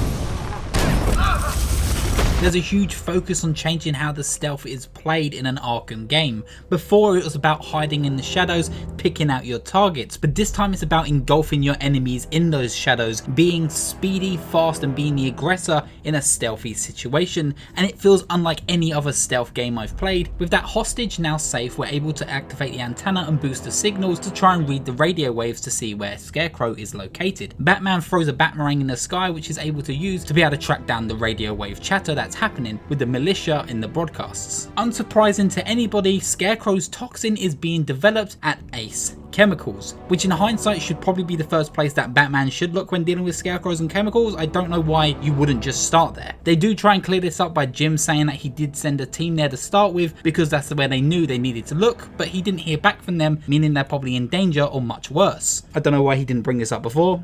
Probably would have been helpful. With a location now confirmed, we're able to jump into action, get in that Batmobile and meet Jim at the front of the lockdown power plant. This is when we're greeted by a helicopter and we get a peek at the brand new villain for this game, the Arkham Knight, swearing revenge on Batman and only being pulled back by Scarecrow to not kill him in the moment. Clearly these two have history. After that brief appearance, Batman makes entrance to Ace Chemicals, where we proceed to take down the militia and track down the hostages taken from that team that Jim sent in earlier on. There are 5 key locations in this area, which all act as a deeper look into the gameplay mechanics, introducing puzzle solving, combat, and how you should approach certain scenarios. You take guards down in a stealth scenario and other from different advantage points, you use the Batmobile's combat system again, and you get a deeper look into the puzzle mechanics which involve both Batman and the Batmobile working together. It's when we're saving one hostage of note who is tied up that we're quickly boxed in by the militia, and then the Arkham Knight makes an in-person appearance. The Arkham Knight is someone who likes to point out Batman's flaws and is clearly proud of how much knowledge he knows about the Dark Knight himself, pointing out that the signal on the chest is just a trick and the weakest points in the Batsuit are usually in the shoulders. The Arkham Knight's personality is constantly surrounded by this,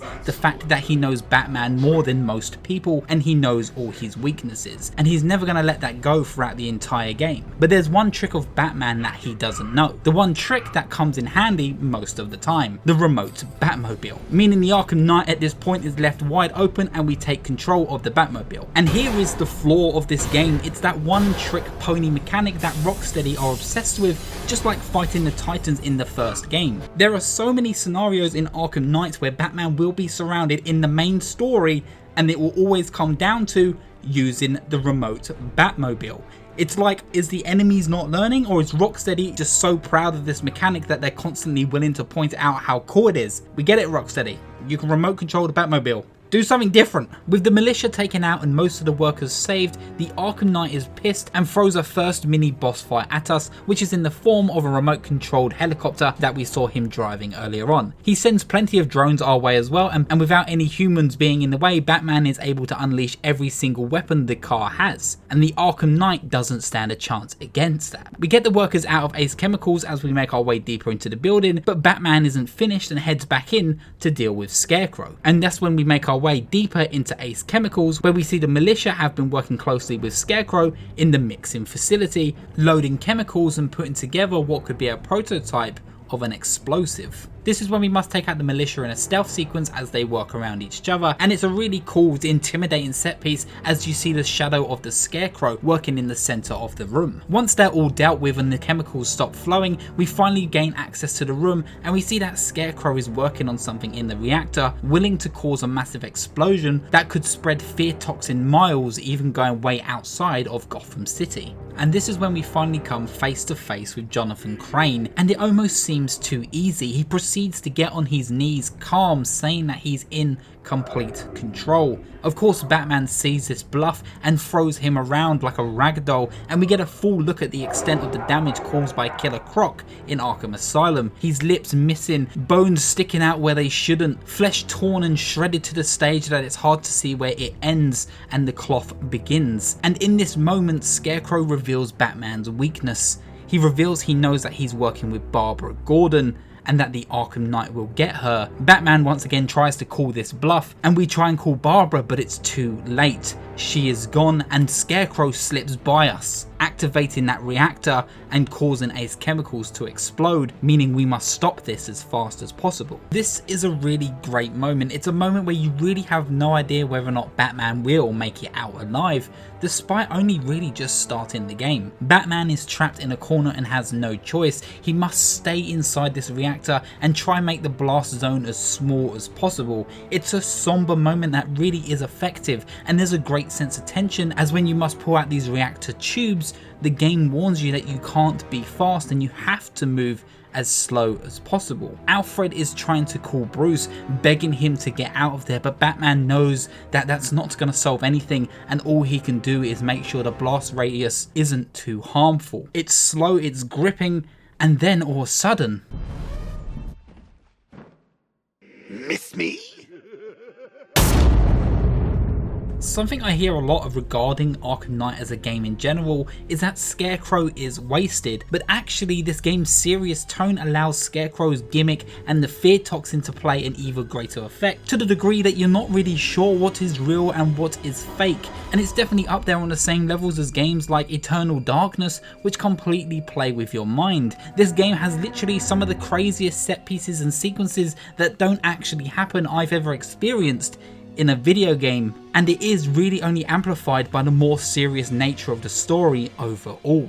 Joker appears, it cuts to black, and we're there several days earlier taking control of Commissioner Gordon, who is meant to be meeting Batman at this abandoned movie studio. And this is when we discover that Batman is doing something quite sinister. He's holding people prisoner. People who are pale, have green hair, and have little insanity left. People who resemble the Joker. A stag accountant, Christina Bell, one of the most loved singers in Gotham, Johnny Brown, a boxing champion, Albert King, and a respected teacher, Henry Adams, who appears to be the most normal out of the lot. Jim Gordon is most definitely confused but also disturbed by what he's seeing, and this is when Batman explains to Jim that all these victims had blood transplants from Arkham City, continuing that storyline. These were the people who fell under the radar, who weren't able to be rescued in the process, and the Titan chemical that poisoned Joker's blood now is having serious effect on people who were already victim to the blood transplants that got missed. And what's funny about this is it turns out that Joker did immortalize himself after all, but maybe not in the way that he expected.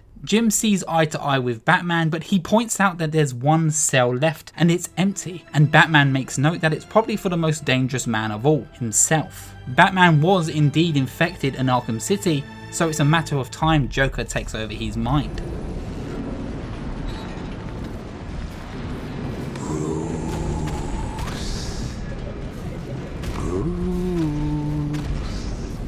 Can you hear me, Bruce? And now we awake finally in the presence, back in Ace Chemicals, back in that situation where the reactor is about to blow, and Joker's voice is talking down to Batman, talking straight to Bruce Wayne. A Joker that now lives rent-free in Batman's head. This Joker is decayed, he sounds sick, he looks sicker, but he's nothing more than a thought and a ghost that haunts Batman's mind, and a creeping, lingering decay of Batman's own insanity, and we're now stuck with him for the runtime of the game. And we're also still stuck in Ace Chemicals, which we need to escape as quick as possible. We're stuck in this small tiny chamber, Ace Chemicals is about to explode, there's clearly no way out. Batman has probably met his fate once and for all. Oh yeah, the remote car comes to save us again, for the third time in a matter of literally about half an hour in this game. This is actually a spectacular escape, and I love this sequence here as Batman must drive out of this exploding chemical plant as quick as possible. It's literally the skin of his teeth that he makes it out alive as Ace Chemicals explodes, and luckily he was able to lessen the blast radius, making sure that no one else was harmed in the explosion. Batman then tries to call Alfred and inform him that he's alive, but Joker keeps interrupting Batman's reality and Batman's world, and it's at this point that we learn that the militia has fully taken control of Gotham. They now have drones driving around the streets, drones that monitor the sky, sensory turrets that are out looking for Batman's every single presence,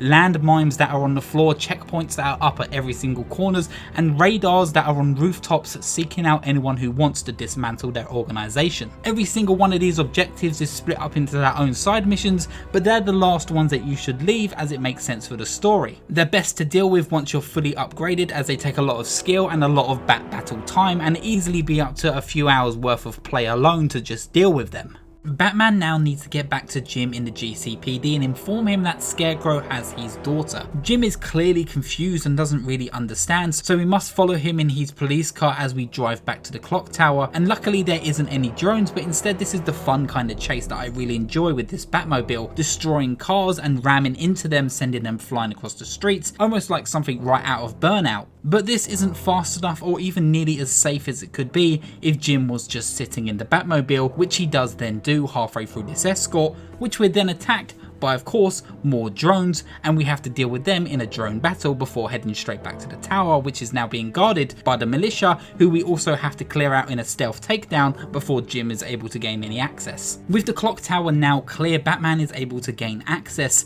and soon as we drop in we see Barbara there, fine, able to walk. She receives a knock on the door and the memories all come back. It's the Joker, and he's actually wearing his iconic holiday gear that we see from The Killing Joke, and this scene itself is taken from the Killing Joke comic, and this is how the Joker made Barbara wheelchair bound. Though in The Killing Joke it's way more worse. Yes, he does do exactly the same thing and shoot her, but in the comic book he strips her naked and forces Jim to look at those pictures of her bleeding naked body. This time around he just takes pictures, laughs and leaves. It could have been way messier messier. Oh my god. But much like Arkham Origins before it, this universe clearly takes a lot from the Killing Joke to make it canon to their own universe. But this is just another one of those trippy sequences that I was talking about as Joker invades the real world and plays with Batman's reality. Joker sits there mocking him, laughing, reminding Batman of his failures, reminding him that it's his fault that she got shot in the first place. This scene is great. I really love this scene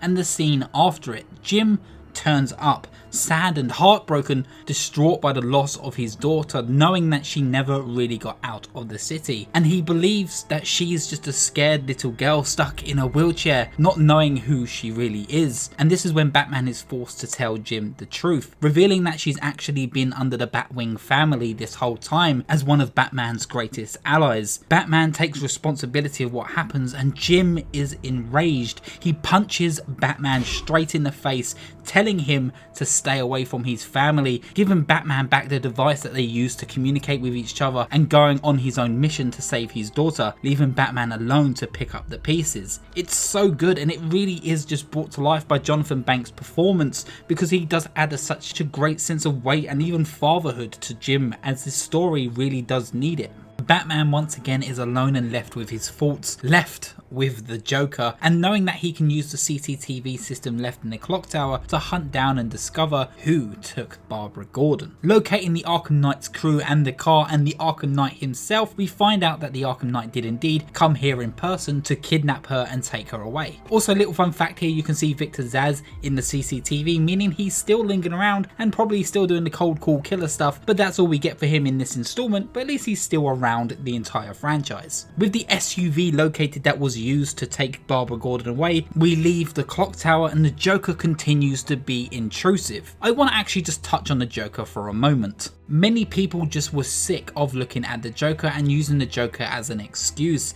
seeing him return for the final time despite being dead. And even before that, after reception of Origins, people were clearly tired of these two going head to head. But as I said, the whole point of this franchise is about the relationship between these two, and I think fundamentally the Joker here is an entirely different presence which is used to full potential. Mark Hamill here is probably having the most fun I think I've ever seen him have with the role. He's able to say and do whatever he wants with the character because he is just an illusion and isn't limited by the facts of the story of what the Joker should know. The Joker at this point understands and knows everything about Batman, and with that information and formula, Hamill is just having a role of a lifetime. He's able to appear wherever he wants throughout the story, including in the open world. The hallucinations of the Joker will change and morph the world around him, turning buildings into the Joker's sinister smile, seeing him invade billboards and even the architecture of Gotham itself. The Joker is inescapable in this game, and it's so charming to see and used to great effect. And on top of that, he just has a bigger role to play in this story than I feel like he did in Arkham City.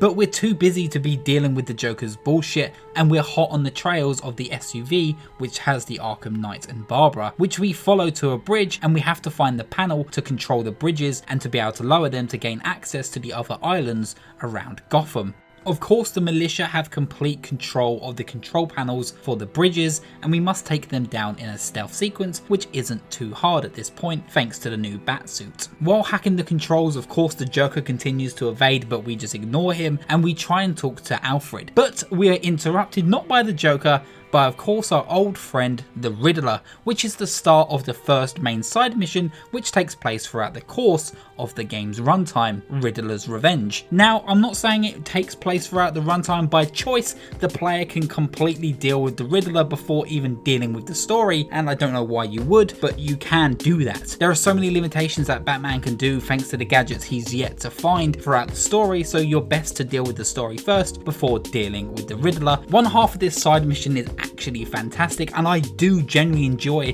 what they did with the Riddler here and setting up Catwoman. Nigma has taken Catwoman hostage and given her a necklace. The thing about this necklace is it's covered in bombs, and Batman and Catwoman must work together and solve riddles around Gotham to find the correct keys so Catwoman can unlock the necklace. Overall, the primary parts of Riddler's Revenge with Catwoman and Batman puzzle solving and even doing combat sequences together is actually fantastic and serves as a great purpose to have Riddler involved in the story alongside with Catwoman, as she deserves way more screen time than she did get in Arkham City. And after solving all of the saw trap puzzles that Riddler has set up for you two, we then get to fight Edward Nygma face to face in his own giant mech robot suit, which is dumb and over the top, but it's great to finally get to punch the Riddler in the face after all of this time. You would think this fight would be a battle to the death, but that's not true. It's actually just a rouge. The Riddler actually halfway through the fight runs away, hides himself under the floor and demands that you solve every single Riddler trophy puzzle hidden around Gotham, all 243 of them. This map is huge and this will require so much time.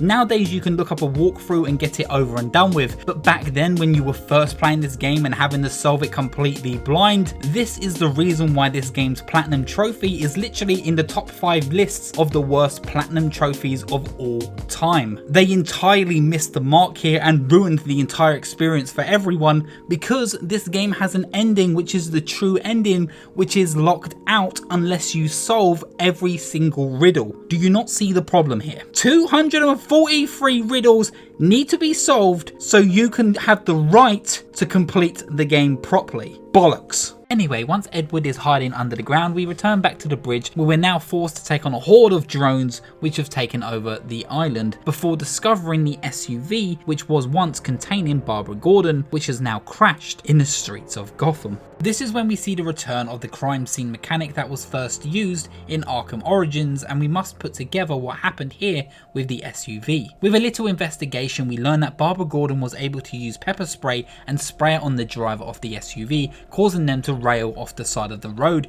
giving her time to crawl out of the vehicle and get away. She knew in her state there was no way she was going to escape the militia or even escape the Arkham Knight, so she left behind a clue for Batman to follow, an SD card which we can now use to track down her position and including the position of the Arkham Knight. And now this mission is way more personal. We're on a mission to save Barbara Gordon, save the city, cure our insanity, and work out who the hell the Arkham Knight is. But before that happens, we learn there's a gang that has taken all the firefighters in the city hostage, and all the fire stations are now being burned down, once again returning the villain Firefly, who's still pretty pissed at Batman after the events on the bridge in Arkham Origins. I now want to take a moment to talk about the side mission structure of Arkham Knight because it's a lot. This game released during the boom of the open world side mission fest, where the map had to be full of everything and anything you could put within it, meaning this game is full of stuff to do, including those 14 side missions that were released in the base game. Stories, objectives and challenges were also added, and then on top of that there were also 4 additional most wanted missions added, making overall 18 side mission stories to do as a whole throughout this whole campaign, most of them with their own merits, but unfortunately with the likes of Gotham on Fire and Line of Duty side missions, some of them aren't and often feel like filler to waste your time. Firefly nearly isn't as utilised as he was in Origins, but that doesn't mean he isn't still as enjoyable as a character to play around with. The problem isn't the character himself, but the variety and how he is handled with every single encounter. You first must come across a burning building, use the Batmobile's power to turn on the fire alarm and turn on the sprinkler system, drawing Firefly's attention, and then for us to chase him down the streets until his fuel runs out, for us to jump out of the car, grab him and punch him. Is this fun?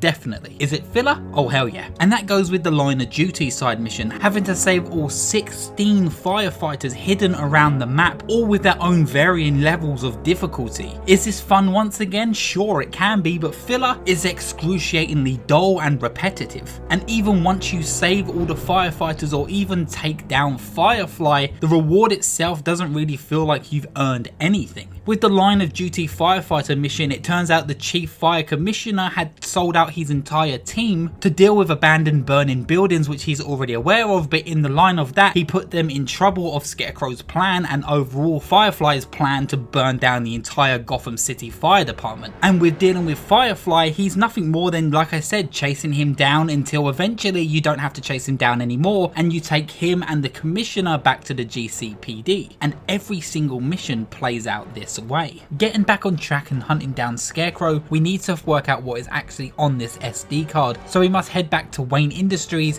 and meet Lucius Fox, where we...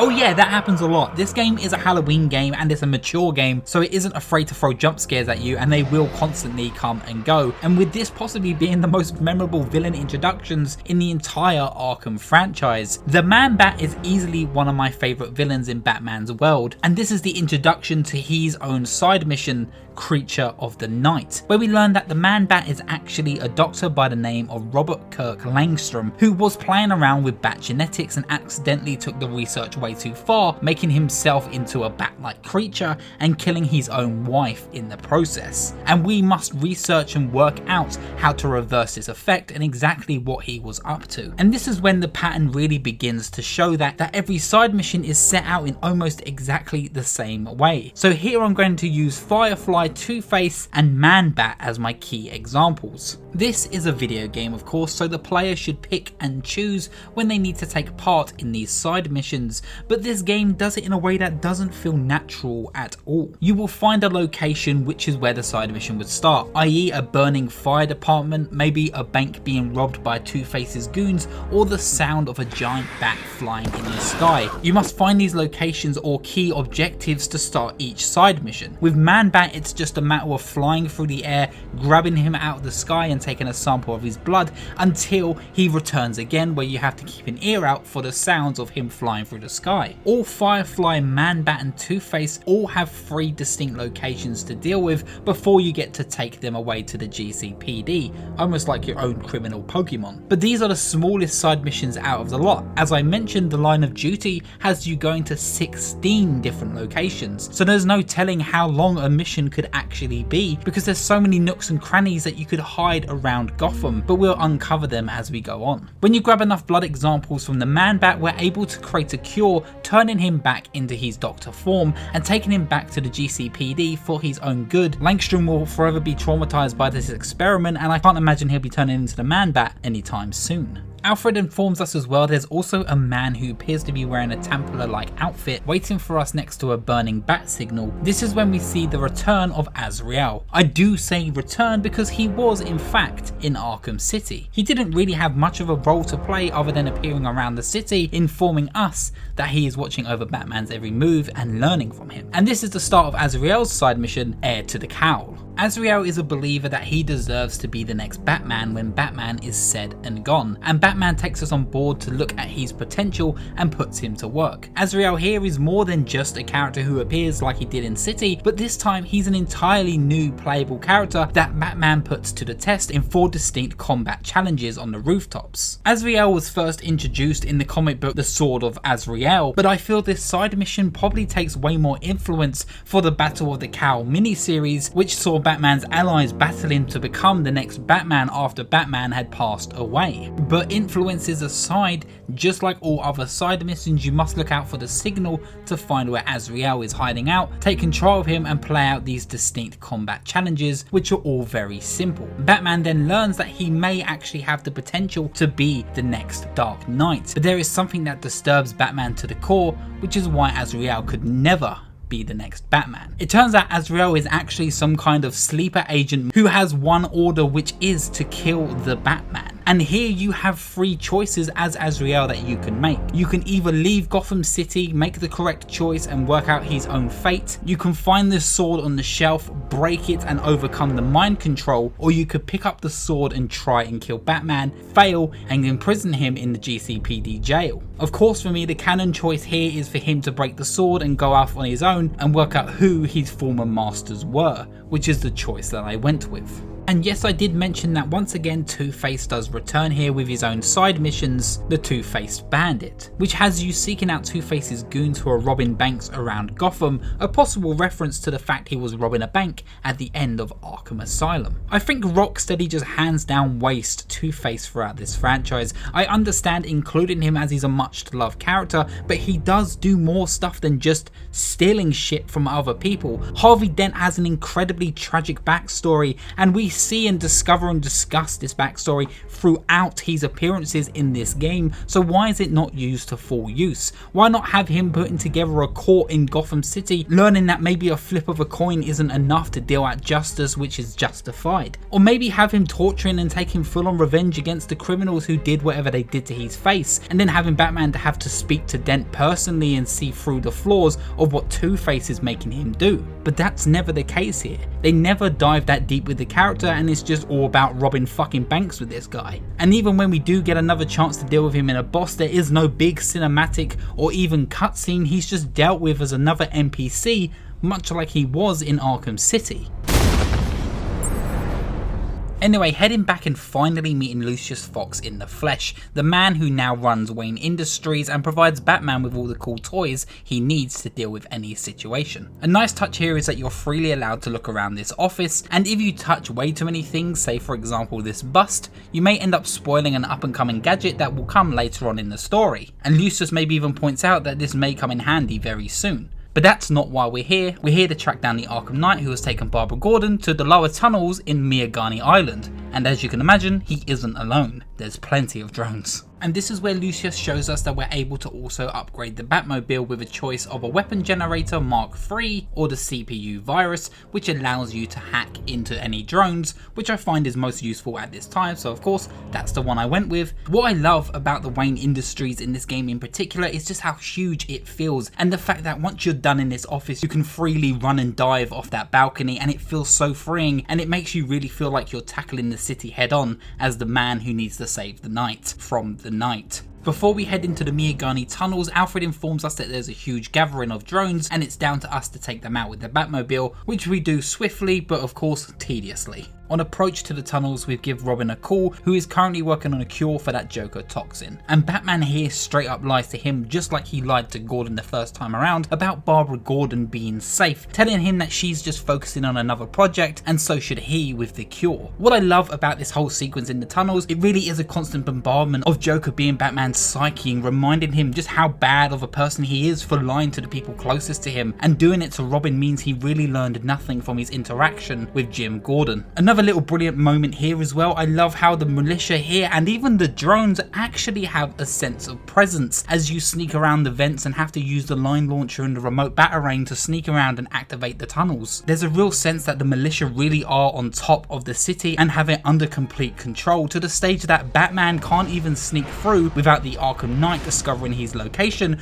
who furthermore begins to gloat again how well he understands and knows Batman and knows Bruce Wayne, even proving this by shooting him in the weakest point in the suit just for the kick of it before sending in some militia goons to finish you off. This is when we get introduced to a brand new brute type of enemy very similar to the likes in Arkham Origins. These guys can come with electrical fists, shields and blades, all requiring you to focus, stun and attack all three types of these enemies, and all very quickly become the toughest person in any arena who you must deal with as soon as possible, which isn't actually as hard as you think because you're able to do an instant takedown on them with any of the combo takedowns that you receive. This fight here is really cool because I love how it turns a stealth espionage mission very quickly into a mission that you're backed against the wall and you're suddenly outnumbered, having to fight all types of militia type of enemies in just a small little room before the Arkham Knight rams a drone through the front door, shooting up the place with its Gatling gun. And it's at this point as well you once again realise how trapped Batman is. Batman is stuck in this room with nowhere to go. There's no way out, and there's only one thing Batman can do: use the remote Batmobile again. Of course, it's the only answer to everything. It's the fourth time at this point, to the stage that the Joker even kind of points out the flaw of him using a remote Batmobile again by saying that they clearly don't know you too well, because by this point they clearly should. Okay, Either way, you take control of the remote Batmobile and you destroy every drone in the tunnel, being able to regain control once again to head further down into those said tunnels. The Arkham Knight clearly wasn't fast enough, and we're luckily hot on his trail once again, seeing him drive away in one of these huge militia SUVs in a panic, and we're chasing him down in this Batmobile through the streets of Gotham, destroying all his goons trying to protect him as he's trying to talk shit while running for his life. Luckily we're able to destroy the SUV, but it isn't the Arkham Knight. We grab the driver, who seems to be using some sort of voice modulator to make himself sound like the Arkham Knight, and once again the Knight proves that he's 7 steps ahead of Batman again. Batman at this point is enraged and isn't taking prisoners. He's pissed and is pushed to his limits, to the stage when dealing with these guys he's even using tactics of torture, like crushing a man's head under the weight of the Batmobile. I love this moment. It's just the perfect little moment of being able to interact with Batman's interrogations that he's so known for, and I love the fact that we got to do it here with complete control. We learn from this soldier that the Arkham Knight was actually in fact supplied by Oswald Cobblepot, the Penguin, and the Knight was actually on his way to pay Cobblepot a visit next. We ask Alfred to look into the information that we got from the militia thug, who told us the Penguin has a business front known as North Refrigeration, and we've informed Alfred of this and asked him to look a little bit more into this information, where we learn that Dick Grayson, Nightwing, has been investigating North Refrigeration and the Penguin's operation for some time. And that means it's now time to finally officially meet Dick Grayson, Nightwing, in the Arkhamverse. This time finally with a voice and a way better design than he had in Arkham City. I'm so glad they got rid of the mop hair, he looks so much better like this. We are told by Nightwing that he's been keeping an eye on North Refrigeration for some time, and he's noticed that they've been making deliveries through these vans throughout the city, which are actually gun smuggling operations. It's at this point he actually gives us the disruptor that we saw Lucius Fox hold earlier on and hinted at in Wayne Industries' office, which is such a cool touch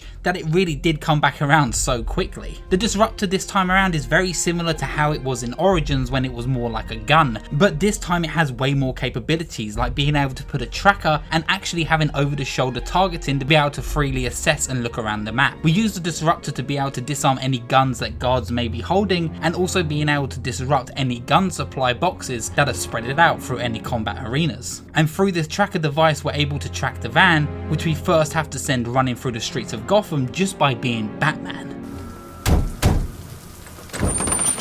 What did you forget? No!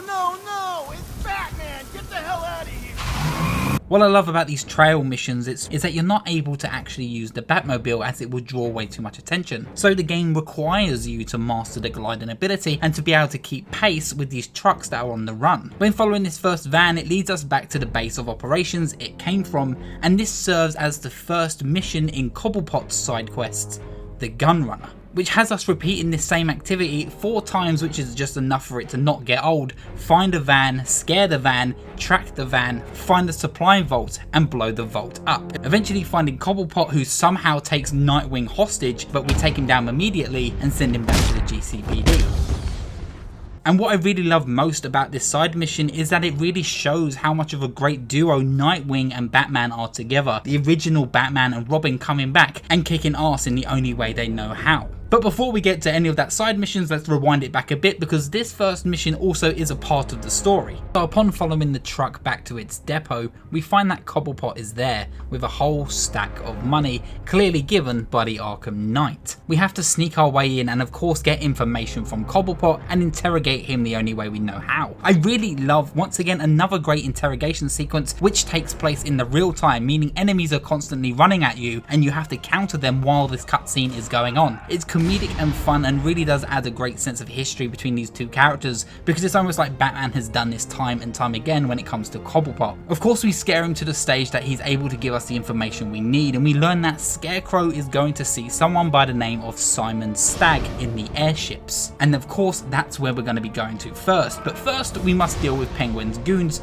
to start the Gun Runner side mission. Batman almost seems overwhelmed and on his own, but Nightwing comes back and assists us and introducing us to the duo combat combat system in the main story. Sometimes you aren't alone when you fight in this game and you have a companion alongside you with the likes of Nightwing, Catwoman and Robin. You're able to change the character on the fly, but also the AI will take control of any character in the arena, meaning you're able to fight alongside each other and it still looks smooth and fluid. And you can also share and do awesome team takedowns, which will allow you to switch characters in one smooth animation. It's just, I really love this system and it feels so good to pull any of these stunts off. With Cobblepot escaped to be dealt with in his own side missions, Batman finds the first vault, and what I love here is it really shines Joker's ghostly interactions and how much fun he really is being just a figment of Batman's imagination. In these moments you can see that he breaks this tension with this comedy, with him begging not to blow up and then for him to be behind the same door he was just locked behind, saying the guy behind the door is a loser. It's fun, it's charming, it really does make Joker's appearance in this game very much welcome because the atmosphere is so daunting and strong. It really is needed to break the ice. The Arkham Knight learned once again of our location. He knew that we would go straight to Cobblepot where he was meeting him, so he had time to set up another militia ambush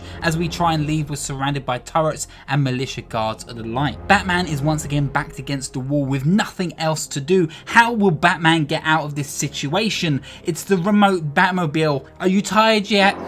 I'm not. Let's go. We take the information that Cobblepot gave to us and make our way to the airship, but we come across an odd sound, the sound of opera music being played across the city, coming from a bridge hanging next to a body being badly mutilated and left on display, but not unlike anything we've seen Victor Zsasz do in the past. This is the beginning of one of the most memorable side missions in the game, the perfect crime. There are 5 bodies hidden across Gotham which you must find, then you must scan and detect the pattern of the crime itself. All these bodies have something in common: imperfections, broken bones, amputees, pacemakers. Whatever or whoever did this saw these flaws as failures to their own masterpiece, to their artwork on display, and used them as a message. And it's down to us to work out what sick monster is out in Gotham City doing that and taking advantage of the night. With enough detective work, we're able to piece together one name that comes to mind: Laszlo Valentin, a man who used to once own a beauty parlor in Gotham City. And with that name, that's where Batman's going to head. This parlor is so creepy, it's so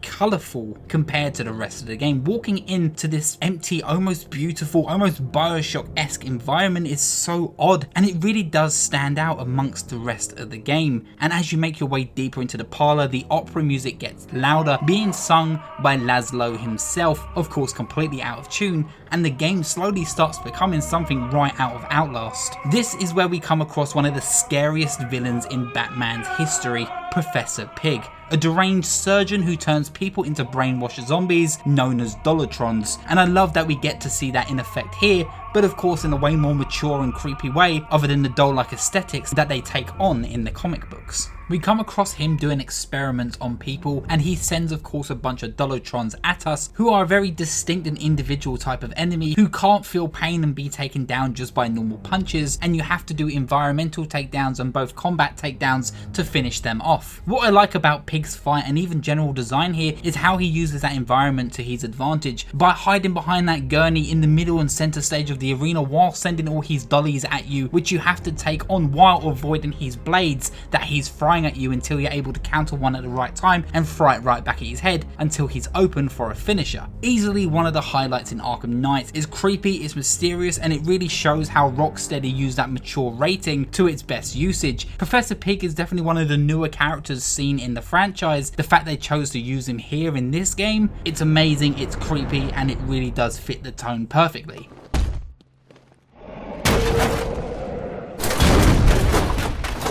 With that distraction dealt with, we now can finally head back over to Stag and to Scarecrow in the airships, which are lingering over Founders Island. We're informed that Founders Island is the most occupied island by the militia forces. Anti-air missiles, long-range radars, Batman's Batmobile will be torn to shreds in a matter of minutes. So it's down to Batman to sneak into this island, but through the air and on foot to avoid being seen. Before we're able to gain access to the airship though, we can see that the militia have set up some sentry turrets which are blocking the airship access, which we need to get to. So first it's down to us to deal with that, which is also another part of a side mission later on. With the airship now clear from any sentry turret, we first have to get the remote hacking tool from Wayne Industries, as there's a service hatch we can use to access, which is currently locked. The remote hacking tool once again makes a return, and it's just as useful as ever, unblocking panels, doors, and making general pathways through the ship. But on top of that, the remote hacking tool now is able to be used in service of any predator and even combat sequences, being able to download the code from any militia forces using their own micro drones against them, as showcased in the airship itself. The airship is completely controlled by weight, meaning you have to hack into the airship itself and shift it from left to right to move around boxes and to be able to gain access into further points of the game, but also to uncover puzzles like Riddler trophies, which are all weight based inside this entire physics based puzzle of an airship. It really is a standout mission and has its own entire feeling thanks to the way you have to control the environment itself. Making our way into the airship, we realise it is full of a dead crew, clearly killed by the militia and the Arkham Knight, and we discover that they also have taken Simon Stagg hostage, and it's down to us to save him. Anyone who knows the DC universe knows that Simon Stagg is just a general piece of shit, and in this game it continues to prove that point even further. To save Simon Stagg, we have to take on 26 unarmed militia thugs, and this is easily one of the biggest fights in the game and flexes the new combat system, having to take out each guard individually, and then for us to save Simon Stagg then to be intruded once again by the Joker, invading Batman's mind and any conversation he ever had of gaining any information, making Stagg vanish in a second, and all 26 of those thugs all standing up almost like zombies, laughing and slowly transforming into the Joker. Tons of him laughing and overpowering Batman to the point he passes out and loses Simon Stagg once more to the militia, who's now being taken straight to Scarecrow's feet across on the second airship, which we must make our way over to. This requires us to do a bit of box moving work with the remote tool, as I mentioned earlier on, having to shift the weight of the airship and locking crates in place as the weight shifts between them to clear a path underneath us. I actually really love this puzzle. It's a bit of a head scratcher, but once you get it, it feels really fun, and it's a shame that we didn't actually get to see more of this in the game, because it's such a cool use of the remote hacking tool, unlike anything we've seen in the previous games, which usually just came down to us hacking doors to gain access. Following the militia's tracks to where they took Simon Stagg, we come across a camera system where we're able to see that indeed the Arkham Knight has him again. This moment in the gameplay is very much homage to Arkham Asylum, as in the moment where you have to track down Dr. Young's fingerprints. Here we have to do the same with Simon Stagg, which of course leads us then over to the second airship. The second airship is more for Stagg's medical experiments, on which we learn that he's actually been working closely with Crane and the new gas, and using people as experiments to see how they would react. So this makes sense why Scarecrow is so keen to hunt him down, but it also means we have to bring him to justice too, which we find Stagg being guarded of course by the militia, which introduces us to once again a brand new brute type enemy who holds a chain gun. I really love how much tension these guys bring to the Predator sequences, as you are able to take them down first things first, but it requires you to do a multi-action takedown, which will draw a lot of attention. So to deal with these bigger brutes, it's wise to make sure they're the last target in the room, so you have as much time as you need to defeat them in the long-winded animation. With the room clear, we finally get to Stagg, who we can see is behind bars as he deserves, and he tells us that he has this whole time been working with Scarecrow on the brand new toxin known as the Cloudburst, the biggest and strongest formula Scarecrow has ever designed yet. But before we're able to get any more information out of Stagg, the toxin is released within the chamber he is trapped, and he's given a taste of his own medicine, but Batman puts him out of his misery before he has to endure any more terror. With Simon Stagg now out cold, we make our way towards Scarecrow's location, but the Joker seems way more intrusive than normal, diving in the way of the camera, begging for more time in Batman's body, and he even tricks us by putting us in an almost like game show where we have to choose between two Scarecrows working, and it's all down to us to choose which is the correct one. Of course here it doesn't matter for the plot, as it's just a Joker trick the whole time, and Scarecrow uses his toxin on us, but this toxin only strengthens Joker and infects Batman's mind in a way that Scarecrow clearly has never seen before. Batman becomes engulfed by the Joker, Batman becomes confused, lost in insanity, and Joker begins to take control, and we get the first look at the Bat Joker. It's fucking stupid. It's really silly looking. I love how dumb it is, and Bat Joker is just so amusing to watch, and he has no remorse in combat. You can tell that his punches feel different and he isn't holding back. And then this sort of plays into the effect that Joker is still playing on Batman's mind, showing him that he can push him to the limits, push him to kill. And Batman finally regains control, holding a revolver to Scarecrow's head, with the Joker whispering in his ear, telling him to pull the trigger, which he does. Before snapping out of it, none of it was real, and Jonathan Crane is just like, whoa, what the fuck? None of that happened, and Scarecrow is just sitting there on the Cloudburst device, which he quickly is hoisted into the air by the Arkham Knight, knocking Batman down in amongst the chaos. Batman is then woken to a phone call which shows that Scarecrow is in fact streaming a video of Barbara Gordon, who appears to be trapped in that very same penthouse that we found Poison Ivy, so we must hurry as quick as possible to save her. When we get to the penthouse, we're worried it's too late. She's there already passed out, being reminded by the Joker that we missed all the fun, but she comes to, luckily so. But then Scarecrow forces us to watch her being subdued and taken over by the toxin he's been so excited to introduce to us. She awakes in a pure terror, pure fear of seeing Batman, can't see past the drug and the illusion and the horror that she's being subdued to. She's so frightened by whatever she sees that she finds a gun that's loaded on the table, left on purpose by Scarecrow. She takes a few shots at whatever she believes Batman to be, but to save herself from whatever terror she is facing, she puts the gun to her own head, and then... You will bring death to all who follow you.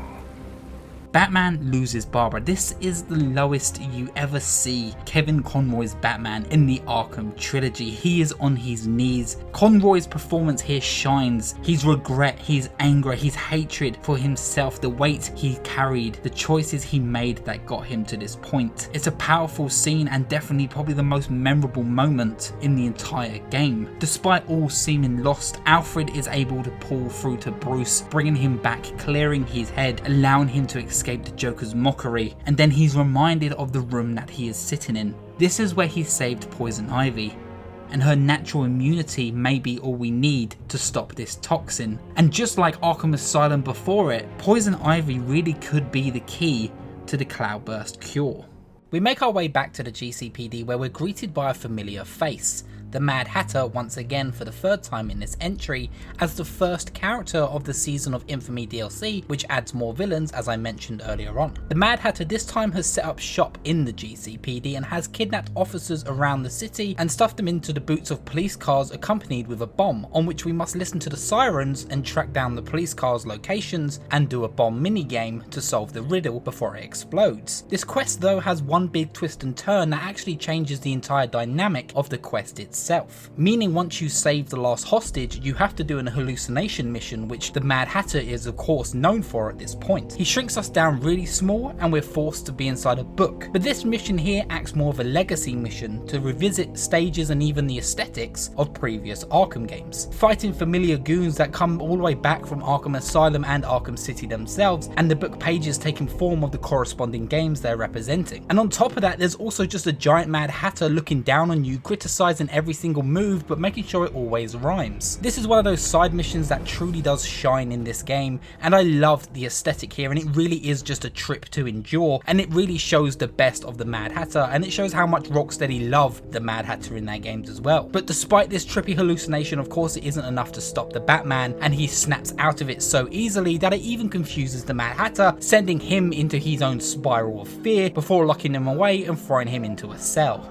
Batman now heads to Ivy's cell, but before doing so he informs Aaron Cash that if Jim Gordon was to return, he is to arrest him and detain him, as if Gordon was to go after Scarecrow on his own, it could end up being way worse for everybody else and someone could actually end up dying. We ask Ivy for help and persuade her by telling her if Gotham falls, then every plant and tree in Gotham falls along with it, thanks to Scarecrow's chemicals. And that obviously does the trick. She informs us that she's already able to create spores, but she needs to locate the oldest plant in Gotham City to be able to do so, and they're of course located in the Botanical District in Gotham City.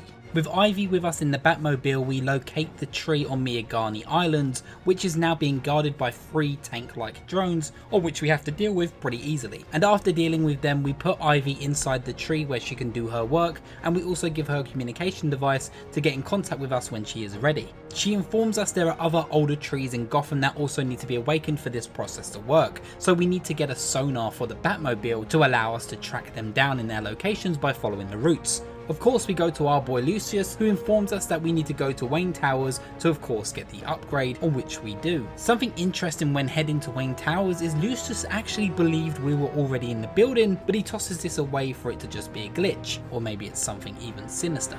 When approaching the underground of the Wayne Industries building, we are informed that we have uninvited guests, which take form of course of drones, which we have to take down swiftly. This is one of those really cool arenas for the Batmobile, as the entire stage and columns are entirely destructible, so once you're done it looks like a scene out of the end of the Matrix, with rubble just scattered across the floor along with bits of drones. With the entire underground cleared, we're now finally able to get the sonar upgrade for the Batmobile. I also really love the upgrade mechanics for the Batmobile. It really makes you feel like you are improving, and it's just badass to see. There's so much animation work and just the little gears spinning and twiddling with all sparks flying around. It looks like eye candy, and it's exactly what you would expect from this caliber of Batman.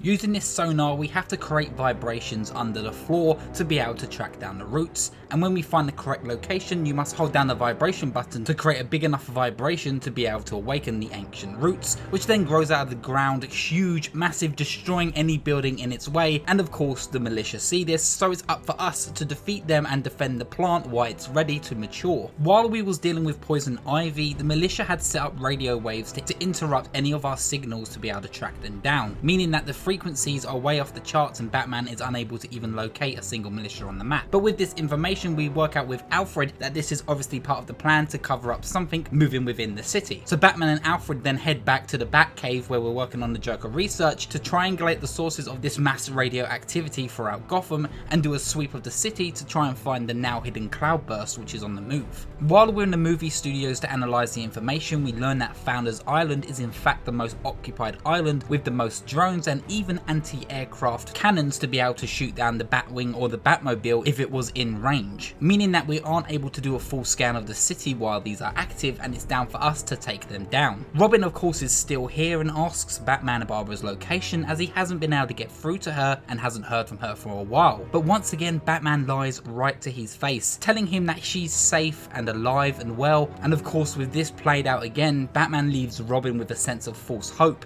and Batman is continuously mocked by the Joker for his fundamental flaws of trust within his friends and family. Heading over to Founders Island, we hack the many drones on the island and grab the chip within their systems to allow us to hack and blind any relay towers within this district, and allowing us to get close to those missile launchers, of course without the use of the Batmobile. With the relay towers now blinded, we're able to lower the bridges and use that remote Batmobile once again, and allowing us to drive around this island unseen by the anti-missile launchers. What I like about this part as well, but I kind of wish it was even elaborated on, is how you have to switch between Batman and the remote Batmobile, as Batman is currently working in a control room which is now being tracked down by the Arkham Knight and his militia squads, and it would have been quite cool to have a scenario where the Batmobile and Batman have to move in tangent and you have to keep switching in between as Batman's being attacked, but instead they let it play out only one time as the Arkham Knight makes an entrance, and you try and get the drop on him demanding for more answers, but of course he drops a smoke bomb, gets out of the room and continues to boast about how he knows who you are and knows more about yourself than any other villain. We take out the anti-missile drones, we take out all of his goons, and we leave the island with the Arkham Knight continuing to complain and boast about how better he is than any other villain he's come against. But before he even knows it, we've left Founders Island and try and make our way back to the clock tower to continue to track down the Cloudburst device. But first, there's another problem on a prison airship which has just crashed into Gotham Bay, and we must meet Nightwing to assist him with any possible casualties. And this is the beginning of one of my favourite side missions in the game, Beneath the Surface. We learn that the airship holds some of Gotham's worst criminals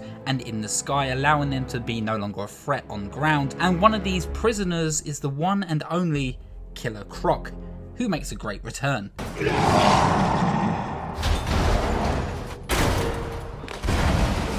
We make our way through this sunken airship, saving officers as we do and trying to avoid any of the rubble as the airship is slowly sinking from within. But we also come across many inmates here as well who seem to be caged up and almost broken mentally, talking about experiments. But not all of these inmates are broken, and some of them are here just to fight the Batman and Nightwing, which of course has us teaming up again for a second time. What I love about this mission is there's a sense of sincerity towards the character of Killer Croc, and there's also a great mystery behind it despite it being such a short story moment. Killer Croc has taken the warden into the higher security part of the ship, which requires us to get 2 access keys from guards, and luckily for us these 2 guards seem to have jumped out on parachutes before the ship had landed, and they had landed somewhere within Gotham City. So we must go out and find them, or at least find one of them, as one of them didn't make it on the way down, and the other one's being beaten up by the goons who now run Gotham City itself. So it's up for us to obtain the key from one of the deceased guards and also save this other one, and among saving this guard, he seems pretty hesitant to give us the key card,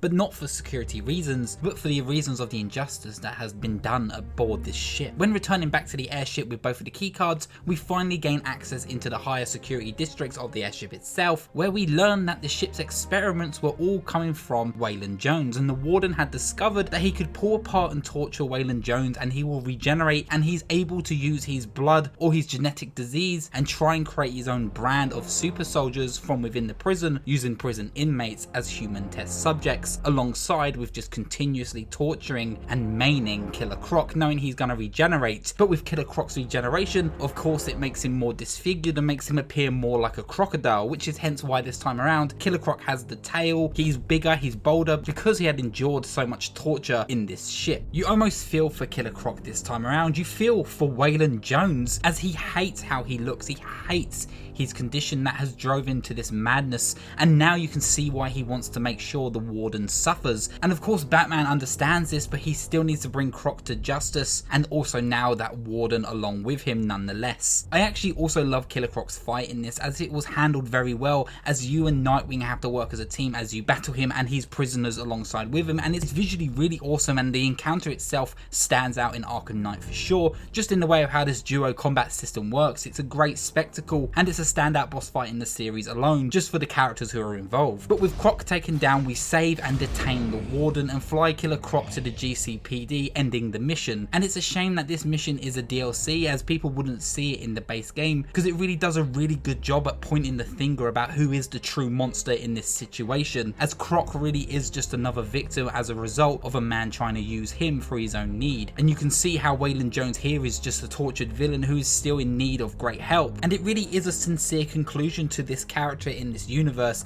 Killer Croc has appeared in every single game, though City was just an Easter egg. It's important to see this character's growth throughout this universe, and that's why you feel for him in this last moment, because you understand what he's gone through and you almost understand his motive behind existing as the monster that he is. It's not his fault, he's just been used by the wrong people. Anyway, getting back on board with the main story, with the anti-missiles destroyed and Killer Croc now dealt with, we head back finally to the clock tower and track down the cloudburst system thanks to the use of the Batwing within Gotham. But first we get a call from the movie studios and Robin. But instead of Robin calling us, it's in fact Henry, one of the infected Joker people, who informs us that Robin is under attack, and then Harley Quinn quickly takes over the call, and we learn that she's pretty angry at Batman for hiding a new generation of Jokers from her, and of course, as you can imagine, she isn't too happy about it and is going to take her anger out on Robin, possibly killing him, sending Batman into of course a panic. But then the Joker appears again and says something quite interesting. He claims that it was his idea to kill a Robin first.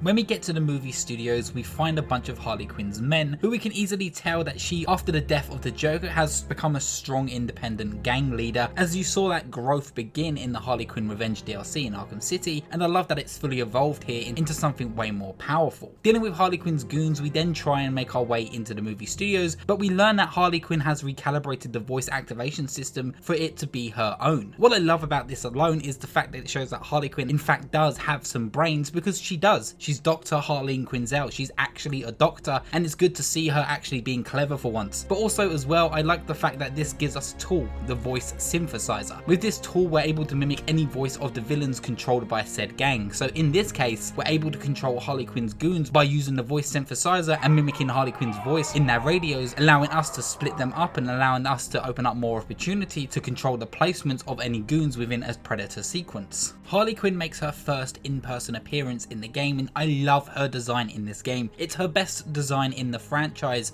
I just love how simple it is, but also plays on the jester look from the classic Harley Quinn. She's also packing a lot of heat, walking around with an LMG with 2 fuzzy dice balls, and she is way more controlling of her squad, who seem to have their shit together more than they ever did with the Joker. And the Joker even points this out. He even points out that maybe something was holding her back. With the goons dealt in front of the movie studios, we finally make our way inside using that voice synthesizer, and we think we're in reality, then all of a sudden we hear the iconic jingle.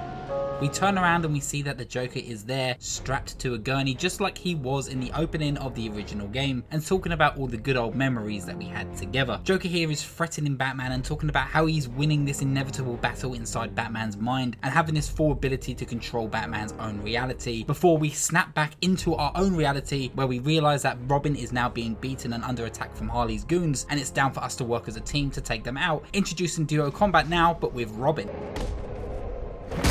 We learn that all the infected Joker people have now been taken hostage by Harley Quinn, as she sees them as her own, allowing them to be free. And being within this movie studios, they now have split up and taken control of their own districts from different studios, with stage B, C and A. First we head to stage B to save Christina Bell, and Harley Quinn's delusion here has grown full blown, as she believes that these are all Jokers from beyond the grave who have become resurrected, and Harley Quinn even tries to ambush us with a huge minigun thug in a tight hallway. But this is where the game teaches us that we're also able to do the duo takedowns to deal with these big thug enemies in one swift move, instead of having to use that long-winded animation that we learned earlier on. When we find Christina, we can see that she has taken on that Joker responsibility and has taken full control of the gang, and even killing her own to show just how messed up she is, and that she clearly is more like the Joker than they could ever imagined. In this sequence we get introduced to the duo stealth sequences, which allow us to switch between Batman and Robin, sneaking around and taking out goons together, which is super fun. It's cool, and it's great to see the AI working in the shadows as well. And once we clear all these thugs, Batman and Robin breach that office where Christina has taken refuge, and she tries to get the jump on them, but clearly hasn't had enough experience with the Batman and Robin.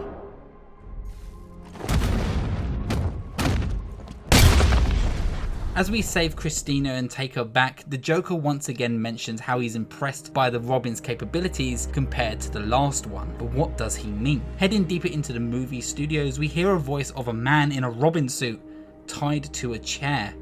We learn that it's Jason Todd, the second Robin, kidnapped and taken hostage by the Joker. And this story right here is taken both from the iconic stories A Death in the Family and Under the Red Hood. Stories that involve Jason Todd falling into Joker's trap and being brutally murdered by the Joker himself. But we are taken out of this memory and returned back to reality, as Robin needs us to focus in the moment. And then we head to the second Joker patient, Johnny Charisma, or Johnny Brown. What I love about Johnny's sequence is that it actually is just a musical segment within this game, with Mark Hamill taking control of Batman's reality and replacing Johnny in the moment, with Hamill singing about Batman's past and all the events that they've gone through. It's fun, it's charming, it's like a Frank Sinatra moment, and you can tell that Hamill here is having a blast. But you don't play as Batman here, you in fact play as Robin, as you disarm the bombs that Johnny had set up around the rooms, and then you have to get close enough to disarm Johnny's vest to be able to take him down. But the fact that they went out of their way to not make this sequence just a matter of stealth, but instead made it something entertaining and almost drives the narrative of how much control Joker has here, even during these desperate situations. It's charming, it's great, and it does stand out once again in this story, and probably even in the franchise. With Johnny taken down, we now have one more infected Joker to deal with, Albert King. But while heading to stage A, we're then thrown into another Jason Todd memory, and this one is creepy. This one you see Jason covered by a blanket, sprung up by a rope, fearing, cowering against the Joker's very presence, and the Joker claiming that he isn't the bad guy here, saying all of this is Batman's fault, and meaning that Jason has gone through months and months of torture, driving him to the brink. Joker here is also holding a branding stick with a J, and we can see that he chases Jason Todd into the darkness as he brands him, screaming for mercy. This is the most evil and sickening I think I've ever seen Mark Hamill's Joker ever get in any adaptation, and once again it shows how Rocksteady can use that R rating to full effect to tell the story, instead of just relying on the mature themes. Snapping out of it again, we then head to stage A to finally deal with King, with King's segment actually being fairly simple. All you have to do is take him and some Harley goons head on in a fighting arena. This fight is very similar to the Killer Croc fight, or should I say the Killer Croc took from this fight to create a similar dynamic, with you and Robin working as a team to take him down, doing duo takedowns and getting pretty deep within a counter and pretty engaging animation where you're both trying to simultaneously take down this giant behemoth of a man. But with him taken down, we can finally take him back to the cell and finally get back to Henry, Christina and Johnny. But of course there's always a problem,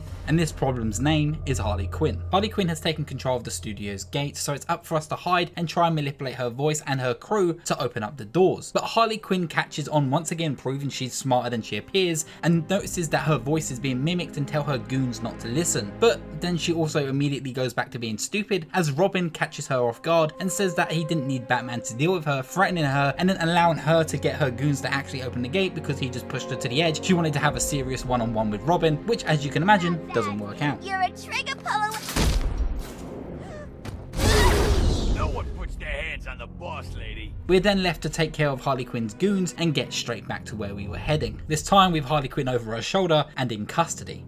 When heading back to the research stage, we find that Henry is there, of course, making sure everyone is back in their cells. But then very quickly we realise they are all dead. And they're dead by the one man who of course we trusted this whole time, Henry. Henry of course is the perfect Joker blend here. He is the one that was able to disguise himself. He looks just like the Joker. How did you not see it coming? He literally is just the Joker without any makeup. It's a great twist though and builds a great sense of tension, and Harley jumps right back to his side just like the good old days. But Henry sees something. He sees something in Batman that allows him to realize there is hope for a new Joker after all, and Henry puts a gun to his head in hopes that the Bat Joker will one day forever reign.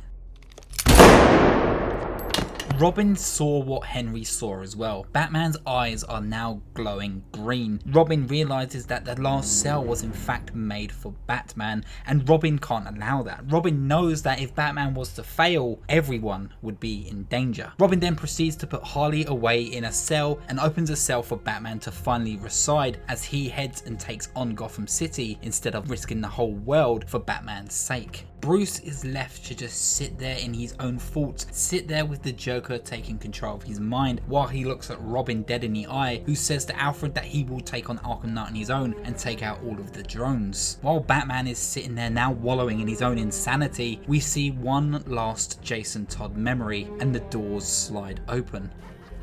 Hey, I never finished my story about Jason Todd, did I?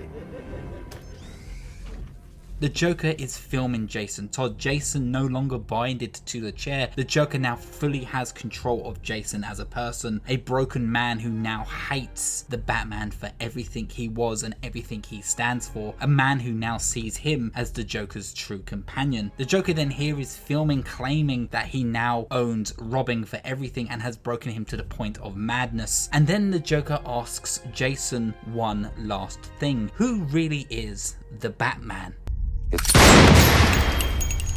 Never could stand a tattletale.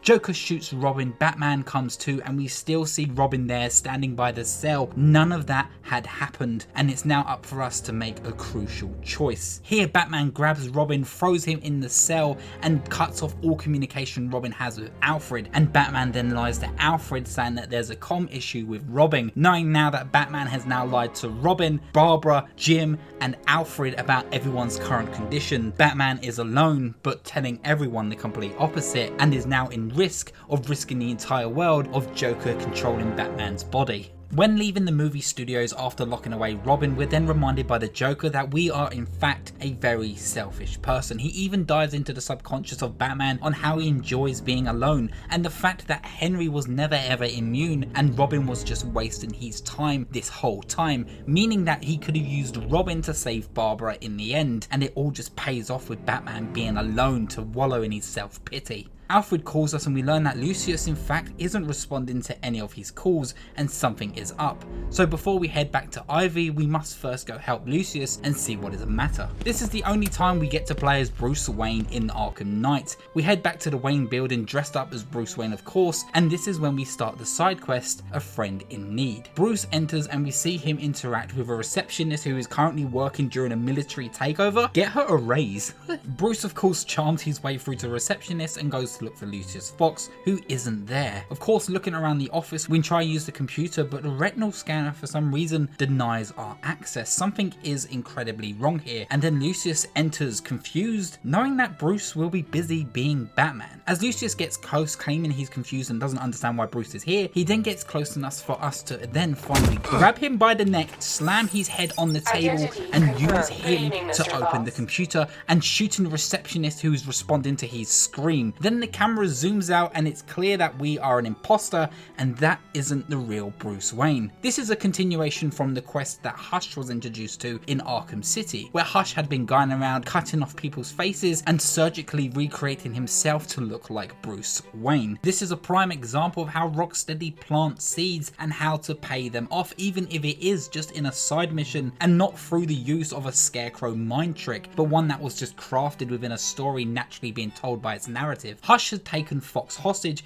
and it's down for us to talk him down. Hush wants to see the Wayne family destroyed, as they were once close but felt like they were betrayed, and more importantly that Bruce's father actually saved the life of Hush's mother. He had cut the brake lines to his parents' car hoping they would die, hoping he could take their fortune, but with the Waynes saving the life of his mother, Hush was then unfortunately denied the family fortune and spiraled him into a story of revenge against the Waynes. He also makes an appearance in Arkham Asylum, not in person but in name. Throughout surgeon and doctor boards you can see the name Thomas Elliot, or Dr. Thomas Elliot, which is Hush's real name. Hush's real name is Tommy, and Tommy is demanding that Batman brings Bruce Wayne here so he can destroy Bruce Wayne's career and life and fortune. But what Tommy doesn't expect is that Batman is Bruce Wayne himself. As a distraction, Batman removes his cowl, showing his face, demanding that Tommy takes his best shot. And just as he does, Batman counters him, Lucius smashes a glass around his head, and Batman destroys a very nice table with the brand new face of Bruce Wayne held by Tommy.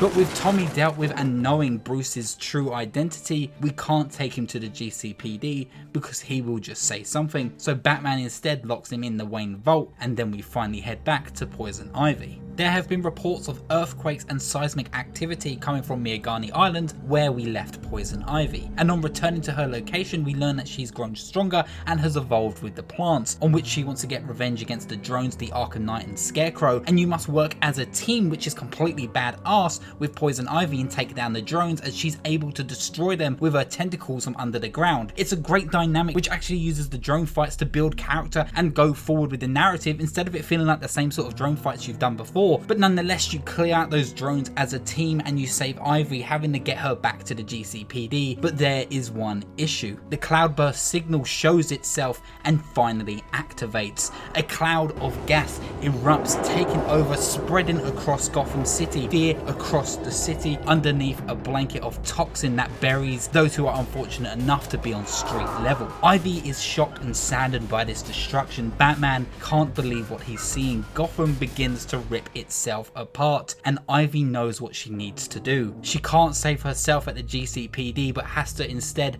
remain inside the tree to allow it to thrive at full level, to use its spores to cure the cloudburst. Now, out in the open world, Gotham looks screwed. Batman is having to use rooftops to avoid this thick layer of smog of insanity from below, and we must head back to that airship where we left Simon Stagg, as he's the one person who really understands what this toxin is made of and what we can use to deter it. On finding Simon Stagg, we can see that Scarecrow has once again taken him hostage, and we must clear out the goons and interrogate Stagg even further, who informs us that there is something called a Nimbus cell which can help detract any toxins from within the Batmobile, which will allow us to move under the surface of that thick layer of toxin throughout the city. We are told here that the cloudburst toxin is so strong that not even a gas mask will be able to block it out. So knowing full well that this will have a long-term effect, Batman knows he needs to get the Nimbus cell he took from the Stag airship and put it into the Batmobile, but he needs to get under that thick smog first. This is a great little sequence where Joker mocks you for literally jumping into insanity first, knowing he's going to win once he gets control of your weakened mind. So you both jump off the building and land under the smog, where you see everyone ripping each other apart. Very much like the moment from Ace Chemicals, this is a segment where you have to be as slow as possible to put the cell back into the Batmobile. And you can see how Batman's mind is being affected by this insanity as everyone around you is slowly turning into the Joker, trying to claw at you, and Batman can do nothing but hold his strength and continue to put the cell in the Batmobile. And even when he does succeed, he needs a moment to regain his sanity and allow us to take control of the Batmobile. While in the Batmobile, we then are told by Ivy that we need to use the sonar and locate the oldest tree in Gotham and its roots, which takes us into the underground system where we can see the drones have taken full control, but we can sneak by those and we use the Batmobile to solve puzzles which are very similar to the like seen throughout the Riddler plotline. But that's not why we're here. The main crux here is that we awaken the oldest tree in Gotham. It sprouts out by the cathedral and we have to defend it while it's being ready to mature and clear the gas in the air. And here once again we are thrown into a drone fight, but one which is unlike any other.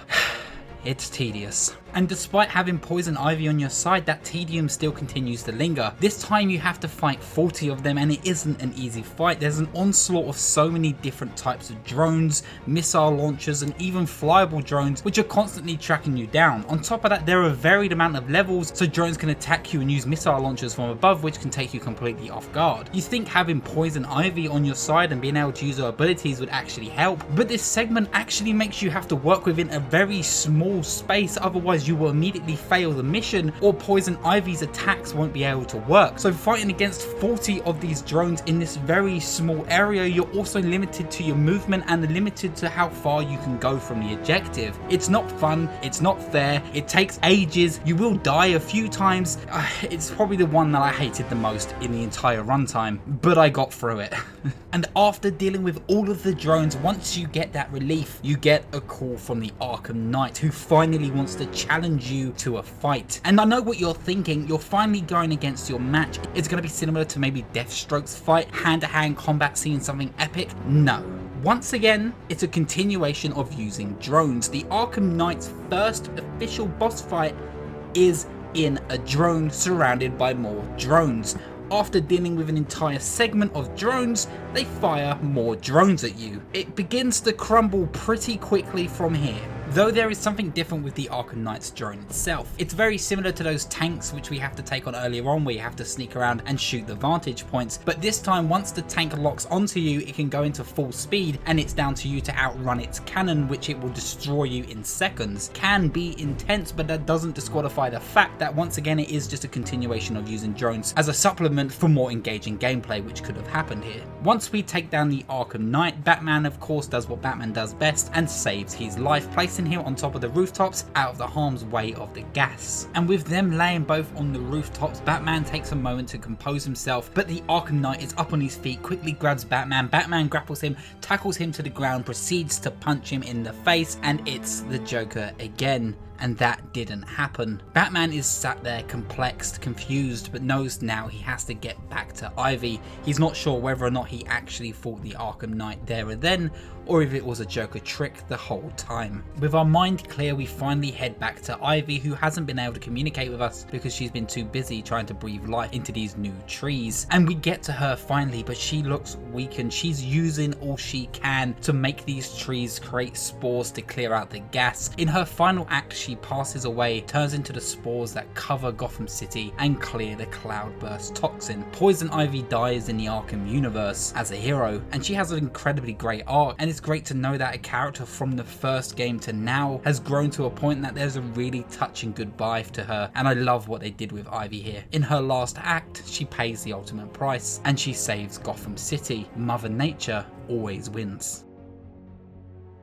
With Ivy gone and we inform Alfred of how the city was saved, we're then interrupted by a transmission by the Scarecrow, who is now controlling the entirety of the Arkham Knight's militia after he failed to take you on a one-on-one match. But we also receive a transmission from a police SWAT channel in which we can't understand it fully, so we need to head back to the GCPD to decrypt it. We also catch wind of another distress signal coming from a ship, and on closer inspection we can see that this ship has now been overrun by militia but is also frozen in the ocean, and this is the starting of the Mr. Freeze side mission DLC, In From the Cold. The militia have taken over this ship known as Nora, named after Freeze's wife. Taking out the militia on board, we discover that Mr. Freeze is now alone, and his cryo lab, which he was doing his research to save his wife, had been broken down and exploded, causing the huge mass freezing of the ship. Victor Freeze here is understandably incredibly pissed off at Batman, the Arkham Knight and Scarecrow. We learn that Victor was actually in the same situation as Poison Ivy. He refused to work with the Arkham Knight and the militia, and if you're not with the Arkham Knight,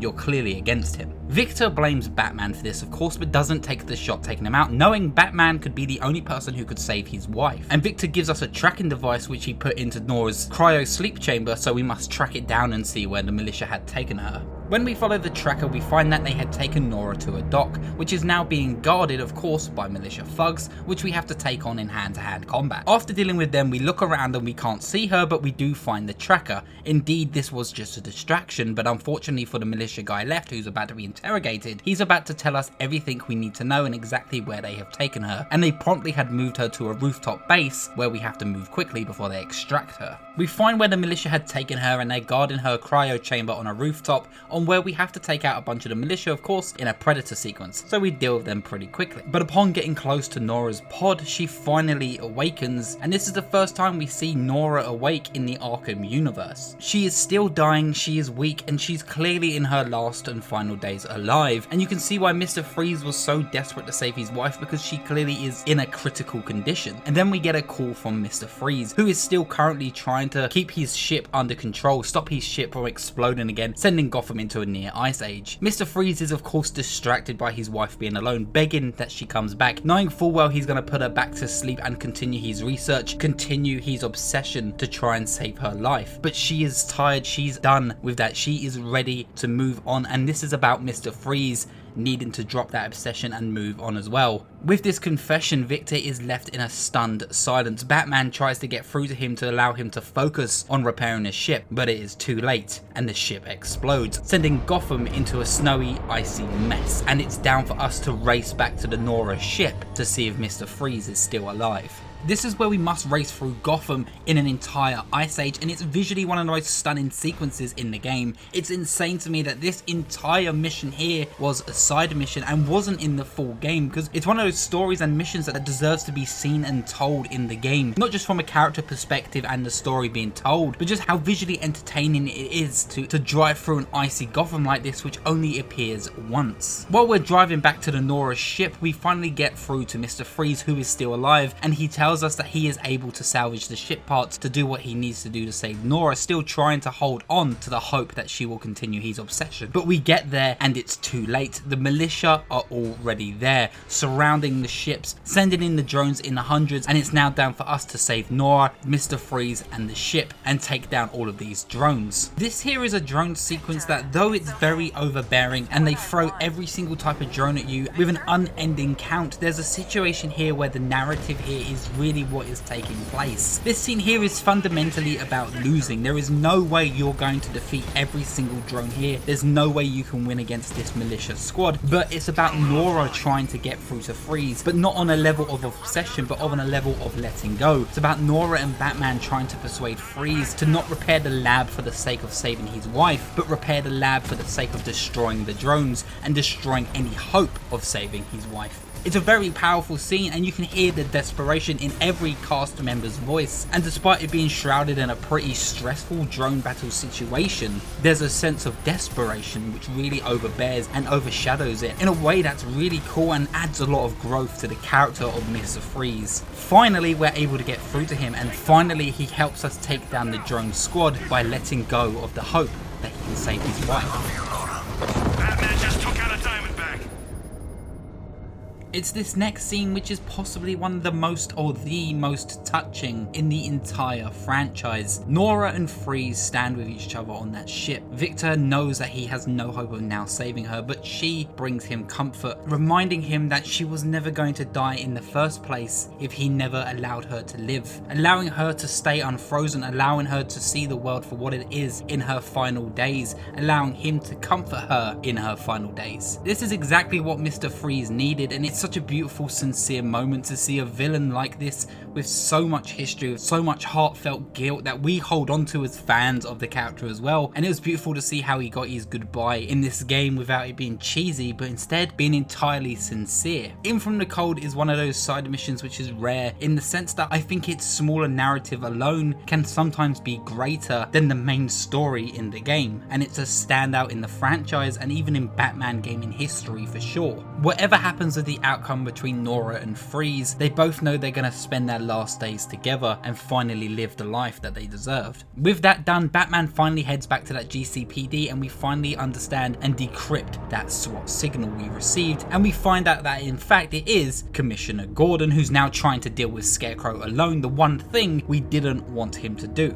Among listening to the radio signal, we hear that he has found Scarecrow's location and has asked the police to send through the blueprints to what appears to be an abandoned mall. With that information, Batman heads out and goes to save Gordon's life, but we are too late and we see he has been now taken by the militia who are heavily looking after this abandoned mall, where upon eavesdropping we learn that they seem to be learning how to kill the Batman here, almost like a training facility. But we need to get inside, and first things first, we need to use the voice synthesizer. We're able to mimic and duplicate the Arkham Knight's voice and lead one of the militia guards to the button of the main entrance, which then leads them wide open for a remote Batmobile attack. This is the only one I actually really like when it comes to the remote Batmobile, because it's used in a way which isn't to build tension or how to get out of a situation, but instead as a way to solve an issue of getting through a place. It gives an illusion of Batman using it as a tool instead of using it by the means of survival. But anyway, we take out the entire militia in this room and make our way down to the abandoned mall. Using the remote Batmobile continuously here reminds us that it is more than just a vehicle, and as I said, it's a tool, and they emphasized it during this entire sequence. The militia have been very busy in this mall and have turned it into almost a mining facility where they've been digging down lower and lower through the levels. There is a big open area where there's a giant fan which is being used as a source of ventilation, and it's up for us to get past this fan, but as you can see, it's going pretty quick. So we as Batman and the Batmobile have to work together, lowering ourselves bit by bit using the electrical charge to overcharge generators, shutting down the fan, moving the fan to how and where it needs to be so we can access lower levels. It's a great puzzle, it's visually entertaining, it's very intense at being this close to a fan. It's a Riddler puzzle in the sense there is no Riddler, and it really does go a long way to show how much Batman and the Batmobile need to work in tangent, and that Rocksteady understood how the Batmobile should be used as a tool instead of just a vehicle. It's just a shame it took this long in the story for it to come together and feel the way that it should, and instead of it just being used as an alternative way to do battle.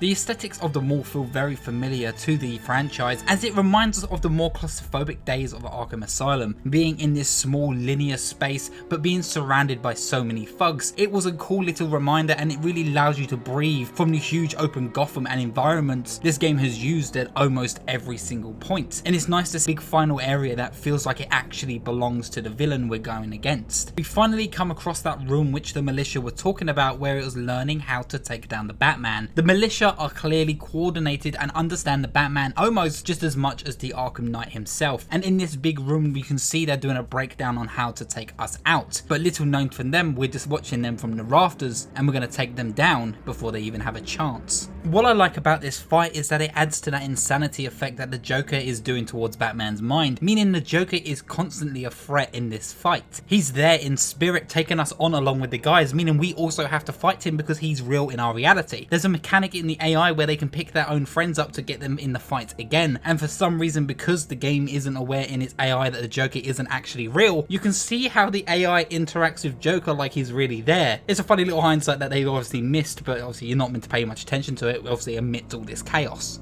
Once we clear the room, we make our way further into the mall, where we can see they are continually digging this massive hole, and this tunnel is how the militia invaded Gotham without Batman seeing them. They had taken the underground and gone through that route, but whatever did this drilling had to be powerful, but we haven't yet seen it. There's a cool puzzle here where you see this giant drill nozzle which we have to move, but there's no way of actually turning on the power, so we have to use the pure force of the Batmobile and drive this drill down into the ground. There's something very satisfying about seeing the physics of the game coming together and doing this puzzle and solving it. It feels very rewarding, and it feels super satisfying just to feel the weight of the Batmobile and the power of the beast of this machine. When we finally get to the bottom of the mall and closing in on Gordon's trail, we find these huge tunnels which confirm this is exactly how the militia got here. It's down for us to take the Batmobile and continue to follow where they've taken Gordon, but we are quickly ambushed by the Arkham Knight once again, who is still alive, still around, and has that drill we've been looking for. As constantly annoying as the Arkham Knight is with all his constant gloating about how well he knows the Batman,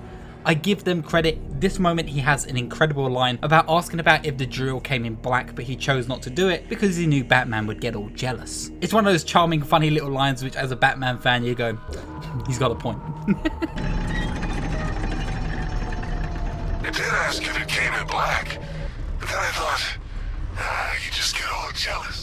Something I can't believe is the fact this is the second time we fight the Arkham Knight, yet once again, all 3 times you fight the Arkham Knight, you're always in the Batmobile. When you fought his remote helicopter, when you fought him in the streets in the tank, and now when you fight him in the drill, it is something that bothers me is that you really don't get a sense of his skill level when it comes to fighting Batman in hand to hand, and it's something I wish we would have seen sooner. But either way, what I do like about this fight is that it doesn't actually involve drones, thank God, and involves the best part of the Arkham Knight's Batmobile, the actual driving. This fight almost plays homage to the Titan fight of Bane and even the chase of Killer Croc. I like the sense that you're fighting something that is entirely bigger than yourself and all you can do is avoid it. What you have to do is drive around these tunnels which actually have explosives which are rigged to blow, and it's up for you to get the Arkham Knight's attention, allow him to chase you in incredibly intense but fun chase sequences within these tunnels, and then drive him into these explosives. It's simple, but it does the trick, and it is a very fun boss fight because it allows you to play with the speed of the Batmobile the way it was intended, but also doesn't take away from it being truly intense as a boss fight, so they did actually a great job here. Once you're done with this boss fight though, we have to get out of these tunnels, but the drill is still active and the Arkham Knight is still after us. We do luckily though find an access point where we're able to escape, but we know that we can't take the Batmobile with us. And my friends, we eject from the Batmobile and unfortunately it's fucking crushed. Oh, thank God for that. No more fucking drones. It's gone. Fuck. The Arkham Knight, seconds before crushing the Batmobile, lets a few things slip. He lets us know that he knew Batman was working with Barbara, and he knows that Batman in fact is Bruce Wayne. But he kept that secret to himself. But how does he know him so well? When we're out of that wreckage, we continue to explore the mall, which we're somehow still within the boundaries of, and we find Jim Gordon tied to a chair being beaten, interrogated by the militia, and it's down to us to save him. We luckily get the drop on the militia and take out the few militia thugs which have him hostage, and then we finally get the moment. We finally come face to face with the Arkham Knight, who Batman asks who he is. The Arkham Knight takes off the mask, the camera zooms in. Dun dun dun. It's Jason Todd.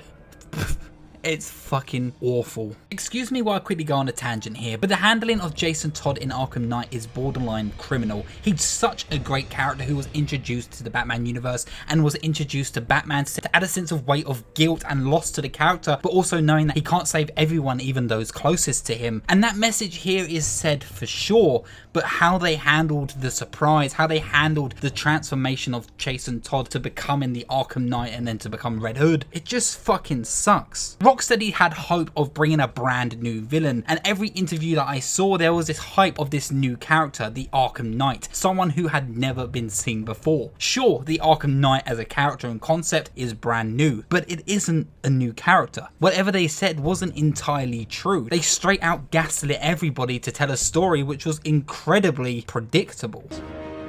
The Arkham Knight is a brand new character in Batman's universe, and it's been a real honor to be able to design a completely original character in collaboration with DC. They are the masters of foreshadowing, placing seeds in game to game. So why wasn't there a seed placed earlier on? Why wasn't there just a hint of a fucking crowbar in Arkham Asylum or even Arkham City? A hallucination, a mere 5 minutes, a single mention of Jason Todd as a character. But that has never been the case, and the fact that this game all of a sudden brings up Jason Todd and then has a plot reveal where all of a sudden the person who knows us all too well is the person who we all of a sudden just started fucking remembering. Fun fact, where the Joker had kept Jason Todd was actually in the medical ward in Arkham Asylum. You can actually find the location where he was kept. So why wasn't there just a small hint or a scratch of anything to resemble that this ever happened in this history of this universe? Even when you're looking in the memories, you can see there are scribblings of scarabs on the floor, another hint of the madness aesthetic that went throughout the asylum itself. It would have just been a nice little touch, a nice little seed planted, but this was the first example of the never ever planting a seed for allowing it to grow, but instead for you to walk face first into a fully matured fucking tree that you was gaslit to believe never ever existed. I'm not sure whose great idea this was, but this plot twist here, when I first played it, literally made me roll my eyes. It's one of those plot twists that should make you gasp, but instead it made me laugh. In the comics, Jason Todd is kidnapped and killed by the Joker. This is true, and in Under the Red Hood, he is put through the Lazarus pit and came back with a sense of insanity, a man who just experienced death, who experienced betrayal from the man who practically raised him, the Batman. But instead of taking his revenge against the Batman, Jason wanted to show him what a vigilante should be, scaring criminals into submission and even death, taking control of the crime underworld with the likes of Black Mask and controlling the streets through the crime instead of entirely eradicating it. In the comics and even in the animated film, Jason is sickened by the fact that Batman continues to let Joker live. The fact that even after killing Jason Todd in that warehouse, knowing that he put him through months, weeks of torture, or even a single night of torture, the Joker is still alive, and the Joker is the main element of the narrative, which is so important to Jason Todd. The fact the man who killed him hasn't paid for that debt. And that's the method that Jason sees that Bruce does so wrong. But meanwhile, in the Arkhamverse, the Joker has paid for that debt. The Joker is dead. Jason doesn't depend on torturing the Joker or proving a point to Batman because the Joker no longer exists. This is more about jealousy, the fact that Batman replaced him with Tim Drake so quickly, or the fact that Batman let him die in the first place. And the months of torture with the Joker is what pushed him to the madness. I've never been persuaded by this element of this version of Jason Todd, and it doesn't feel earned. His revenge or his motives don't feel earned or don't even feel worth the efforts that he's gone through. And as much as I say it was the drones or even the side missions, it's the handling of one of my favourite villains, characters and story arcs in comic book history, which really breaks down and makes this game one of those tough to experience games for me. But maybe you enjoyed it, maybe you enjoyed the twist and didn't see it coming. But as a Batman fan, and I know for many Batman fans, it's not great. Despite my issues with Jason Todd, we are finally thrown into a real boss fight with the Arkham Knight, who now, after taking damage from Batman's head, Mask has cracked and become a hue of red, hinting that soon he may become the Red Hood we know. Unfortunately, Jason's boss fight isn't what I wanted it to be. I would have loved to see a hand-to-hand combat fight very much like Deathstroke mixed in with some stealth, but what we got instead is an entirely stealth-based boss sequence with Jason Todd hiding up in the gargoyles very much like Batman did with a sniper rifle as he throws waves of militia at us that we have to get around, sneak around and take out silently for us to be able to get the drop on him and try and persuade him that we will do our best to help him recover. This isn't a bad boss fight by any means, and it is fun to actually see Jason Todd's training and influence of Batman come into play in a boss where Batman has to go against someone using his own skills against him. But I do wish there was just that blend of hand to hand that we could actually play out ourselves, maybe have them fighting in the rafters as Jason changes gargoyle to gargoyle in each segment. It would have definitely added something extra and would have really shown how these two really do match each other and share similar skill sets. But nevertheless, we're able to take out his remaining militia and finally get to Jason Todd on his gargoyle and snap him out of the insanity that Joker Joker has forced him through. We take him to the ground, cracking open that mask, just a glimpse of Jason's real face coming through the red hood, blaming Batman for his failures, blaming Batman for leaving him alone in the asylum for over a year, and Batman can say nothing else but he is sorry. He's sorry for every delusion, every single day that he wasn't there to save his life. There isn't really much said between these two outside of this dialogue, but you can tell from the way they look at each other, the way that Batman doesn't force himself onto Jason, that he knows that Jason just needs time at this point to come around and see what actually happened. Batman then informs Alfred that we find Jason, and Alfred doesn't believe it for a second, and while we're doing so, Jason of course escapes, leaving that Arkham Knight helmet behind and to change for the foreseeable future.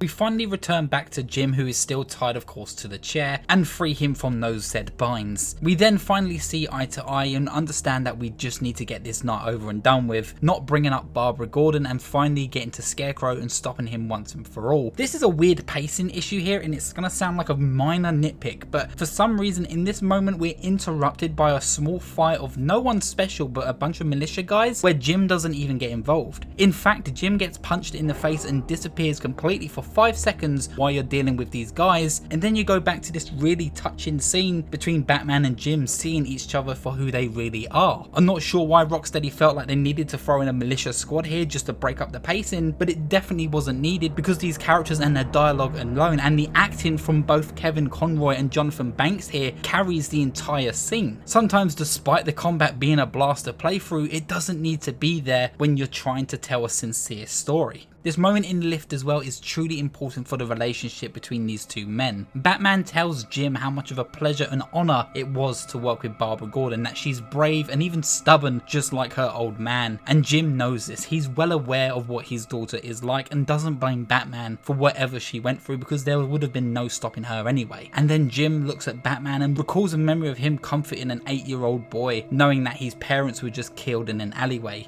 He refers to Batman as Bruce for the first time. Batman isn't unfazed by this. He knew Jim knew this whole time, and it just shows how important their relationship is as a duo that can stop the crime in this city. We finally leave that elevator and we see Scarecrow standing there, unfazed by the presence of Jim Gordon and the Batman. We get an awesome panning camera shot which reveals all to the player as Scarecrow talks about him knowing they would be there, knowing this was part of the plan, knowing he finally broke him and understood his worst fears. Batman here is just trying to get through to Scarecrow to stand down, but Scarecrow says, "I was not talking to you." The camera pans and it turns out the ultimate way to break Batman is by breaking the trust he has with his closest ally, Jim Gordon, who betrays us in this moment, which gets revealed that Barbara is still alive. All of that was just another mind game. Barbara never actually died, and Scarecrow was just using her as bait to weaken the mind of Jim Gordon. Jim is incredibly confused here by the wishes of Scarecrow though. Scarecrow still wants him to betray Batman, but Scarecrow doesn't want him to break or kill Batman. He just wants to show Batman he can break his closest allies and break any trust he has with any of them. Scarecrow says to Jim here, "You have one important move. The next move you make will possibly be your last, so choose carefully." Jim here is confused, worried, and out of frustration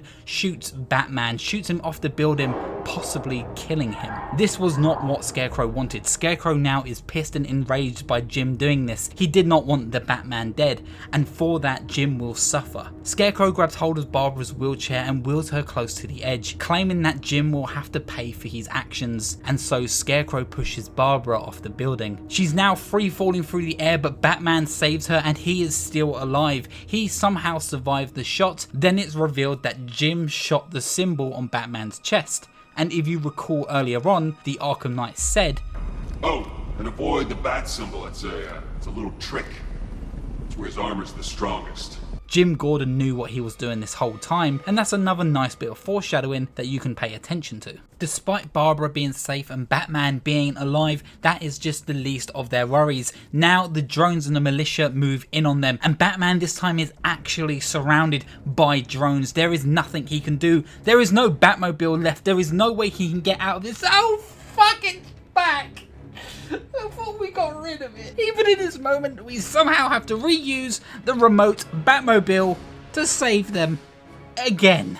I can't believe it. They destroyed the Batmobile for them to just completely bring it back again instantly like nothing ever happened. This time, this Batmobile is fully equipped with EMPs and some of the top level gear you can use to take out the drones, and it hasn't been painted properly, so it's actually all white. Like, I don't want to sound like I'm over complaining, but there are so many different ways they could have gone with this segment. Why not have Nightwing get involved, or even Jason Todd get involved, though yes, something will be saved for him later on. They could have gone a totally different route, but depending on this idea of Batman being trapped by drones and always relying on the remote Batmobile this many times in crucial moments of this story is tiring, and in this last final moment where it should be a huge hurrah, it's comedic, tedious and overdone by this point, and just a roll of the eyes. With Barbara safely escorted back to the GCPD, Gordon of course is still being kidnapped, and it's down for us to track him down, but we need to get our data back from the clock tower so Barbara Gordon can get straight back to work. But unfortunately, it looks like the militia of course have tapped into those servers and are looking and seeking to destroy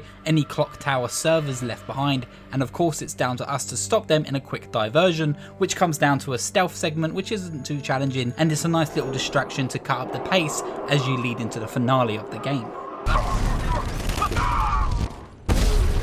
And while we're on the subject of diversions, we still have 2 more side missions to deal with. At this point, we are informed by Barbara Gordon at the GCPD that news reporter Jack Ryder has got himself into some kind of trouble again and has been kidnapped by an underground cult and taken to the Lady of Gotham statue, where we must hurry and save him from his bounds, surrounded by this cult and even their cult leader, Deacon Blackfire. Deacon is once again another lesser known villain in the Batman universe to anyone playing just the Arkham games, with his own side mission, Lamb to the Slaughter. And this is just a weird throwaway mission that has no lead up or even no following mission. This isn't one surrounded by padding, but actually just a single set piece, which I do appreciate. I like when you just get to see a villain come and go, and when you're late into this game, it's also good to have a side mission that isn't all about padding, but instead allows you to continue the flow so you can finally complete the game. In this mission, Jack Ryder has been taken hostage, and it's down to us to stop Blackfire's cult and inevitably save Jack Ryder. It's nothing too deep, it's pretty simple, but it's definitely a ton of fun. So while we're on that subject of cults, we have one last DLC side mission to do. We get reports that there have been ninjas fighting each other on rooftops, and when we arrive here we see the crime scene is covered in blood and there are dead ninjas all across the floor, but clearly one of them must have survived, as there is a blood trail on which we must follow, and this is the start of the final DLC mission, Shadow War. Following the blood across Gotham City, it leads to Gotham's hospital, which is now empty and being used as a base by the League of Assassins/Shadows. And this is where we find they are recruiting new members within these abandoned halls. And we are forced to engage with them and make our way into the lower part of the hospital, which is now completely destroyed and deserted, but also is filled to the brim with the dead bodies of what looks like another ninja clan, who are wearing white instead of the purple. These guys are clearly against the Ra's al Ghul constantly coming back to life, and I wonder what state he is in after what happened to him at the end of Arkham City. We go through the morgue where we find that the League have a secret base set up where they are now keeping Ra's al Ghul. He is almost a zombie at this point. He's falling apart, decayed. There is no way the Lazarus Pit should bring this man back. He looks like he's at death's door, and he looks like he walked in and came straight the fuck back out. As Batman approaches, he is then stopped by the League and then persuaded to help. As the League explains, the rival clan has found another source of a Lazarus Pit, an even grander, stronger source that only a drop of it will be able to help and save Ra's life. Of course, Batman refuses, but then the ninja says if he does so, he has then had a hand in the death of Ra's al Ghul and there will be a war on Gotham City, and of course, Batman won't allow that. And also as well, it goes against Batman's moral code. He is now given a choice. Do you let this man die who should be dead 10 times over, or can Batman save this man's life? And it's a brilliant conundrum that even Alfred doesn't know what to choose, in a pretty thoughtful and deep conversation with Batman. With this information of a new Lazarus Pit, very much like helping Poison Ivy find the roots to the trees, Batman has to follow the schematics in the Batmobile, which leads all the way back to the old sewer system that lies beneath Gotham City. As we enter the sewer system through the waterworks, we find a tiny small Lazarus Pit that has been crafted into a wall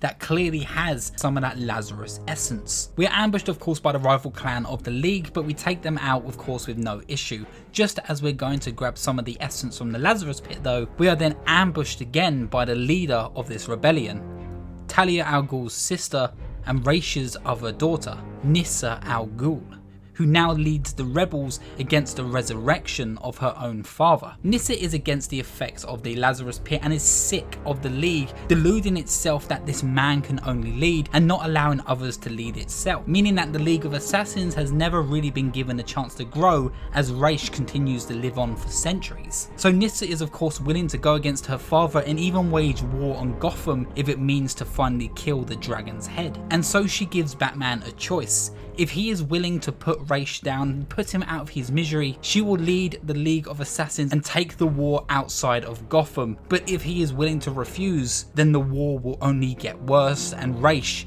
will only get worse. Batman is now given another dilemma. Does he allow the League to continue being ruled by a man who should be dead and the war will surely continue, or does he allow the man to die and the League gets replaced by a new leader who will take the League out of Gotham and reign somewhere else, with a war continuing where millions may even die. With that in mind, we finally head back to the hospital and we can see that the League have upped their security by flooding the basement and activating the electronics, so anyone who will dare to set foot within the morgue will surely be shocked. But Batman is a resourceful guy and we quickly turn off the electronics. What I love about the morgue as well, just a little side note, is everyone who is dead here in the morgue actually died in the intro sequence. We can see poor old Sharon from the beginning in her deathbed. That's grim. We head back to the League and Raish, of course with the essence of the Lazarus Pit in our hand, and this game gives us a choice. Do we administer the cure and allow Raish to live, or do we destroy the machine that's keeping him alive and the Lazarus essence that's in our hand? But the canon choice and the best choice here is to destroy the machine. When you destroy the machine, we are quickly attacked by the League and we must take down all of their generals, and Raish is weak and dying, and then Nyssa comes in, hopefully trying to finish him off, but Batman doesn't allow her to do so. She doesn't care how he dies, and Batman asks her if he can at least take him back to the GCPD and die like a mortal and succumb to his inevitable fate. This is the canon and way better ending. It's a perfect little roundup to what happened in Arkham City, and it's a great way to allow Batman to send off one of his greatest villains and even greatest mentors in a way that feels right to the character. We put Raish in a hospital bed, allowing to live out his last few moments as he dies a man.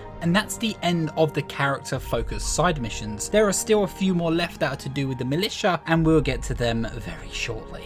Now that we're back at the GCPD, we're finally able to give Barbara Gordon back her data, but it's heavily corrupted. And while we're trying to save what wasn't corrupted, the building begins to shake and rumble and goes into full lockdown. We are finally being invaded by what seems like an army of the militia. Scarecrow is finally this desperate that he's willing to make one big final attack against the GCPD and put an end to Batman and anyone he works with once and for all. And the entire upper streets of Gotham are now filled with drones outside, which seem like an ultimate threat to my fucking sanity at this point. Jokes aside, this is actually a pretty sensational set piece, as the GCPD is fully under attack from militia from within inside and even outside, with the building crumbling around you as you take on militia waves. And this game throws every type of enemy that you've learned to fight up against at this point, allowing you to stretch your skills and allowing you to take on board anything you've learned. Fighting through the waves of militia, we realise how surrounded we are by the drones, but Barbara Gordon finally finds a weakness within the drone system itself, allowing her to hack into the drones and allowing her to help us fight side by side as we go out onto the street, where we're forced to defeat 60 drones. Though now, despite you have Barbara on your side, it doesn't make much of a difference. It's still incredibly tedious, and by this point we are done fighting drones. The fact that this game felt like it wanted to go out with one big bang, allowing you to fight up to 60 drones at one time, doesn't make it an epic final moment, but once again makes it a slog to remember that they've done this 100 times at this point in this game. This moment here really does remind me of Arkham Asylum, as in the same sense of when you fought the Joker and you had to fight the last two Titans. It wasn't one of those moments that felt epic, but it's one of those moments that just only feel like deja vu. I want to love what they was going for here, but it just never hit the bar, and they just repeated the same mistakes they made back when they did Arkham Asylum.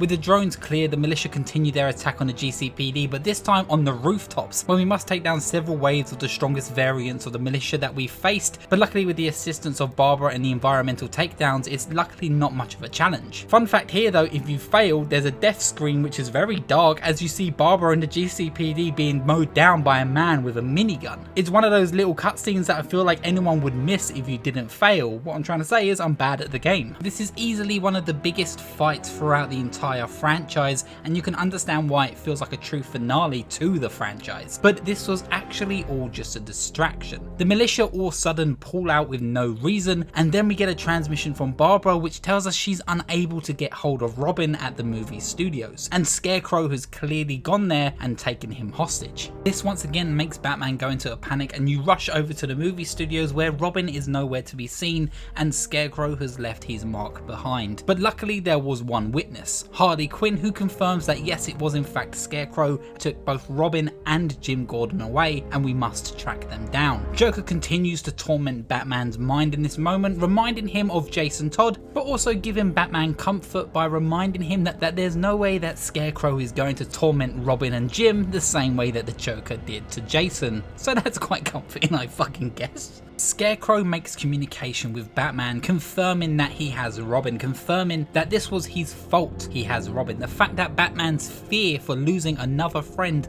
another companion was so big he would put Robin away with no way of defending himself. Batman needs to face his fear, and Scarecrow demands that Batman drops his guard, takes away all his equipment, and is willing to reveal the truth to the world of who he actually is. Batman of course only can comply, otherwise Robin might be the next one to die. We get a call from Barbara as well, who learns about Batman lying to Robin about Barbara's faked death and even locking Robin away. She tells Batman that it's time for him to pay for the consequences, and that's what I really love about this story. Very similar to Origins, where Bruce needed to learn to be more than just Batman and needed to change how his output in the world is. This is a very similar evolution, as Batman needs to learn to stop lying to those who he trusts because he's scared of losing them, but instead trust them with the ability to work as a team. And Batman needs to learn that, but now he's gone too far and needs to pay for those consequences for failing to do so.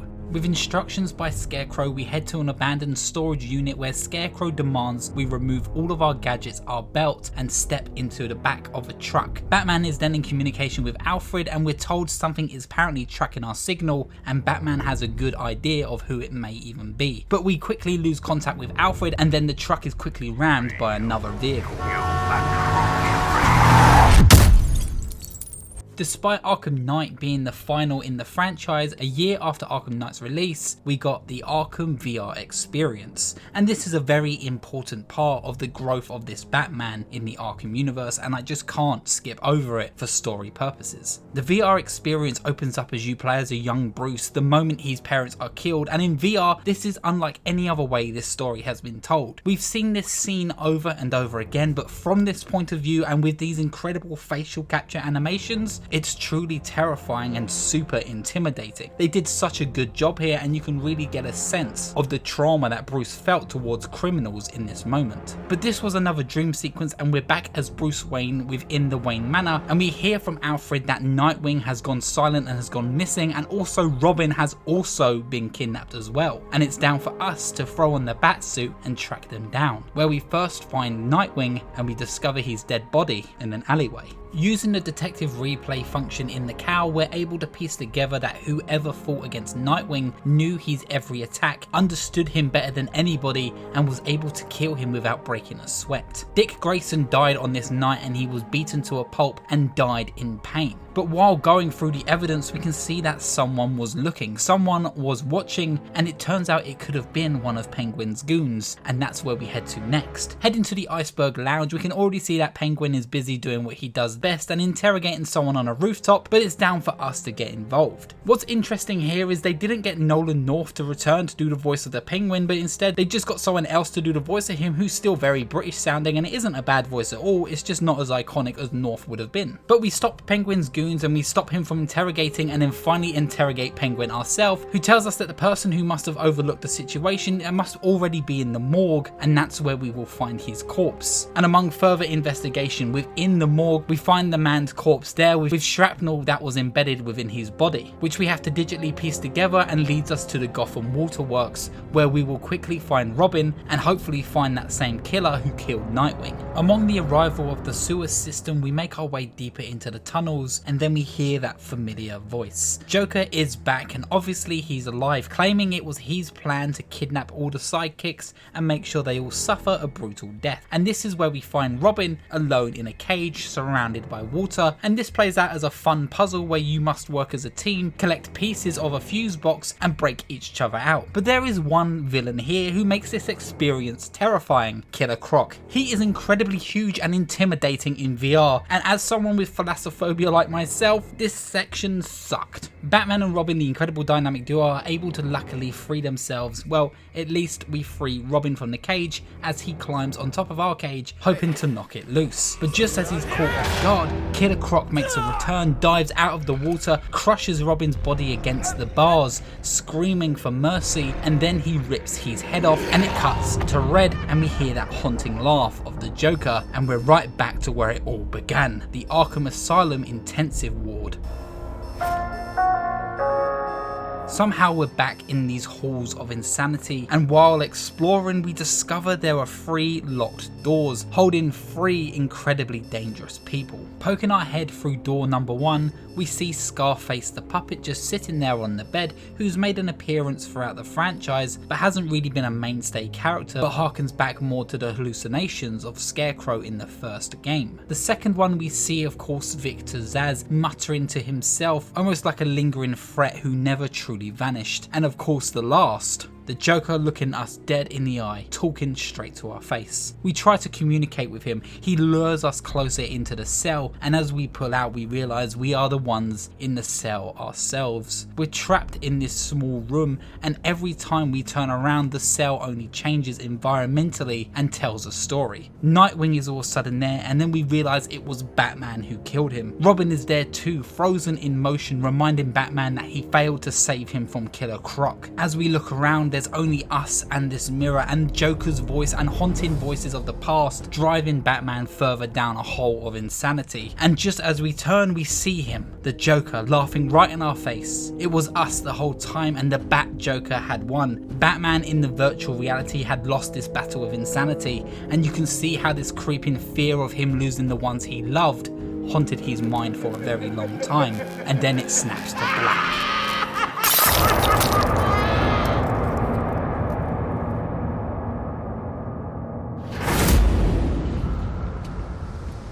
Batman awakens from the back of that truck, confused and stumbling through the alleyways of Gotham. He looks around and discovers that he's where it all began, in Crime Alley, where he sees his parents there, dead on the floor. What I like here is there's a consistency to how Batman's parents were actually killed, and even in the poses that they were killed. This harkens back to their pose in Arkham Asylum and Arkham City, so there's a nice consistency here, which feels like it really did happen within this world without there being any dramatic changes. The Joker of course appears and continues to taunt Bruce for his mourning loss of his parents, talking about how they were a nice couple but it's a shame about their kid. And just when you think he's talking about feeling bad for Batman, he asks that we get over it and then kicks us into battle. All of a sudden we're surrounded by a mob of the Jokers and taking over Batman's mind almost like a virus, clambering over each other and over the gates of the alleyway just to take on the Batman in combat. What's actually really cool and satisfying about this sequence though is as it's all set in Batman's mind, he doesn't have to hold back. Taking on the many forms of the Joker in this alleyway lit by the lights of the theatre just next door, we see how Batman goes full force on every Joker he comes across, snapping their spines and breaking their necks wherever he can until there's one left, which forces the player to really engage in this last kill, as Joker knows Batman has what it takes to finally kill someone. With all that rage built up, Batman snaps Joker's neck, and then we realise we're still in the back of that truck. None of that happened, we didn't even get freed, and it turns out we have truly lost any resemblance of what is real and what is not. The truck is still in transit and Batman is still stuck in the back. And so Rocksteady take this opportunity to recreate the entire opening sequence of the first Arkham Asylum game, but this time from the point of view of Batman being transferred to Arkham Asylum. And then finally the truck doors come open and we see him there, the Scarecrow, waiting for Batman's arrival. He puts us on a gurney very much like Joker was on a gurney and wheels us into the manor section of the Arkham Asylum, where Robin and Gordon of course are there, beaten up and held hostage, waiting for both Batman and Scarecrow to appear and continue with his plan. This may all seem familiar, and that's because it is. We saw this happen before in Arkham Asylum. When Scarecrow overdoses Batman, his one fear is being transferred into the asylum himself by his greatest adversaries. And very much like the intro which recreated Batman being transferred into the asylum, they did it here again. Of course not in the same way Batman imagined, but it was heavily hinted at the whole time that this was clearly Scarecrow's plan. Scarecrow wants this night to be seen as Batman's ultimate failure and the night that Scarecrow won, but first he must have a name to the face and forces Jim Gordon to remove Batman's mask or he will shoot and kill Robin. Of course Jim is hesitant, but Bruce insists that it's okay, it needs to be done, and for the first time Gotham, Scarecrow and anyone watching sees the face of Bruce Wayne and finally understands who Batman is. Scarecrow is almost taken back by this, but he continues his plan and lays another dose of his toxin inside Bruce's mind so Gotham can really understand who Bruce Wayne really is. Just as Scarecrow injects us with the toxin, the camera begins to pan around. Gordon, Jim and Scarecrow disappear and we see Two-Face, Killer Croc, Riddler and the Penguin all discussing how dangerous Batman is and that they need to finish him. But of course there are 100 guards around him, so he's going nowhere. As the camera continues to pan, we see that it's the Joker instead. The Joker wakes up almost as this was part of his plan to get captured, calmly talking down to these people like they're idiots, and then all of a sudden he lets loose his own form of the Batmobile, which has entirely deadly firepower and a gross tongue. Ugh. And we're able to destroy and massacre anyone who is in this room and take control of the Joker, which is a very interesting sequence. The camera position hanging over the Joker's shoulder may look familiar to some, may even remind you of Gears of War. There's a theory behind this that because Splash damaged those who would later on become responsible for the Gears Ultimate games and then ultimately handle the Gears of War Online section, also had developed the online multiplayer for Arkham Origins, meaning that their gameplay was very similar to Gears of War at the time. Hence why, to my understanding, this section is just a near one-to-one of Gears of War's gameplay, but instead you're playing as the Joker because they're just reusing assets that were borrowed from Arkham Origins multiplayer. We make our way as the Joker holding a shotgun through these halls, and every villain we came across is begging for mercy. We see the Penguin, the Riddler and Two-Face all begging to go free, but of course Joker puts them down with his new shotgun. Then all of a sudden we come across the body of Jim Gordon on the floor begging for mercy, and it's revealed that this new Joker has brought Gotham to flames with his newly acquired skills of the Batman who is now possessed. We hear the voice of Alfred trying to get through to what is left of Bruce and bring him back to the light and make him take control of that side of the Joker which is trying to corrupt him. It seems like there is no hope, and the camera pans out to see the Joker in the place of the gurney instead of Batman. Of course this is more just a visualization of how the Joker sees himself, as Scarecrow is still talking face to face to Bruce Wayne, claiming he will make Gotham suffer for all of his mistakes, and the Joker has nothing to say but good and bring on the encore. Scarecrow is taken back by this as he has no understanding of what is actually going on inside Batman's mind. He just believes it's the toxin taking effect, but instead of causing fear, he seems to be acting almost like the Joker, which must be very confusing to Scarecrow. In full confusion and wanting Batman to feel feared, of course Scarecrow gives him another dose of the toxin and we go back in to Batman's mind, where the Joker claims that he's obviously toxin proof and has nothing to fear, just as the lights of Gotham all begin to go dark, meaning someone must be making a return. We take control of the Joker now in the first person in a genuinely haunting sequence, as the Joker is obviously so stubborn to refuse to believe that he doesn't have any fear while experiencing the worst kind of fear. The Joker is convinced that though he died in the past, he will always be remembered. He's the clown prince of crime and no one will ever forget that. But this fear is a gnawing reminder of once he's said and gone, his death will be celebrated and the Joker will be forgotten. He sees himself burn, he sees and hears news reporters reminding themselves of who the Joker was, but immediately forgetting and even laughing about the fact he is gone. And then he sees his own criminal version of a funeral where no one appeared other than Harley Quinn crying on the floor. This is one of those moments that really brings this franchise together. Arkham Asylum, Arkham Origins, Arkham City, and Arkham Knight. The fact that the Joker has always come back and reappeared, this sequence shows that this franchise is always going to be about those two, the Joker and the Batman, and how they hold on to each other and almost need each other. And this sequence here shows how Batman needs to let go. The Joker in this moment is continuously haunted by figures of the Batman, destroying them wherever they lay, but each time he destroys one, several keep coming back, until the real Batman makes an appearance and Joker must escape. We find a wall on which we can destroy that leads us back into the intensive ward of Arkham Asylum.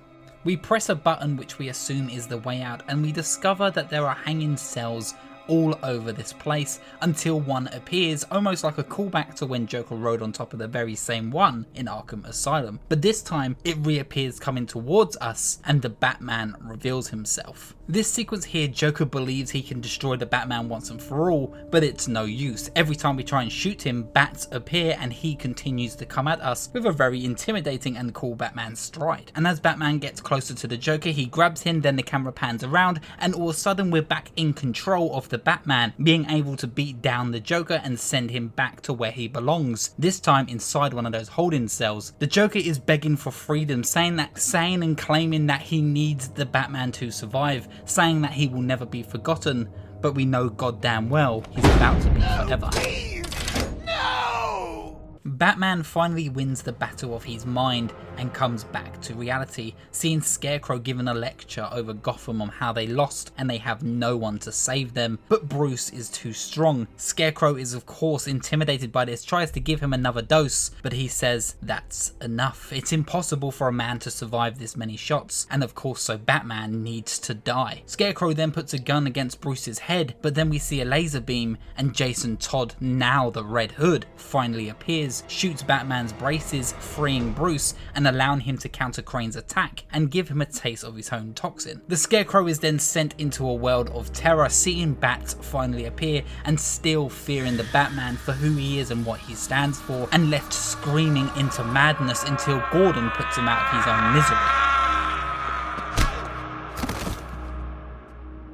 Batman is freed, Jim and Robin finally come together, and Batman says his one last goodbye to Jim, who he says has been a close companion ever since the beginning, and now he can finally see how this all ends. But of course, first things first, we have to take Jonathan Crane back to the GCPD, just like the rest of the villains. This is where the game would originally end if you had completed every single side mission at this point, even including the Riddler trophies as well. But for most people, I imagine, who did not complete the Riddler trophies or even do all the side missions, the game now allows you to play as Batman as Gotham needs him for one last night, and you can round up the rest of the side missions and finally complete the game. And on our end, we have one last side mission to do. The militia are still in town, the Arkham Knight no longer controls them, and Scarecrow has been put away, meaning that only one person can control them at this point. The one and only Deathstroke, whom finally makes a return after getting a contract to kill the Batman. He said he would, and he wouldn't let up the opportunity, and it looks like that this is his chance, so let's hope he doesn't blow it. But before we're able to fight and take on Deathstroke in one of the most iconic battles we've ever known in the franchise,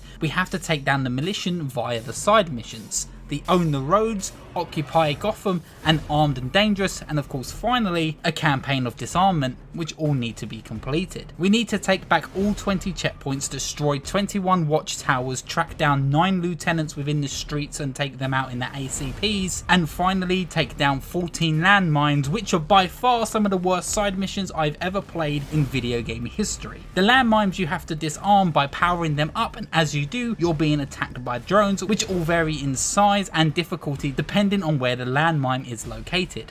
And if you wasn't sick of drone attacks throughout the whole campaign, let's put this in perspective. In this side mission alone, you're destroying an overall whopping 427 drones, which I had to make a point of putting it all together. Throughout the entire runtime of this game, including the story, you have to destroy 822 drones altogether, including those occupying the streets and of course those for the main objective. Of course, give or take those who I may have miscounted, but luckily this game tells you at the beginning of every single encounter how many drones you face, and I just multiplied them together. And even despite taking on 822 drones, we still have one more drone left to deal with after dealing with all those side missions with the militia. Deathstroke's final battle is, as you can imagine, also in a drone.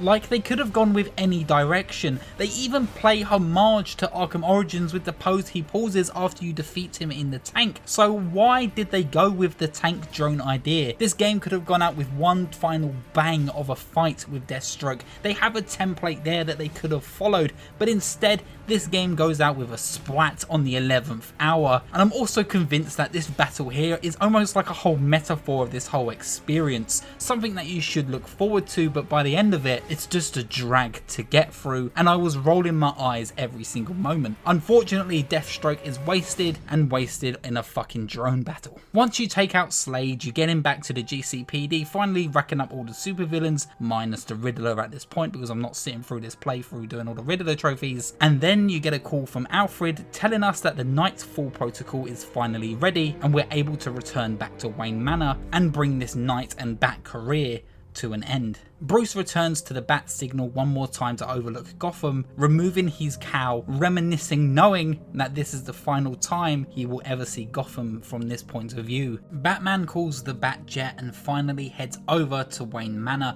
which is of course now crowded by the press and even some villains. The Calendar Man is in there for some reason. Bruce is then stopped by Alfred asking if this is what he really wants to do, and of course it needs to be done. The world knows who the Batman is, and so of course they enter Wayne Manor and the manor explodes and collapses. The logo appears, and this was the night the Batman died. Now for many that's a weird ending, it kind of feels like it falls short, and for 87% of people or so, I imagine this is the ending you saw and you never got the full ending because you're in the right mind to not do all of the Riddler trophies that you're forced to do to actually get the right ending. If you do all the Riddler trophies, you finally get a real goodbye between Batman and Selina Kyle and lock the Riddler away once and for all, and then you get the true ending. After going back to Wayne Manor and it explodes and Batman seemingly dies, it then fades to Jim standing over Gotham smoking a pipe. Jim has taken on the method of the Batman and have a legacy to make Gotham better, but in his case he's now running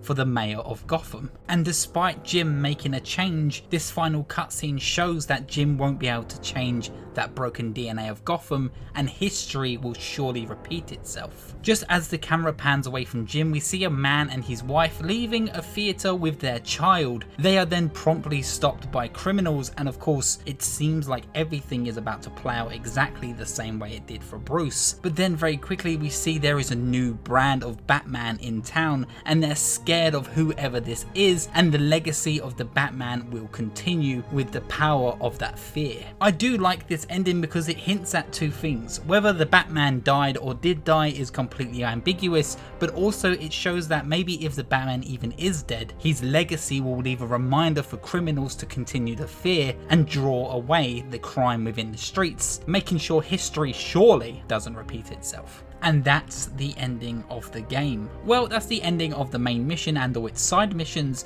but excluding that experience, there's also 6 long DLCs that are used to continue and to expand this story, all taking place before and after the events of the main campaign. Something of note here, the Red Hood, Harley Quinn DLC and Batgirl story packs were all developed by Montreal, who did Arkham Origins, and will continue to build their love and expand their history within the franchise, and I love that they got a second shot here by helping with these DLCs, which we might as well dive straight into, starting off with the Red Hood story pack.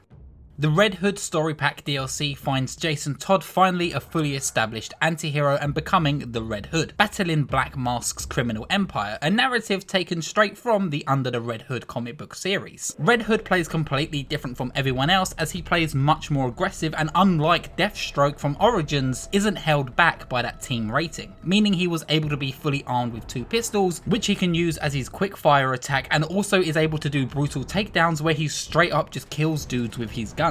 And in this story you play as Red Hood, sneaking around fighting Black Mask's goons and taking out and interrogating and taking out anyone who's willing to give answers of Black Mask's location. And that's about the gist of the whole DLC. It's extremely short. You play as Red Hood and it almost seems like, once again with Nightwing in Arkham City, almost a concept of what this character could be and what a story like this could become. In the comics and even the film, Red Hood pushes Black Mask to the point of paranoia, allowing him to make clumsy mistakes, even pushing him to the stage that he's willing to turn on his own men. But in this version and take on the story, Red Hood just kicks down the door of Sionis' office, beats him into submission and eventually kicks him out of a window while Black Mask is begging for mercy, and of course Jason doesn't give it to him. It's short, it's simple, about 15 minutes. It's really enjoyable, sure, but I wish they could have done a lot more with this character, especially as people knew and understood who this character was. It's almost wasted potential of what if. Red Hood's gameplay is very similar to the likes of Deathstroke and Nightwing. Without that ability to glide, he's once again able to use those pounce attacks when up high, but through limited gadgets his gameplay is actually sped up, meaning his takedowns are way quicker because he doesn't need to choke out enemies, but instead allowing him to instantly break necks and take them down in a matter of seconds. But also using that aggressive ability to use his guns, sometimes his takedowns will also be loud depending on if you choose to do so or not. As I said, he's extremely limited when in combat, only allowing him to use a zip kick, his dual handguns and a flash grenade. But once again, this is completely evened out because his ability to instantly take down goons with his handguns allow you to clear the room way quicker than any average character in this series. His guns almost work exactly the same as the Joker's did back in Arkham Asylum, meaning as soon as you get a shot off, you're instantly guaranteed a takedown. So you don't have to worry about range too much when it comes to playing as the Red Hood. But it's a short, sweet DLC that continues the narrative in a way that concludes Jason Todd's story, and it's definitely there for any fans who enjoy the lore of this world.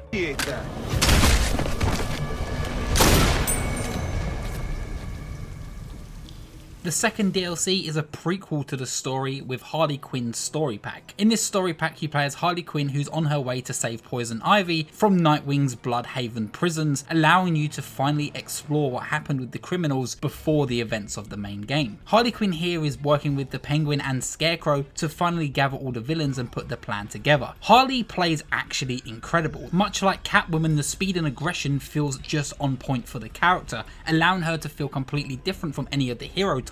From the way that she moves and the way that she attacks with both her baseball bat and also just her athletic ability allows you to really feel like you're slipping in and out between enemies and getting a much speedier approach on them compared to the Batman. Harley has 4 gadgets which are all incredibly useful in their own right. First, Harley has the baseball bat, which is just incredibly iconic to the character, which she can use when you do the takedown combo combination, but she also can use this of course as well in stealth when wanting to do one of those quick takedown attacks. She also here with the baseball bat is backed up with a rage mode gauge, which allows her to go into like insta-kill state where she's able to do constant takedowns to instantly of course take down enemies until the gauge itself is depleted. It's a fun quirk that's only for this character, but I totally understand what they was going for with Harley Quinn while being psychotic. Harley has laughing gas as well, which is her form of smoke pellets, allowing her to quickly make an escape during combat, but of course to stun enemies as well, allowing them to well start laughing for you to open up for attacks. Her form of explosive gel is a jack-in-the-box on which she's able to crank during and before combat, but also can be used to blow down walls and take down any police officers by making loud noises, allowing you to attract them to the location of the box until it explodes. And finally, she has a range attack, which is a confetti bomb, allowing her to tie enemies in a space, of course very similar to the glue grenade or even freeze grenade that Batman has in previous games. This is the first actual playable look of an independent Harley Quinn that we're hopefully going to see in the up and coming Suicide Squad game, as we know that she's definitely up there when it comes to skilled characters in Batman's universe. And something I noticed, which is a weird side note but I understand why, you may think this is the exactly same costume that she wears in the main Arkham Knight campaign,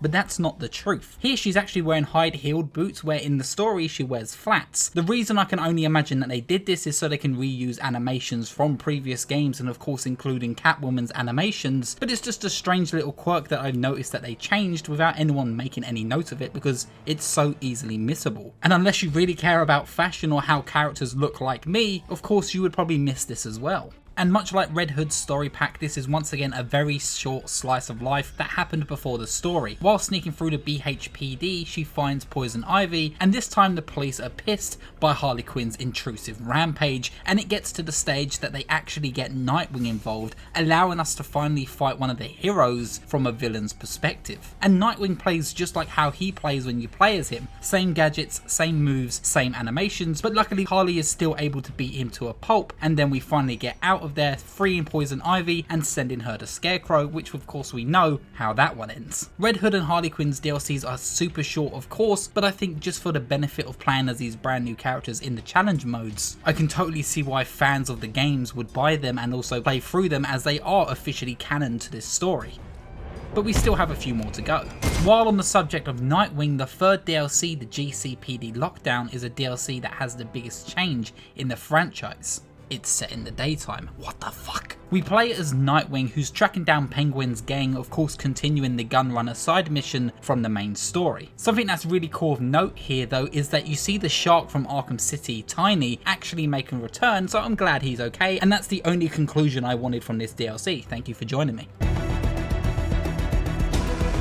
What I love about this DLC, after you track down Penguin's goons in their main warehouse and take them down, you head back to Gotham City during the day, where you can see it's not been long after Batman's death, and it's wet, it's foggy, there's almost an atmosphere of loss in the air, and it's really showed just through the visuals here. It's beautiful to look at, and I really love that they're tackling a story like this that's so close to the death of the main character, as Nightwing is also trying to continue that legacy. Anyway, despite Oswald Cobblepot being behind bars after Batman put him there, his gang of course are taking opportunity of Batman no longer being present in Gotham, and it's down for Nightwing to stop him escaping the GCPD where he belongs. Each one of these DLCs has a strong character focus, meaning that the atmosphere of the games of course will change depending on who you play. The Red Hood DLC felt dark and grim and gritty, and it felt like he wasn't holding back. There was a sense of anger in the air. Harley Quinn's was of course chaotic, and in Nightwing's sense, it's actually pretty funny. The Penguin is actually so close to escaping, but Nightwing and Lucius Fox are able to cut the power, meaning he's stuck in the elevator for the entire period of this DLC. This is extremely funny because they tell us that he's an extreme claustrophobic, and of course Nightwing takes opportunity of that by even turning off all the lights within the lift itself. And even at the end of it, when you're done of taking care of all of Penguin's goons, Nightwing pretends to be one of his goons, freeing him from the elevator to just finally turn him around. There's a sense of comedy in the air, and I feel like that's what it needed when you look at the grim mourning loss of Batman in its environment, and it really is an array of hope for what this legacy could become. Good job. Nightwing's gameplay really hasn't changed much since Arkham City, but we have lost unfortunately a few gadgets here which made him stand out as a character. The main one being of course that wrist dart in Arkham City,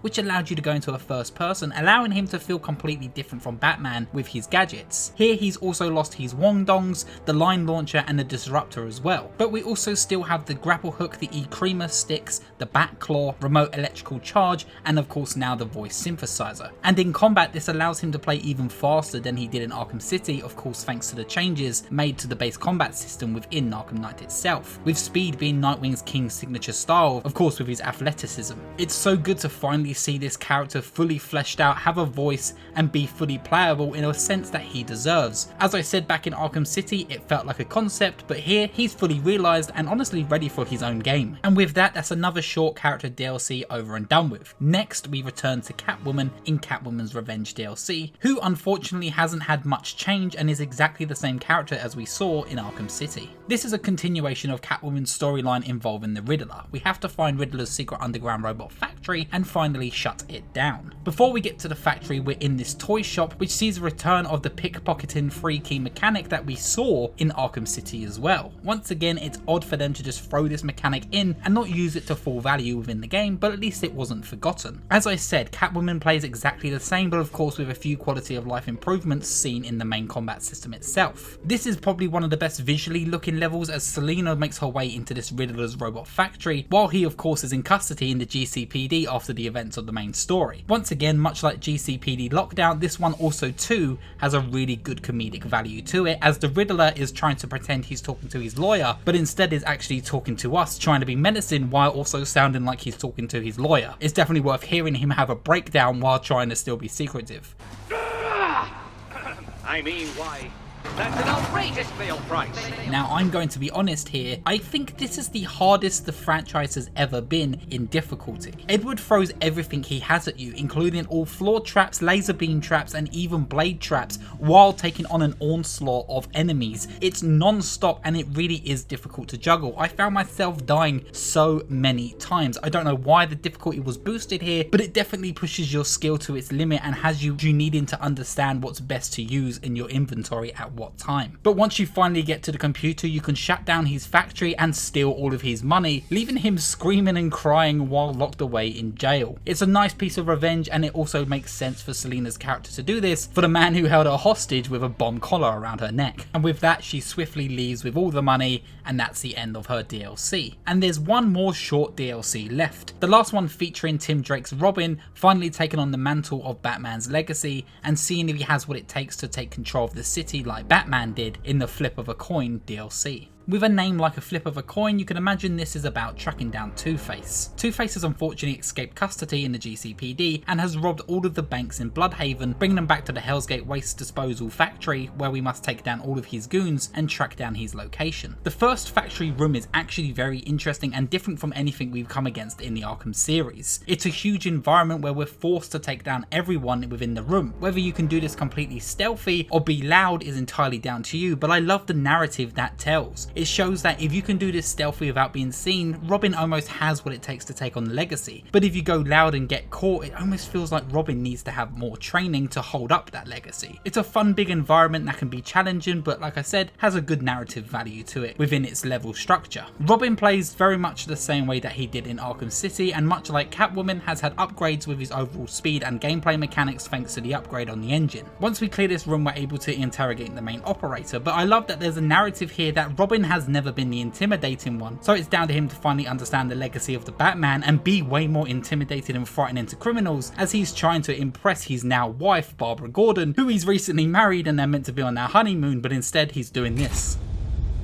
After interrogating the control operator, we finally find Two-Face's main head office, which I actually love. This setting, once again set in the daytime, finds a sense of character in Two-Face's presence in this universe. It's grand, it's bold, it's very similar to the courthouse in City. I love here that you can see the kleptomaniac aesthetic of Two-Face as he has stolen goods and antiques scattered across the place. He even has a grand over-the-top puzzle which you must split a room in half to go with the aesthetics to allow you to have access to his main hiding chambers in a goofy but charming Two-Face kind of way. And when we finally get to him, you can see him sitting there on a throne, for God's sake. Like I said, Two-Face doesn't get much to do in this universe, but I love what they did with him in this DLC, giving us a hint of how grand and over the top he is as a villain already. But he orders his goons to attack us, and while we're in the midst of combat, much like in Arkham City, he also gets a cheap shot on Robin and then gives him a lecture on how he's never going to be the Batman and will always fail to fill those boots. Robin isn't down and out and is only biding his time until Two-Face distracts himself by flipping a coin, taking this opportunity to take Two-Face down and send him back to the GCPD. There isn't much of an ending here and it doesn't go anywhere, but it's nice to see this legacy of Batman slowly being filled by those he trained after the fact. And that's the last of these short DLCs, but there is one DLC left which is by far the best DLC the franchise had ever seen. The next DLC plays almost exactly like the original Arkham Asylum. It's a small tiny setting where you're able to freely backtrack throughout its environments to play for its narrative being told. This is A Matter of Family. This is the first and only time we get to play as pre-Joker incident Barbara Gordon back when she was Batgirl, in a case when she is tracking down the Joker when he had kidnapped her father, Commissioner Gordon. But Barbara isn't alone in this case, but it isn't Batman assisting her, but instead Robin, who at this point isn't her boyfriend and they aren't married. This DLC is entirely so much longer than any of the other DLCs put together. It easily has over an hour worth of content alone in just exploring and unlocking the lore told within its environments. This DLC takes place after the events of Arkham Origins but before the events of Arkham Asylum, but not too long before the events of Asylum itself. Joker of course here is still alive and his old self, this time donning a top hat, which is a cool look for him and I'd really like the original take on the Joker here. And this DLC uncovers how the Joker came in contact with Dr. Young, who we met in Arkham Asylum if you remember. This DLC takes place in an old Joker headquarters, which is an abandoned amusement park which is built on top of an oil rig and the Joker and his gang had taken over. Here we see Barbara and Robin of course investigating the kidnapping of Jim Gordon themselves as she believes it is a personal matter. To get access to the oil rig, Barbara and Robin must first traverse a broken down crane system, which were able to use Barbara's unique hacking tool ability, allowing her to turn on electronics, which we can use both in combat and stealth as a way of distractions, but also as a way of traversal. While traversing across the cranes, we find that Joker's goons have indeed taken some of Commissioner Gordon's officers hostage, and it's down for us to work as a team to finally save them, using the hacking tool to its best ability. But the Joker was prepared for us to come, of course, and he personally blows up the cranes to allow us to be trapped on the oil rig, meaning he must truly have a greater plan, but I wonder what that could be. It's at this point the DLC truly begins to open up, as you're able to explore the oil rig amusement park to your heart's content. Barbara, as you can imagine, plays exactly the same as Batman and Robin, sharing the same tools as well, but of course this time around she has that advanced hacking tool in which she can play with the environment almost similar to games like Watch Dogs, and when activating environments it allows Barbara to quickly do takedowns and even allowing groups of enemies to become stunned with fear, allowing you to do that multi-fear takedown as a way to incorporate it into her character before the events of Arkham Asylum. She's also able to cut the power in any room, allowing her stealth gameplay to have a little more depth, as you're able to temporarily blind enemies and take them down silently with very little effort. This mechanic adds a lot to the character and really is something that should have been explored way earlier on, as it adds so much choice to do within the environment and even as a way to take groups head on first. Her combat animation as well is also sublime. She moves totally different from everybody else, as they couldn't reuse any of the animations seen in Catwoman, as it doesn't match her character's personality. This time around she's way more hard hitting, allowing her animations to show that she uses her own brand of martial arts, which mainly involve her using her legs and bouncing enemies off walls around her when she's able to. The story focuses more on the relationship between Tim and Barbara before they were a couple, and how a serious situation like her dad being kidnapped by someone like the Joker truly affects her mentality when on the job as Batgirl. This DLC has a pretty simple structure, as we must track down 3 kidnapped officers. The first batch being trapped on a merry-go-round, the second being on a ghost ship adventure, and then the last one being on a Ferris wheel, and that's where we will start. Each one of these sections are filled with their own challenges and own narratives told around the environment itself. With the Ferris wheel, it's constantly spinning and there's a police officer, of course, trapped on the Ferris wheel itself, and it's down to us to clear out the surrounding goons and take out the snipers. But once we do, Harley Quinn knows we're there and sends the Ferris wheel unfortunately into like a hyperdrive, on which we must take out a second bunch of goons and hack the panel, quickly sending it to a halt, saving the officers on board. It's a simple stealth sequence but has a fun campy value to it, with the Ferris wheel going out of control, and we learn a little more of why the Joker has done this and brought both Barbara and Robin here, because he sees them as impersonators of the Batman and he feels that they're getting in the way of their relationship, hinting at, of course, the value of Batman and Joker's relationship as a whole in this franchise. An extra layer to this DLC is added after dealing with the Ferris wheel. Before we're able to head to the merry-go-round, which is our next location,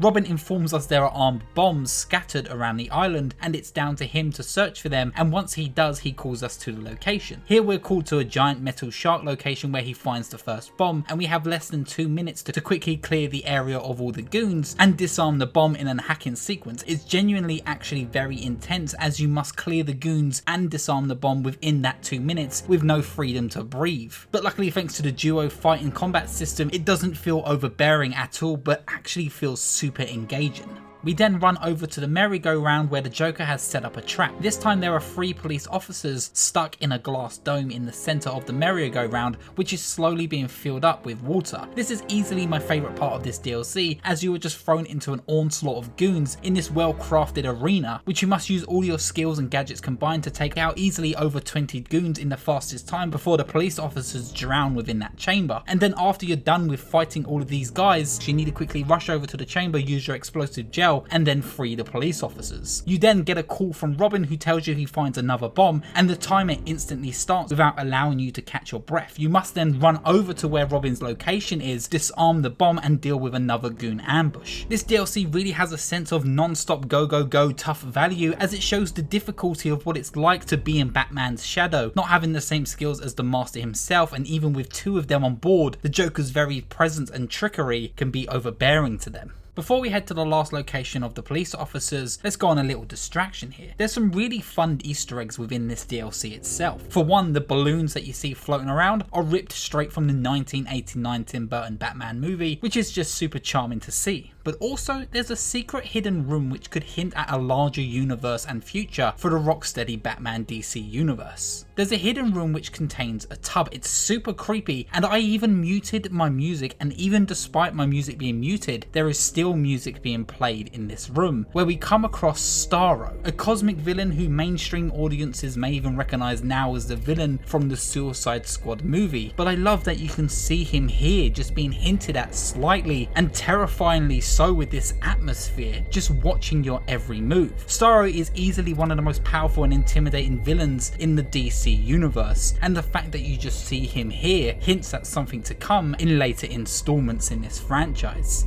Ugh. Anyway, back on track, we head to that ghost ship where we must track down the last batch of officers. When we head to the ghost ship, we're able to take out a few goons, and then we get a personal message from the Joker himself. He threatens to kill Barbara because he believes that her and Robin's presence is making Batman act a little bit different and is allowing Batman not to focus on the Joker as much personally, so killing them will get them out of the way, allowing Batman to go back to his old self. It's strange and really does push on this idea of them having a relationship. I'm not sure why, but sure. But the ghost ship environment itself has some seriously great set dressings with mechanical monsters and a spooky piratey vibe, with Batgirl's hacking tool allowing her to hack into these props, using them to strike fear into enemies and allowing us to save the remaining police officers. The biggest room here, which is a standout for the DLC, is this huge room which has this Kraken, which has multiple attractions attached to it, allowing us to fully control the Kraken itself by allowing it to spread a gas which you can use to knock out thugs, blind enemies, cause them to be stunned by fear, and of course black out the room with the lights. And if you aren't using the hacking tool as fully provided, this room easily becomes super challenging for sure. And with that room cleared and the police officer saved, you get to head out of the ghost ship, but not before.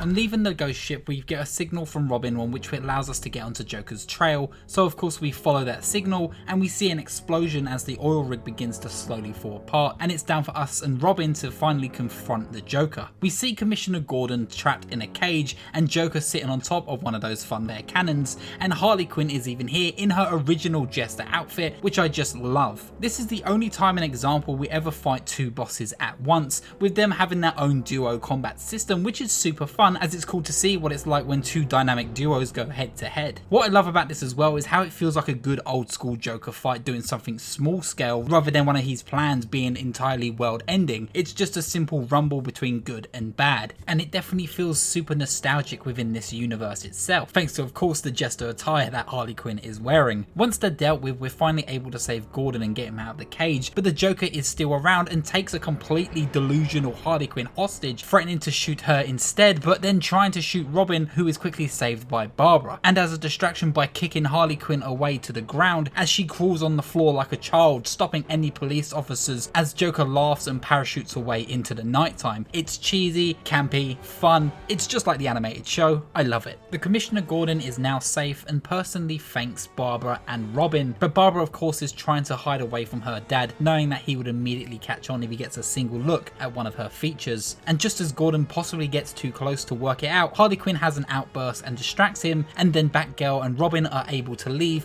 without making a sound. And that's the end of all of the DLC and story components of the Arkham Knight. I cannot believe how long that took me compared to every single other one. I didn't expect this to go on that long, and I'm sorry that it did, but it had to be done. And we're still not even finished. Let's keep going.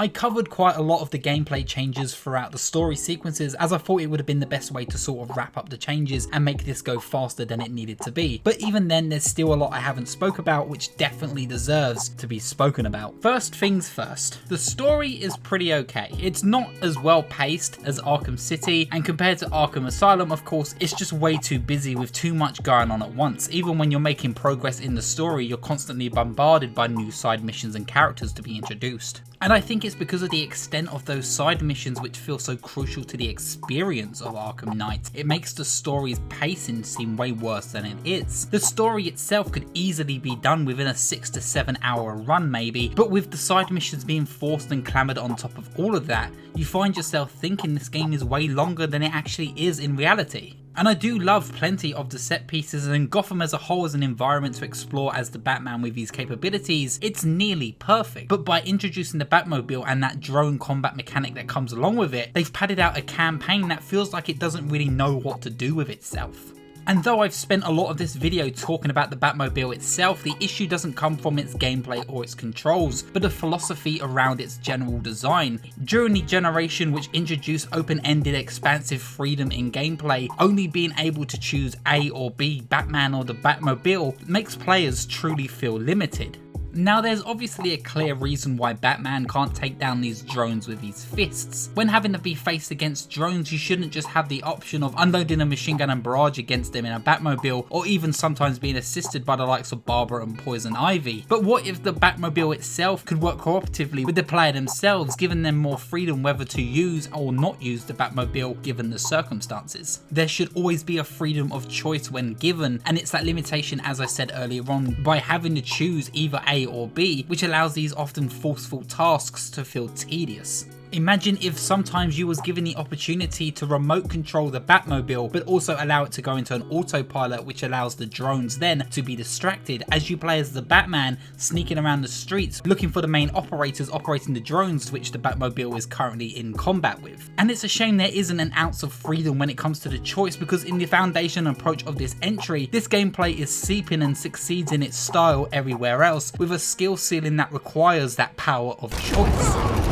I genuinely can't express to you how good Arkham Knight feels to still play. Like, all the gameplay videos in the world cannot compare and even tell you or sell you on a feeling on how good this game actually feels. Every single entry before this feels like a prototype in comparison, and even to quote myself here, Arkham City is very good indeed, and it feels realised compared to Arkham Asylum. But when you play Arkham Knight, you realise how unrealised Arkham City, Arkham Origins and Arkham Asylum were due to the generational limitations. Arkham Knight's biggest change here is just how environmentally interactable everything can be now. You can now use air vents, electrical systems, spotlights, hanging lamps, all as environmental weapons for an instant takedown on any type of enemy. If the Batmobile was nearby as well, you can also use that as an environmental takedown as well, allowing you to fire the cannons and take out an enemy mid-combat, hinting, as I said, at this idea that the Batmobile and Batman should be working in tandem. Batman now has also had an upgrade where he's now able to use the very same weapons enemies have been able to use in the past, of course excluding the guns, shield and knives. But the baseball bats, metal pipes, throwable crates and fire extinguishers are all fair game. You can pick up these weapons, take enemies out with them, dealing out extra damage, while also removing the enemy's capabilities of using the same weapon itself. The counter system too has seen several tweaks as well. If you're able to do a counter just before the attack hits,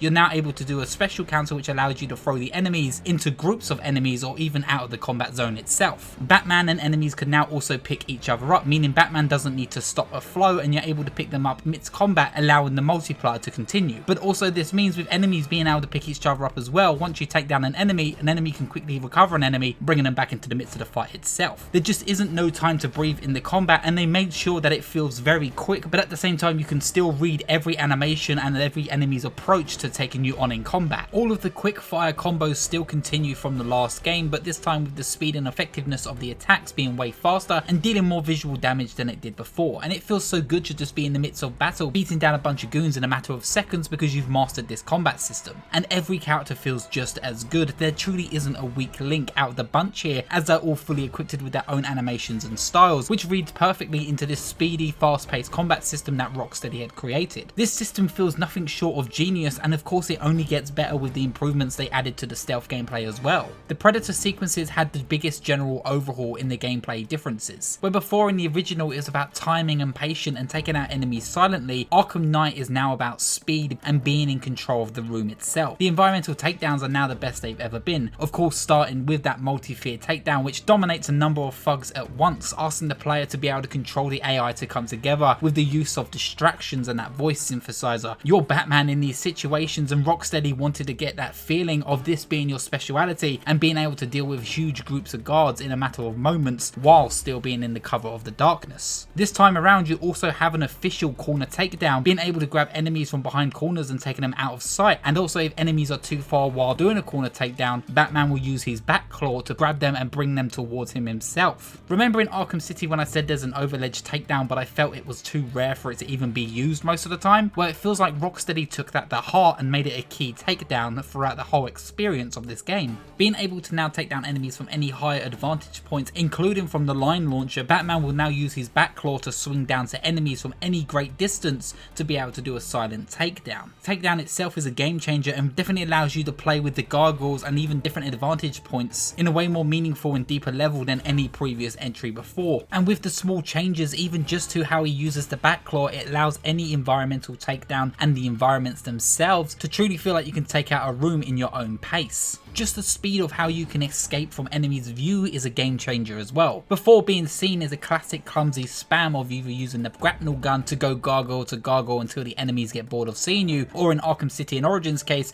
use the smoke pellets beforehand, but this time there's a greater focus on that sense of control, meaning now you can roll under grates from greater distances, allowing you to roll on the floor, go into a vent up to a gargoyle and disappear quickly. The overhaul gameplay changes makes you focus on the speed and the movement of the Batman, understanding your environments to a totally different degree than had ever been seen before. Rocksteady hit the nail on the head here, and I still think superhero games now are having issues trying to keep up pace with them on what they developed for this engine alone. And on top of that, with the brand new tools added, there's now a new skill ceiling that feels bigger and higher than it ever has before, with new tools like the Disruptor allowing you to scope out enemies' environments, disarming any firearms, comms and medical equipment that they may have on them, allowing you to prepare a room before engaging it just beforehand. There's hours worth of player creativity in the Predator gameplay alone, and that's because this skill ceiling really allows for that creativity. The level of depth in gameplay though is taken away from you as soon as you go into that back tank, which is why it's so jarring to play. And despite all of these upgrades and Batman feeling stronger and faster than he ever has before, the enemies themselves has had a huge upgrade as well, feeling faster, smarter and stronger than they've ever been. They will now carefully call out each other's positions, communicating over the radio, telling them who's investigating what, and if they don't hear back from them, they will go into high alert. If a guard is checking an environment and doesn't check in, then eventually guards will come and look for him, so it's down for you to make the right moves and take out the right guards. If you overuse gadgets like the voice synthesizer, they will catch on and eventually will ignore any commands that you give through it. If you hide in grates and they know you're there, grenades will be thrown and they will eventually choke you out. Drones will fly around in high positions to find you on top of any guard. And if you can get close enough to a drone operator, you can hack them and take control of it, but they will call this out as well. Medics can be called out as well and revive anyone who has been taken down, so you need to make them your priority. But with the likes of medics, it's very likely they're going to be guarded by heavy armoured thugs with the likes of those who carry miniguns. The militia as well also have the ability to be able to have anti-thermal suits, meaning you're unable to see them when you're in detective vision, so you have to use the naked eye to spot enemies sometimes. But luckily these suits aren't too hard to see as they're pretty bright. It's really just mind-blowing how far this system goes and how much depth there is to every character involved, from the player to the AI. And it's this system alone that should allow this game to be seen as a masterpiece, but it's that goddamn fat tank which brings it all down. But I've said enough about that tank and I don't want to just complain about it for the whole video. The driving and handling of the Batmobile itself is where it shines truly the most. It feels good, and the animation work and the sound design make it feel incredible and sends all those right bat signals all the way to my bat brain. Driving through the streets of Gotham, seeing the rain splashes hit the car, sliding through the mud, crashing into collapsing debris, all feel incredible. It's beautiful to look at and it's even more fun to drive. And with the likes of the Riddler races and the race tracks which really showcase how brilliant this thing feels to control. With these races themselves, you're able to control these pistons which open and close areas of the track. It's all about being fast and having faster reactions, and there's a great sense of control that comes from this Batmobile. It really does make me wish that there was a bigger focus on the Batmobile outside of its combat, because otherwise most people will just remember those horrible drone fights. Rocksteady really were on a high here, and it felt like they couldn't do any wrong after that release of Arkham City, but the Batmobile and even the serious issues that this game had on launch, with the PC version being nearly unplayable, left a lot of people very angry and very disappointed at this game's quality and what this game eventually stood for. In time, it feels like it's been more forgiven and maybe even forgotten with its broken rocky start, but unfortunately they can't change anything to do with the Batmobile or even that platinum trophy, which has now officially gone down as one of the worst in video game history. And that really is a metaphor for what this game is. Despite spending hours with it, enjoying what you are given, there's a legacy with this game that unfortunately in the public eye is a disappointing resting place for the game known as the Arkham Knight.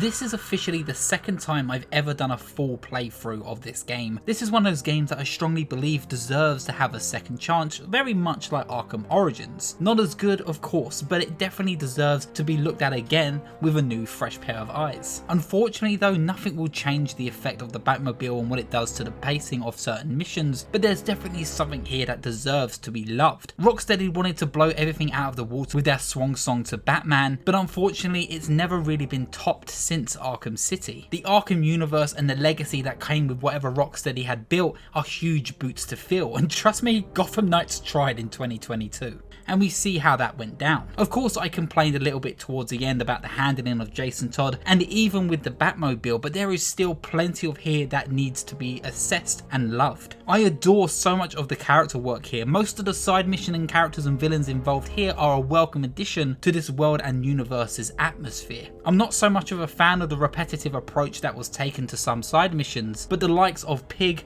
Hatter, Ra's al Ghul, Mr. Freeze shine the brightest in their aesthetics and performances and narratives told within the missions alone. Rocksteady went bigger, longer and louder, and they landed mostly every single punch, but it's the unfortunate fundamentals of the jump which weren't the strongest from the start, and it's those fundamentals which made the Arkham franchise stand out in the first place. Though it's not the last performance between Hamill and Conroy, this is honestly to me their biggest and best performance they've ever done together as Batman and the Joker. Mark Hamill chews the scene wherever he can and gives us the best iteration of the Joker we have ever seen in his career, while Conroy gives us a tired, defeated take on Bruce that makes the player question his thought process and choices throughout the story. There's a certain caliber of comic book hero narrative that can only be reached once you have the lengthy same history between these two iconic character actors, and it's the heart between them two and their performances that really give the story the uplift that it needs to be remembered. And even in this narrative itself, Scarecrow doesn't get enough praise, as he's heavily overshadowed by the presence of the Joker and also the mystery, or not so mystery, of the Arkham Knight. But to have a villain that goes from being remembered and iconic in Arkham Asylum to have a terrifying, unpredictable presence in the Arkham Knight storyline, Jonathan Crane really was given a huge makeover that allowed him to be a true intimidating presence within this storyline that you had no idea where it was going to go.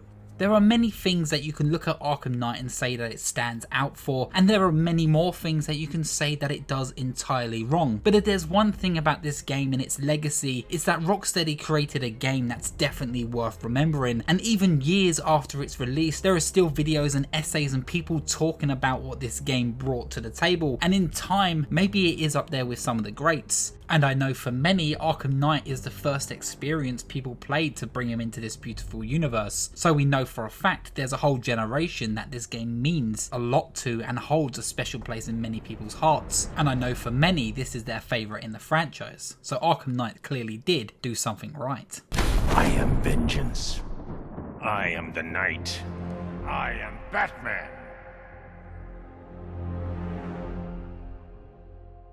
This video has been unlike anything I've ever done before, and if you've made it this far, if you've watched the whole video, I just want to say thank you so much. Thank you so much for allowing me to talk about one of my favourite video game franchises of all time and show my admiration for it in my own special way, for a journey that has been especially educational to me at least. I definitely want to continue these kind of videos, make them longer and better, but talk about more games I love and edit with the same amount of passion and love I have for those franchises I'll be covering, and I have have a boatload of them planned for the remainder of this year. But to bring this video to an end, I hold the Asylum, City, Origins and the Night in the highest of regards, and they all do things to challenge the industry in ways that I love, and they all do things that I will always remember. There is an Arkham filled hole which is slowly being filled and innovated on thanks to the likes of Spider-Man, Gotham Knights, and even Rocksteady's own up and coming return to the universe with Suicide Squad, which I hope can scratch that itch, but if not, at least make a brand new hole to fill. There's a legacy that is loved by so many and will continue with these games, as people will do the same that I've done now and will sing the franchise's praises and make essays pulling apart and piecing back together what this franchise does so well. All I hope though at the end is I've made my point clear. With all these many hours, I've made it clear that I won't stop loving these games, and they are some of the most important to me. Honestly, one day I can't wait to revisit the madhouse again in the future, being thrown into the Arkham City walls, learn what it means to be a hero and let go of that past that haunts the Dark Knight himself. It was an honour to come back to play every single one of these games, and I can't wait to do it again one day. This is what I'm talking about. This was my love letter to the Arkham franchise, and this was my love letter for you. Thank you so much for watching. Goodbye.